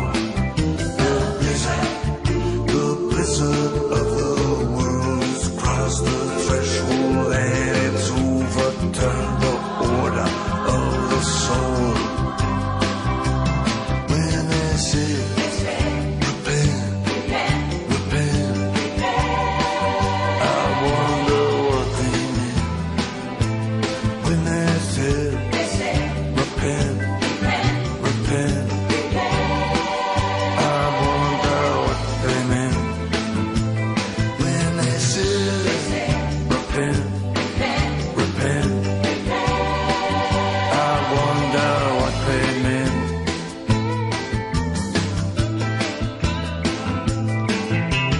Give me that burning wall. Give me Stalin and St. Paul. Give me Christ or give me Hiroshima.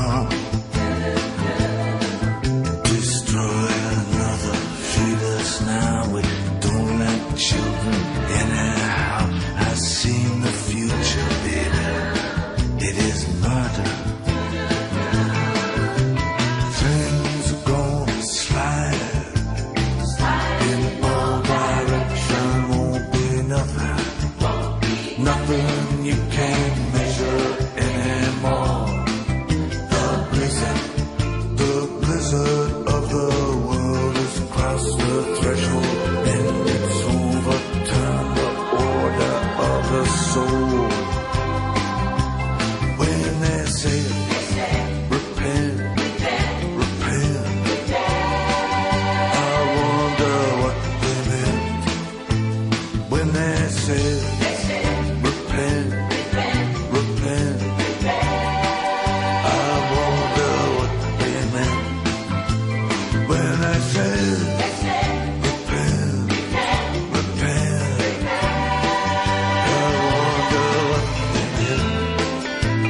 When they say, repent, repent.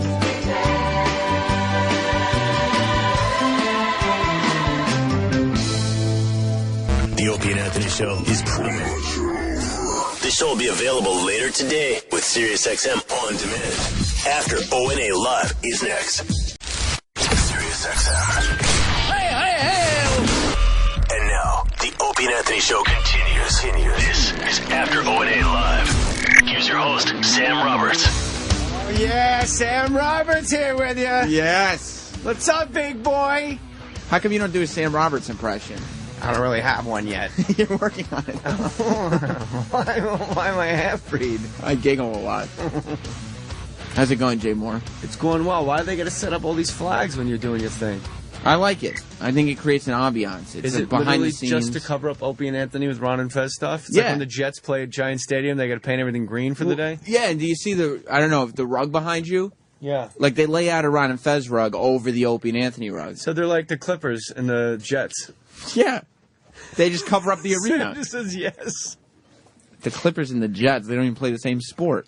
Well, yeah, but they're both like visitors in their own building. Like the Jets for years. See the Jets, I understood the reference. I didn't even know the Clippers played in the same arena as somebody Jets else. played at Giants Stadium. I know that. So every time there was a Jets game, they had to put green bunting all over everything blue in the world. And the Clippers That one now I play at understood. Staples Center, which was the home of the Lakers for so long. That one I didn't know. I didn't know. I knew that the Lakers played in the Staples Center. I had no idea that's where the Clippers played. I was laying in bed last night.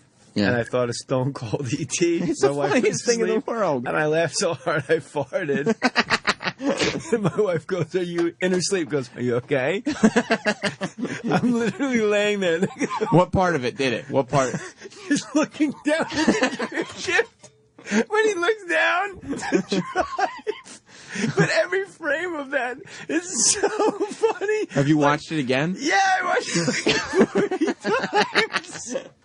And then, Literally, like, every time there's a great comedy video on YouTube, it's always disappointing to me. Even, like, The Rent, The Landlord with Will Ferrell and stuff, I'm like, there's, like, lulls where I'm like, God, they could have tightened this up. That guy in his car doing Stone Cold E.T. Like, even when he drives. You like, that's what I was going to say, you like the gap when he's going from Yeah, the 'cause it's ordering. motion. It's like hysterical motion. It's fucking E.T. driving. Because he looks like he's driving entirely too fast. the window.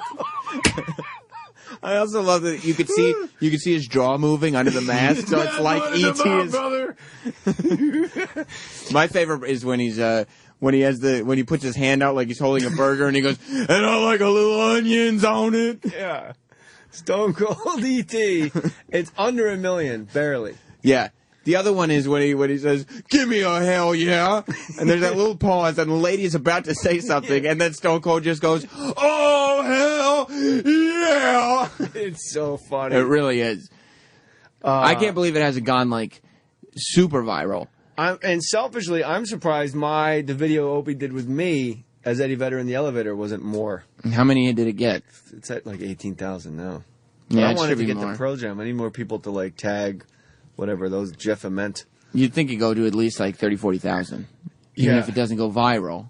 You know, it's Jay Moore. He's doing a good Eddie Vedder. What do you got up there on the YouTube, Sam? Are you kidding me? I'm killing it. Did you hear about my YouTube success? No, that's what I'm asking. 5.2 million hits on one video. What? Yeah. How did you not hear about Is this the wrestler with the bad breath? No. What was that? That was AJ from WWE. That's like 20,000. This a mere bag of shells for me. It's waiting for an iPhone for no reason. It's a lady and she was waiting online for the iPhone. I went down and just interviewed people on the iPhone line. And this lady, she had something wrong with her. I don't know what her story was. Always good for YouTube. Right. And I was just talking to her about the iPhone. She had no idea anything about it, about nothing. She just got on a line. For days, she was waiting on the line. And this She had thing, money to buy the iPhone? she said she was going to put it on a credit card. She was good, because even if it's a little more expensive than she thought, it's all on a credit card, so no problem. Like, Rerun had that problem on What's Happening when he tries everything up on his credit cards and went bananas, remember? No, I didn't watch What's Happening. I'm 29 really? years old. Yeah, Rerun had a whole bunch of credit cards. He just bought like a stereo and a TV and like this is great, Raj! He didn't think about the And all of a sudden the repercussions. bill came and he was in like credible debt, crushing debt. See, the look. story of the community. Look, 5.2 million views. Waiting for an iPhone for no reason, and it's short, 331. That's the other thing. If you're gonna post like go ahead, hit it. If you're gonna post like a funny thing, yeah, don't give me an 11-minute thing. Well, Don't- it's topical. Everybody wants a new version of iPhone. Jay, your video, by the way, iPhone 5. the Pearl Jam, the Pearl Jam video? one. There's a Pearl Jam fan Twitter that has like 20,000 followers that tweeted it yesterday. They did? Yeah. I think I retweeted it, taking a dump. I'm looking at my tweets. Look at this girl. I hit 200,000 this week being on this show. On Twitter? Yeah. I'm nowhere near that. She's like the internet, what, I'm Polish just waiting in line. descent? Now, I didn't ask her that something, question. Something to avoid Eastern the internet. What do European, you very use, white, though. your smartphone Yeah, very white. for? Or what are you planning on using it for? Rachel. Texting messages to my friends. Well, it's good to get an she's iPhone mentally then. I don't know. What are the features No, I know. about the Well, new you know, iPhone I don't that know. It's in make the you so family, excited? so I know when I see I'm her. not She's sure like a because I special haven't girl. seen it yet. But So Way to she's go, a- Sam. she's a star now. Really You have cool 5 million views, people laughing at a special person. everyday, Well, like, not all of them laughed. A lot of them thought I was a What bully. influenced you My to Aunt get on Christy this line? goes to karaoke every Friday. She's special. everybody else that's waiting And every in Saturday. line, we're just And her boyfriend Ashley goes. really wanting to And buy he's like the star. It's like special person karaoke at this bowling alley in the valley. So it's there should be a documentary about it. Why don't you? That's what the shit you got to film. Yeah, but it's weird. Like, hey, let me film your son singing fucking. I swear, I'm not Teddy trying to bear. exploit him. And yeah, you'd have to do it. It could be a really great heartfelt documentary. I sound like Eddie Vedder. A little bit. Some guy. Oh, really? And so Ashley, her boyfriend, one night, we're all there, and he did tequila. Think about that for a second.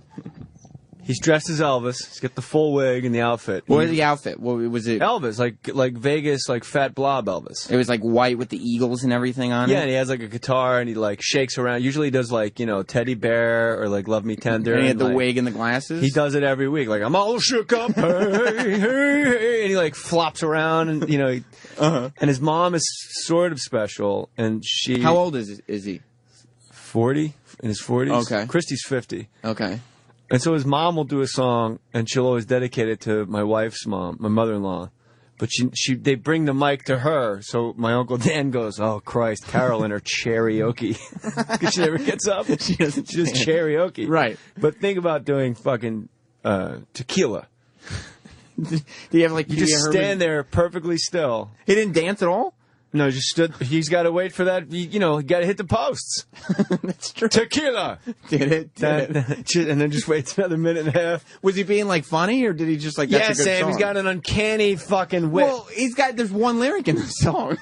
You got to see this guy stand up too. And you know what he writes for the New Yorker? Yeah. He's got great allegories that he writes. And really, he's the one that wrote the book, How Peanuts is an allegorical story at all times. Do people just look around at each other like? It's a special person. Yeah, but you're there. So you just like what? Like looking around like, who can I experience this with? Uncle Dan and my wife. Yeah. Yeah. Uncle Dan's been on the podcast. He has? Oh, yeah. Uncle Dan is hilarious. Yeah? Uncle Dan You'd is love really him. good. Huh? Uncle Dan is really good. Uncle Dan's He's had done every almost job. every job. Yeah. Yeah, it was a good podcast. Him and Ryan Sickler were on. So you're like the Jimmy Kimmel podcast, just bringing your whole family on and then bringing the celebrities on and... You know what it really was I wanted to prove, like Johnny Carson would have like a lady with a potato chip collection and make her like a star. Right. I wanted to see if I could bring a civilian and still do an interesting podcast. Did it work? Yeah, it was. Everyone was like, people are like, bring back Uncle Dan, and Eric loved it. I didn't get to hear it. He's been on twice now, I think, right? Yeah, he was on with Ray Mancini, and I said, I was talking to Ray Mancini when he killed Kim Duk-Koo Kim in the ring, and he goes, "This guy just kept coming at me like a zombie." And Uncle Dan goes, "Oh man, hope he can try to eat your brains." Like it's the most fucking heartfelt, like I murdered a man in the ring story. And Uncle Dan goes, and then Ray Mancini only referred to him as Uncle. You're right, Uncle Dan. Like only referred to him as Uncle Dan. And Uncle Dan's making bad zombie jokes. There's no such thing as a bad zombie joke. Yeah. What are you talking about? By the way, you saved me Tuesday because when I was doing Colin and everybody like kind of tapped out for some reason. Well, you were behind me just giggling your balls off. Because I thought the whole thing was hilarious. I thought it was spot on Colin Quinn as always. I thought a lot, and I got your back too when you said when they were talking about some place in the New York water and they called it Devil's Gate, and Colin spoke up and just said it should be called Watergate. It's called Watergate because it's in the water. I forgot about that. Yeah, that made me giggle from the couch. But it was you doing the impression. It was the absurd jokes that Colin was making. But you got to be smart. Yeah, I know. Because Colin's an erudite. But it was also just... So you got to pull references that are actually, like, just out of everybody else's read. Like, I voted for John Anderson. It was such an intrusion on the conversation that was happening. Like, it was just... It was such an interruption. And Ant and Jim and all... They were trying to talk about the election and everything, and they were just... You were on the pay no mind list. In my mind, I thought, they've had 2 hours of nothing but screaming this. Uh-huh. So I thought, well, you know, I always think like if I was listening, and believe me, I know how annoying I am. I'm not like bananas. Mm-hmm. I'm well aware of the fact that I talk entirely too much. At times. No, even like when Billy was here, Billy would just start talking to me, not realize there was a mic in front of him. And you were too polite to be like, Billy, we'll have this conversation another time. They had to, like multiple times, people had to be like, look, guys. Like Jim had to be like, there's two conversations happening at once here. Yeah, Opie said there's too much stuff going on. Yeah. I hope Opie's not upset with me. I don't think he's upset with That's you. my buddy, man. That's my main dude. He keeps inviting you back. How could he be upset with you? Well, tomorrow I'm going to tap myself out. You're not coming in tomorrow? Well, if it's Rich and Bonnie and Roger Moore and Brian Regan, like, well, I mean, that's... Well, why don't you just come in? Like, that's the other thing. Like, you could also come and then leave. Like, you could come in when Rich and Bonnie are here, because that would probably be funny. Yeah. And then once Roger Moore gets here... Yeah, I'll leave for that. You what could time leave is for Rich that. and Bonnie? Roland, what time are Rich and Bonnie? I think they're like 7. So Rich and Bonnie will be Yeah. here at 7. You can easily hang with that. Because here's the thing. I never want to be the guy when you walk in, they go, oh, fuck. He's a friend of the show. Like, we can't turn him away. Yeah. Because it's so incestuous at this point. Like, it would be weird. So you couldn't just go, not today, killer. Yeah. Like, you kind of be polite. Opie actually would text me and say, tomorrow's not good. He would? Yeah, I would think he would. I would hope so.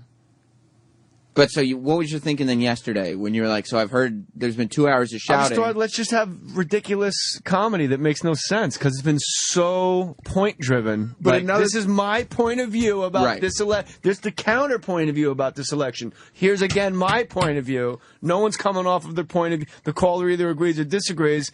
Well, they should call it Watergate. Made me laugh. Kennesaw Mountain Landis was the commissioner of baseball by the time Louis got that boat back. The other thing I liked was mooring that ball. You wouldn't just try. Like, it wasn't like, oh, I'm going to try this and see if they want to go in a different direction. And then if it doesn't work, it doesn't work. Like, you were like, no, we're going in another direction. And they were like, no, Jay, we're really not doing that right now. Battle of Wills. It's Battle of the Network Stars, except no one in the room was on a network. And then, while all this is happening, like, We're networking. There's a show happening. Jay leans over to me and he goes, hey, can you get Colin on the phone? I went to tell you, here's the inside that you didn't get yet, because you and I have never hung out. And by the way, delightful. I love your show. When I was up in Cold Lake, Alberta, in Edmonton, Alberta. When their show was over, I was listening to you, and I loved it. Thank you very much. Loved it. Thank you. There's your drop. Make sure you isolate that, Eric. I need every bit of credibility I can get at this point. All right, ready? I was in the middle of nowhere, Canada, on the road, depressed, bummed out, away from my wife and my boys for like the first time, and I was listening to your show, Sam Roberts, and I got to tell you, you brought me a little closer to home. I loved it. Thank you, my man. See, and you could have easily Don't been talk like, over the drop, No, Sam. I thought you were done. We have the All mics right. isolated. We're good. You got enough room there? Yeah. Because you could have been you were depressed anyway, so it was like... No, I'm never depressed, really. You just said you were depressed because you were away from your family. Oh, yeah, I thought you meant if I was depressed, No. suffering from depression. No, I meant you're sad because you're away from your family. You could turn this show on and be like, and now this fucking guy has a show. But you listen to the show and it actually made you feel better. No, it's like what we said yesterday with Louis. Like, if it's a group. This is what I like.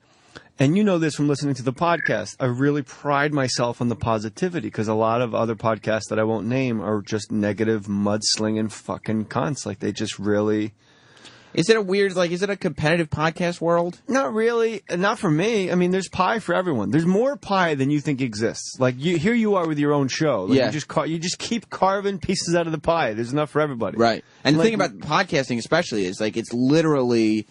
It's not like it's serious and there's a limited number of channels or shows. It's like, it's literally, if you have the internet, you can... It's the human race. Do a show. The human race is your new pie. Mm-hmm.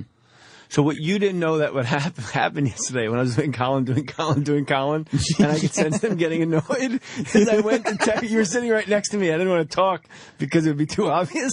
I took up my phone and I went to text you. Do me a favor, call Colin. There's a little problem. Sam Roberts is not on my phone. I'm so tired and bleary-eyed with my goddamn toupee on crooked. I'm scrolling through I'm like, Sam Sheridan, Sam, where the fuck is he? And I go, oh my God, I don't have him. Hey, will you call Colin? Yeah, and so he just takes his headphones off and goes, come here, Sam. Get Colin on the phone. It's like, this will solve everything. They're not going with Colin right now. If I can get Colin on the phone, what we need is more Colin Quinn. It seems to be a 90-10 split positive on Twitter, which for when I was doing Vetter and then because it's like that's the other thing is do you chase Vetter from Tuesday? Yeah, it's tough because what happens is if you chase it and people get sick of it, Tuesday's ruined. Yeah, you know what I mean. Like then people, if you don't, just let it be a standalone like madness. Right, we'll replay it on the weekend and it'll be one of those bits that just stays and you can always throw it on. And what it made me do is when I went home, I thought, I know other things I can do that I don't know I can do yet. Because then I did Vetter an entire day, I did Colin an entire day. You're working on the Sam Roberts. Norm's too loud to do all. You can't all day go, hey, it's why Jimmy just brought up prostitution whore. Well, you probably could, but it wouldn't be a good idea. It'd be bad. It'd be bad radio. Yeah. So it's a 90-10 swing, which is good. In the past, it was probably 50-50 of shut up. But I think also doing a podcast, I've learned to actually let the other person talk, which is, sadly, at 42 years old, a brand new skill set for me. Well, that's the first thing that Opie brought up about your podcast, and I definitely recognize, like, it's a different Jay Moore on a podcast than we were used to seeing on the show. Like, it's not sort of all over the place ADD Jay Moore. It's like, we're talking and we're focused on one thing. Yeah, and it's sad when you realize at 42 how annoying you must have been for 20 plus years. Well, I'm being completely serious and honest. Like, to realize like you come in and smother everybody, because I've always hit for average, not really power. Like I just swing, joke. But there's enough home runs in there that they invite you back. That is true, but at the same time, you are running like a couple. I stepped on a couple lines today where I was like, "Fuck!" But at least I know. What do you need to tell me? But isn't doing your podcast like when you fill in for Jim Rome? Isn't it the same thing? Hold on. Oh, that's why you guys wear headphones. So you can have the inter-talk. So we can hear Hold on, E-Rock. let me text E-Rock. E-Rock, oh, sorry. I don't have your number. E-Rock, what? I was saying, isn't doing your podcast sort of like when you're filling in for Jim Rome? Isn't it the same concept where you're just listening to what's going on? No, because Jim Rome's a monologue when I do it. I have to provide 3 hours of content solo, and then people chime in with calls once in a while. I provide 3 hours of content. Like if you have your own, say if I wanted to have my own sports radio show, you have to show up with 3 hours of content, and you got to hope you have something where people jump on board and start calling, something catches. One time I hosted Jim Rome, and on the ticker, when they put the guy's injury in parentheses, it said Joey Porter, linebacker for the Steelers.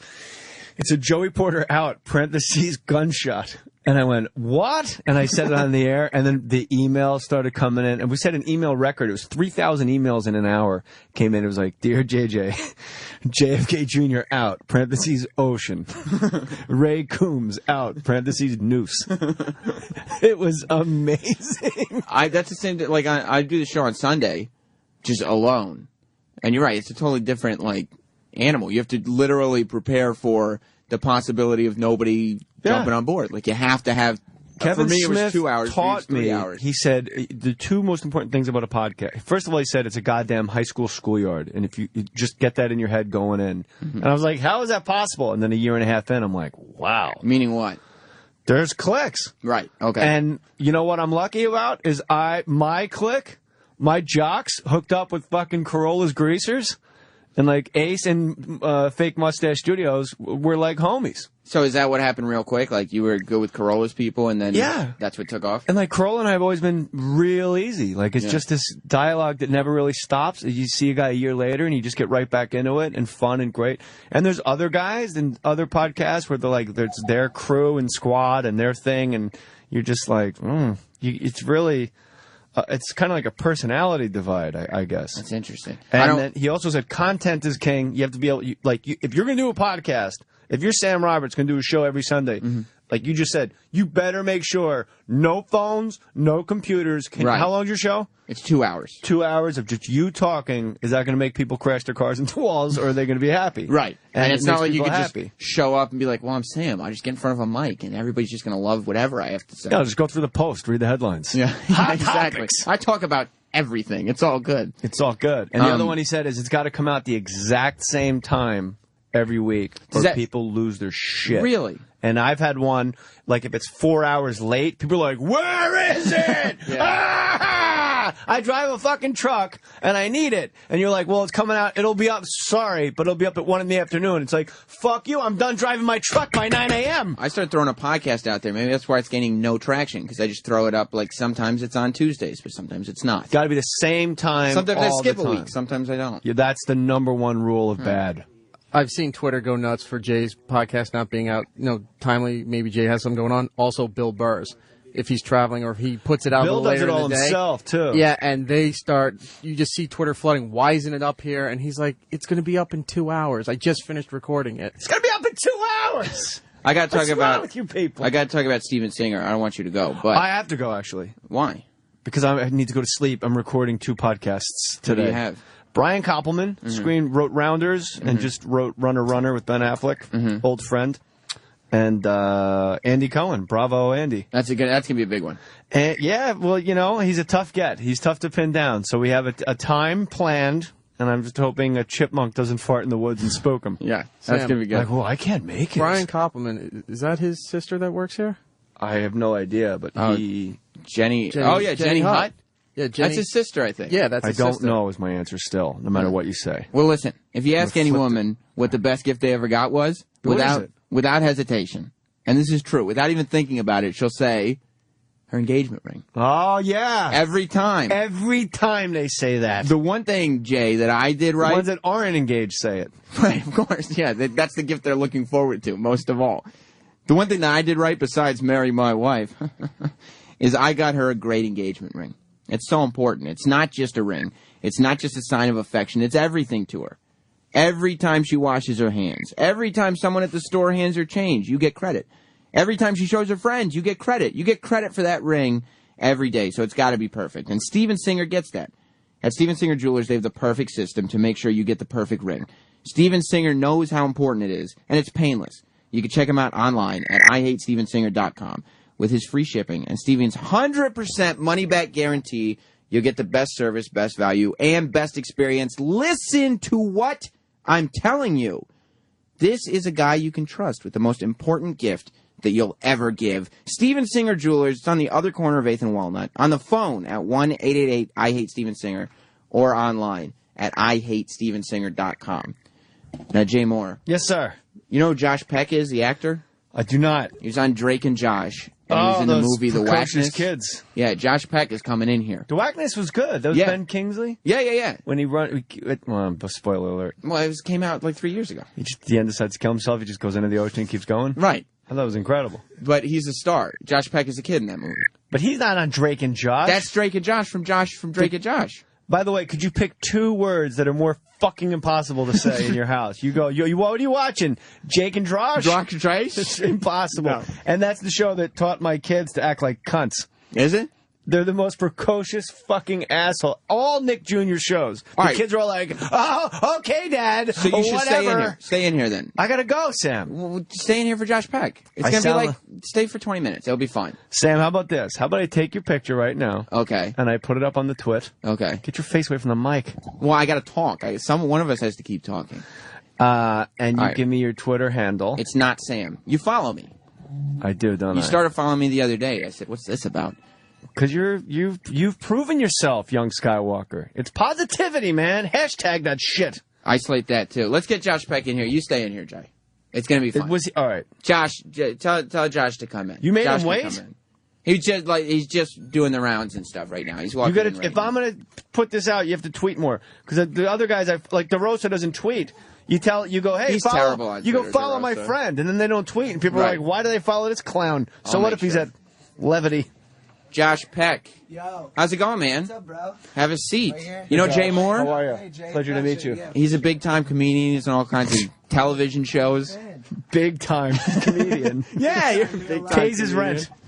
Here you go. Grab this. We're on the air right now, so make yourself comfortable. Exciting.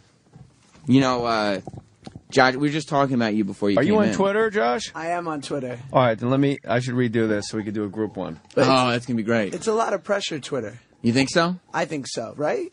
A little bit? 140 characters trying to be funny? It does make you an expert at the edit. Like I totally. have turns into I've. You become a master of contractions immediately. Do you, like, absolutely. you always got stuff going on, and you, Jay, always have stuff to promote. I always have stuff going on. Right. Always. There's always something Shit is happening. bananas. We're Do you- pretty big deals. Do you sit there trying Big time to... actor. Wackness? Shit. Yeah. Ben Kingsley, he worked with fucking Gandhi. I'm aware. Gandhi went on a hunger strike. Thanks, Colin. Are you aware what, like, do you try to stop yourself from promoting on Twitter? Like, you're Hey, like, Josh. okay, I've promoted enough stuff. I've promoted enough. I need to get something creative out there on Twitter. Like, I need to keep the people... I'm pretty good on the self-promotion tip. Like, I don't go too hard. I actually probably could do it a little bit more. It's just mostly like random thoughts that come out of my head. But you don't really self-promote. It's tempting, bro. Like once I put the link up to a trailer I was in, and I just felt like a jerk off. What's Yeah. your Twitter address, A little Josh? bit. I'm at Portable Shua. Worst Twitter name in the history of the world. Because some jerk Website took my to buy name. Gucci's? Yes. At? At. E.T. At? No, like No, at. Oh, at. Where are you from? Welcome to Twitter. At. Where are you from? I'm from New York. You're New York. You're very New York. At? Portable. I get it. Shua, as in short for Joshua. You're a brilliant man. Thank you. S-U-A? Thank you. S-H-U-A. S-U-A. I just said it short for Joshua. Just like that? Beautiful. All right. Yes, sir. Well, you know what? Just because you gave me shit, you get second billing on that tweet, pal. What? You got it. Boom. That's bullshit. Boom. That's what's You see going how on it right now. happens? I don't want any back talk in this locker room. Josh, you're running the point. Sam, grab some pine. I'll get to you in the second quarter if he gets in foul trouble. I was just talking to Jay because Jay knows Drake and Josh. Okay. And he knows the whackness. And he's in, like, I thought it was so interesting because I saw the whackness and loved it. Oh, thank you very much. I had no idea you were Josh from Drake and Josh. Because That's a whole other world. Yeah, like it doesn't even and Jay, who's just sitting here saying I love the whackness, he knows Drake and Josh because he has kids. Right. He had no idea just before you came in here that you're the same guy. We're the same people. Yeah, like. But I also said derogatory things about the entire Nick Jr. channel. Just taught both of my sons how to act like cunts. Why? Because everyone's preteen going like, whatever, Dad. Yeah, right. That's yeah, I'm going to pretend I didn't hear that. And you know what? I don't want to hear that shit in my house. Yeah. On a goddamn cruise ship, Sweet Life on Deck, that shit might fly. When you got the fucking Kim Possible, it's hilarious. You can be snarky at sea. Yeah, very well. Very well. Very well done, sir. It is a lot of back talking to parents where the humor is like. The whole humor is like, how do I get out of my, cabin on this ship and have, I broke the goddamn baby grand piano. I'm a nanny and there's an Indian child now suddenly in front of me. Yeah. Like if you keep treating me like a douchebag, you're not getting your Xbox game, so who wins? That's Right. Right. So you've got the power. Now, I definitely have the power, but it's a benevolent dictatorship. It's certainly not. I don't even have to go that far to barter. Really? I got very good guys, but my baby, 18-month-old, he's not anything on the TV he's into, but he's going to be a problem. Why did you say that? Because he's at 18 months he's a tank and he likes to climb. It's like owning a monkey. Really? Where like my older boy would just kind of hang out and be still, like with a car, and you could just leave him. Go outside and smoke. Fire up a heater. Light up a Pall Mall and just hope for the best. Sure. Were you worried, the though? 18-month-old is just, if it's there, like I got to constantly go, get away from the steps, get away. No, get down. And then I think it was a tweet I sent. I was feeling very Eastern, and I was like, I'm telling my son to get off the stairs. How do you deny man's need to climb? How do your Twitter, what's your Twitter responders like? Because, like, if I sent something like that out, they'd be like, fuck you. Block everybody. Yeah. I've blocked 3,000 people. If you tell me that really wasn't that funny, well, you know what? This is really that blocked. There's so much power in the block. Yes. You block a lot of people? Josh knows this because you probably got crazy people up your ass about it, too. People are mean. And what you do is you just make Twitter a tower, a crystal delicate tower of positivity only. Yeah. And if anyone says anything like, fuck you, block, Done. but you got to let it go out. Like I got pictures of a bus, the block bus. I got a blockadile. Somebody sent me a blockatile, just a bird going, you're blocked. I just ignore them. I had Mike Tirico from NFL Network going, blocked. I had like audio clip. I go, you'll enjoy this. And they go and they listen to it. It's like a fucking grenade dressed up in a package. I just ignore them because I don't want my numbers to go down at all. That's fair, too. You want your P1s, Sam. You're right. It's all about the P1. I don't need your audience. I don't need the people on the side that are fringe people that are sitting there just following me to insult me. People I've got into battles with, like radio people and other podcasting people, when it's like, you should go on that podcast or you should go on that radio show. And then I think to myself, why? To win all the people that said I was a dick back? Like, I'm going to win them back over? Like, that's okay. Now, do you do Twitter battles, like against people? Twitter I used to, and I realized I had a dream once. Yeah. That when I died, I went to heaven and God said, I need to talk to you about 2 years of your life. And I went, oh no. It was a vivid dream. You were like, I cannot commit this much time. I was like, oh my God. God wants to see me. Like, what did I do? Like 2 years of sin. I'm a big Catholic, so I'm spooked out, right? Right, it happens. It was the 2 years combined is the amount of time I spent arguing with strangers on the internet. And he looked at me like, what are you doing? That happened in your dream? God came to you and said, stop I had arguing died. No, with... I went to him. I died. It was a home game for him. And you were like... So do you can't get into Twitter fights, I'm assuming. You're too much of a public... I got to be careful. Kind of, I complimented Justin Bieber and got 5,000 tweets out of it. So I'm a fucking believer. Like the man has so much power. Hearing you swear freaks me out. Because This you're a is Nick real Jr. life. guy. Well, I you know didn't the read. vibe. He sweared all over. No, the I'm whackness. straight Nickelodeon. I'm not Nick Jr. So Nickelodeon, we go a little crazy. My bad. My bad. Fucking Were you- getting slimed and shit. You know what I'm saying? Were you Right. worried doing the whackness because you're playing a pot dealer, you're talking about getting laid, you're cursing, you're doing all this stuff? Like, were you worried about, okay, this is totally outside my audience. There are families that love me, and they're not going to love me doing this. I mean, I guess it was a fear that there would be some people that would be totally resistant to it, but Yeah. also, like, the show's been on for like 10 years, Uh-huh. and I'm 26 now, and so a lot of the fans, like, are in their early 20s, late teens, and I feel like the whackness is right in their wheelhouse. So, Like, they're ready to move on with you. yeah, like maybe they could actually, because as I got older, I wanted to do more like indie, gritty stuff, and hopefully their kind of taste matured. But, Yeah. you know, I'm sure there's a couple parents in the Midwest that are angry at me, and for that, I'm sort of sorry. Not really, but Not for, really. for the sake of Twitter followers, you're sorry. Oh, absolutely. Yeah. I try to have like a really respectable Twitter record. Well, the movie you're in now is Red Dawn. Red Dawn. And this is like a giant action movie. You're in Red Dawn? Yes. Oh, I hate you. Why? I can't help Because it's it. the greatest gig you could ever get. Yeah, you know- Warriors. And he's sitting there. Wolverines. Whatever. Come on. And you get He to does that- co-star with Thor. With Chris Hemsworth. Yeah. A don't care beautiful about hunk him. of man. Yeah. Yes. Just Did enjoy someone do looking that- at him all day on Does the somebody set. do that cool Swayze? The shit they used to call into the woods to get each other's attention? Did they you have, like, watch a the little- original? No, I didn't watch the original until Ugh. after we shot the movie. All right, that's probably smart. You know, Yeah. I just knew that there would be stuff in it that, I mean, I'm playing Charlie Sheen's character from the original, so I knew there would Duh. be stuff that he did that I I'm was winning just over here, like, I'm winning over there. Tiger blood. So I just knew that I would fall in love with some of the stuff, so Yeah. I figured I would take a fresh approach, and then I watched it like the day we finished. The trailer is stressful. Because It like the is. trailer is literally like you wait, because the CGI that you could do now, the movie looks ridiculous. Because it's like, it starts with guys just waking up, and the world is completely gone to shit. There's just bombs going off in front of their houses. Right. I mean, the scope of the movie is, what's cool about it is it, like, pays homage to the original, and I think people are going to get, like, blasted with nostalgia every 10 minutes from, like, the spider trap scene. Like, there's a lot of stuff from the first movie, but, you know, we can do so much more 30 years later. Are you fighting somebody else now? Or There's North Just Korea. gonna ask. North Koreans? North Koreans. Is it a small town? Is it the same town? It's a small town, yeah.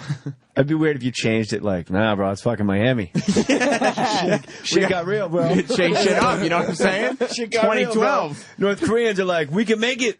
That's just, I realized I was about to do a racist impression, of, which I don't want to do. No, Let you it don't go. want to do that at all. No.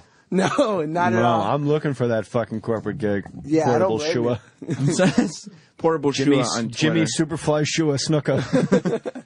I'm going to split and let you two talk. We got you're a very minute. good interviewer. We got a minute left in the show. Well, without That's me. it. Jay, Love you come guys. on, bro. Retweet that shit, bro. I will. I'll do it right now. I got a little. Remember, Jack Tripper used to go, I got a redhead at the Regal Beagle waiting for me. No, he's 26 and I'm 29. We don't remember what Jack I got a Tripper used to redhead in say. a hotel room waiting for me. You mean a ginger? I mean my wife. Oh, I'm going to that's go. beautiful. Maybe she's sleeping on her stomach. Good times. You know? did. I'm He did not a- like looking at the girls guy. What do I care? I did don't, just talk to him. He's a fucking He did a promoting good a movie. time. He did a good times Nice quote meeting you, earlier. man. Thanks. And I'm going, no, I don't know good times. So like I'm not there. I'm not having a good time listening to You to your random quote people quotes that I don't know. Old man. We do have to go, Yo, this hurts. but I know. Thank you for having me. Thank you for being here. You Jay can stop Moore, by. super cool guy. Jay Moore, Josh Peck. The movie's Red Dawn. It's out November 21st. Is that correct? Yes. November 21st. That's my brother's birthday. Happy birthday, It's all brother. up here. You, Yeah. like you saw, I didn't read anything when I plugged the movie just now. You really was up there. Hold on. Nothing. Yeah, you got nothing. You Nothing. got Like you going said, on. I'm No a cheat genius. sheet. Oh my God. Portable Shua on Twitter. Yes. November 21st, Red Dawn in theaters. Does it get any better than this? A double plug Twitter It and doesn't. a movie? Speaking of plugs, let me do this real quick. Okay. Josh, and this is great because Steven Singer will be glad that Josh Peck is here. Steven Singer. Yeah, I don't know if you know Steven Singer. It's almost as hard to say as Drake and Josh. Steven Singer. Yes. If you ask any woman what the best gift she ever got was, what do you think she would say, Josh Peck? Something from Steven Singer. An engagement ring, of course. An engagement ring. Yeah, for have sure. you ever given a girl an engagement ring? Don't even put that into the atmosphere. No, The idea of me having to wed someone. it's not there at all. It's not no, not soon. Well, listen, Steven Singer, I gave an engagement ring to a girl. You did? Her name was Jess. Congrats. And aside from picking Jess, it was the greatest thing I ever could have done. Really? Yeah, because every time she shows anybody that engagement ring, I get credit for it. How many carats we talking about? Not a lot of carats. I don't get paid a lot of money to do this. This isn't like a Hollywood set. This All is right. radio. It's technically show business, but it's not really show business. It's like it's kind of show business. Yeah, like you get to talk to an audience, Right. but they don't really pay you a lot of money for it. But even with not a lot of money, I could go down to Steven Singer and get hooked up. He's on the other corner of 8th and Walnut in Philly. Right. IHateStevenSinger.com and 1-888-I-HATE-StevenSinger for all your diamond needs. More importantly than that, though, is Red Dawn, November 21st.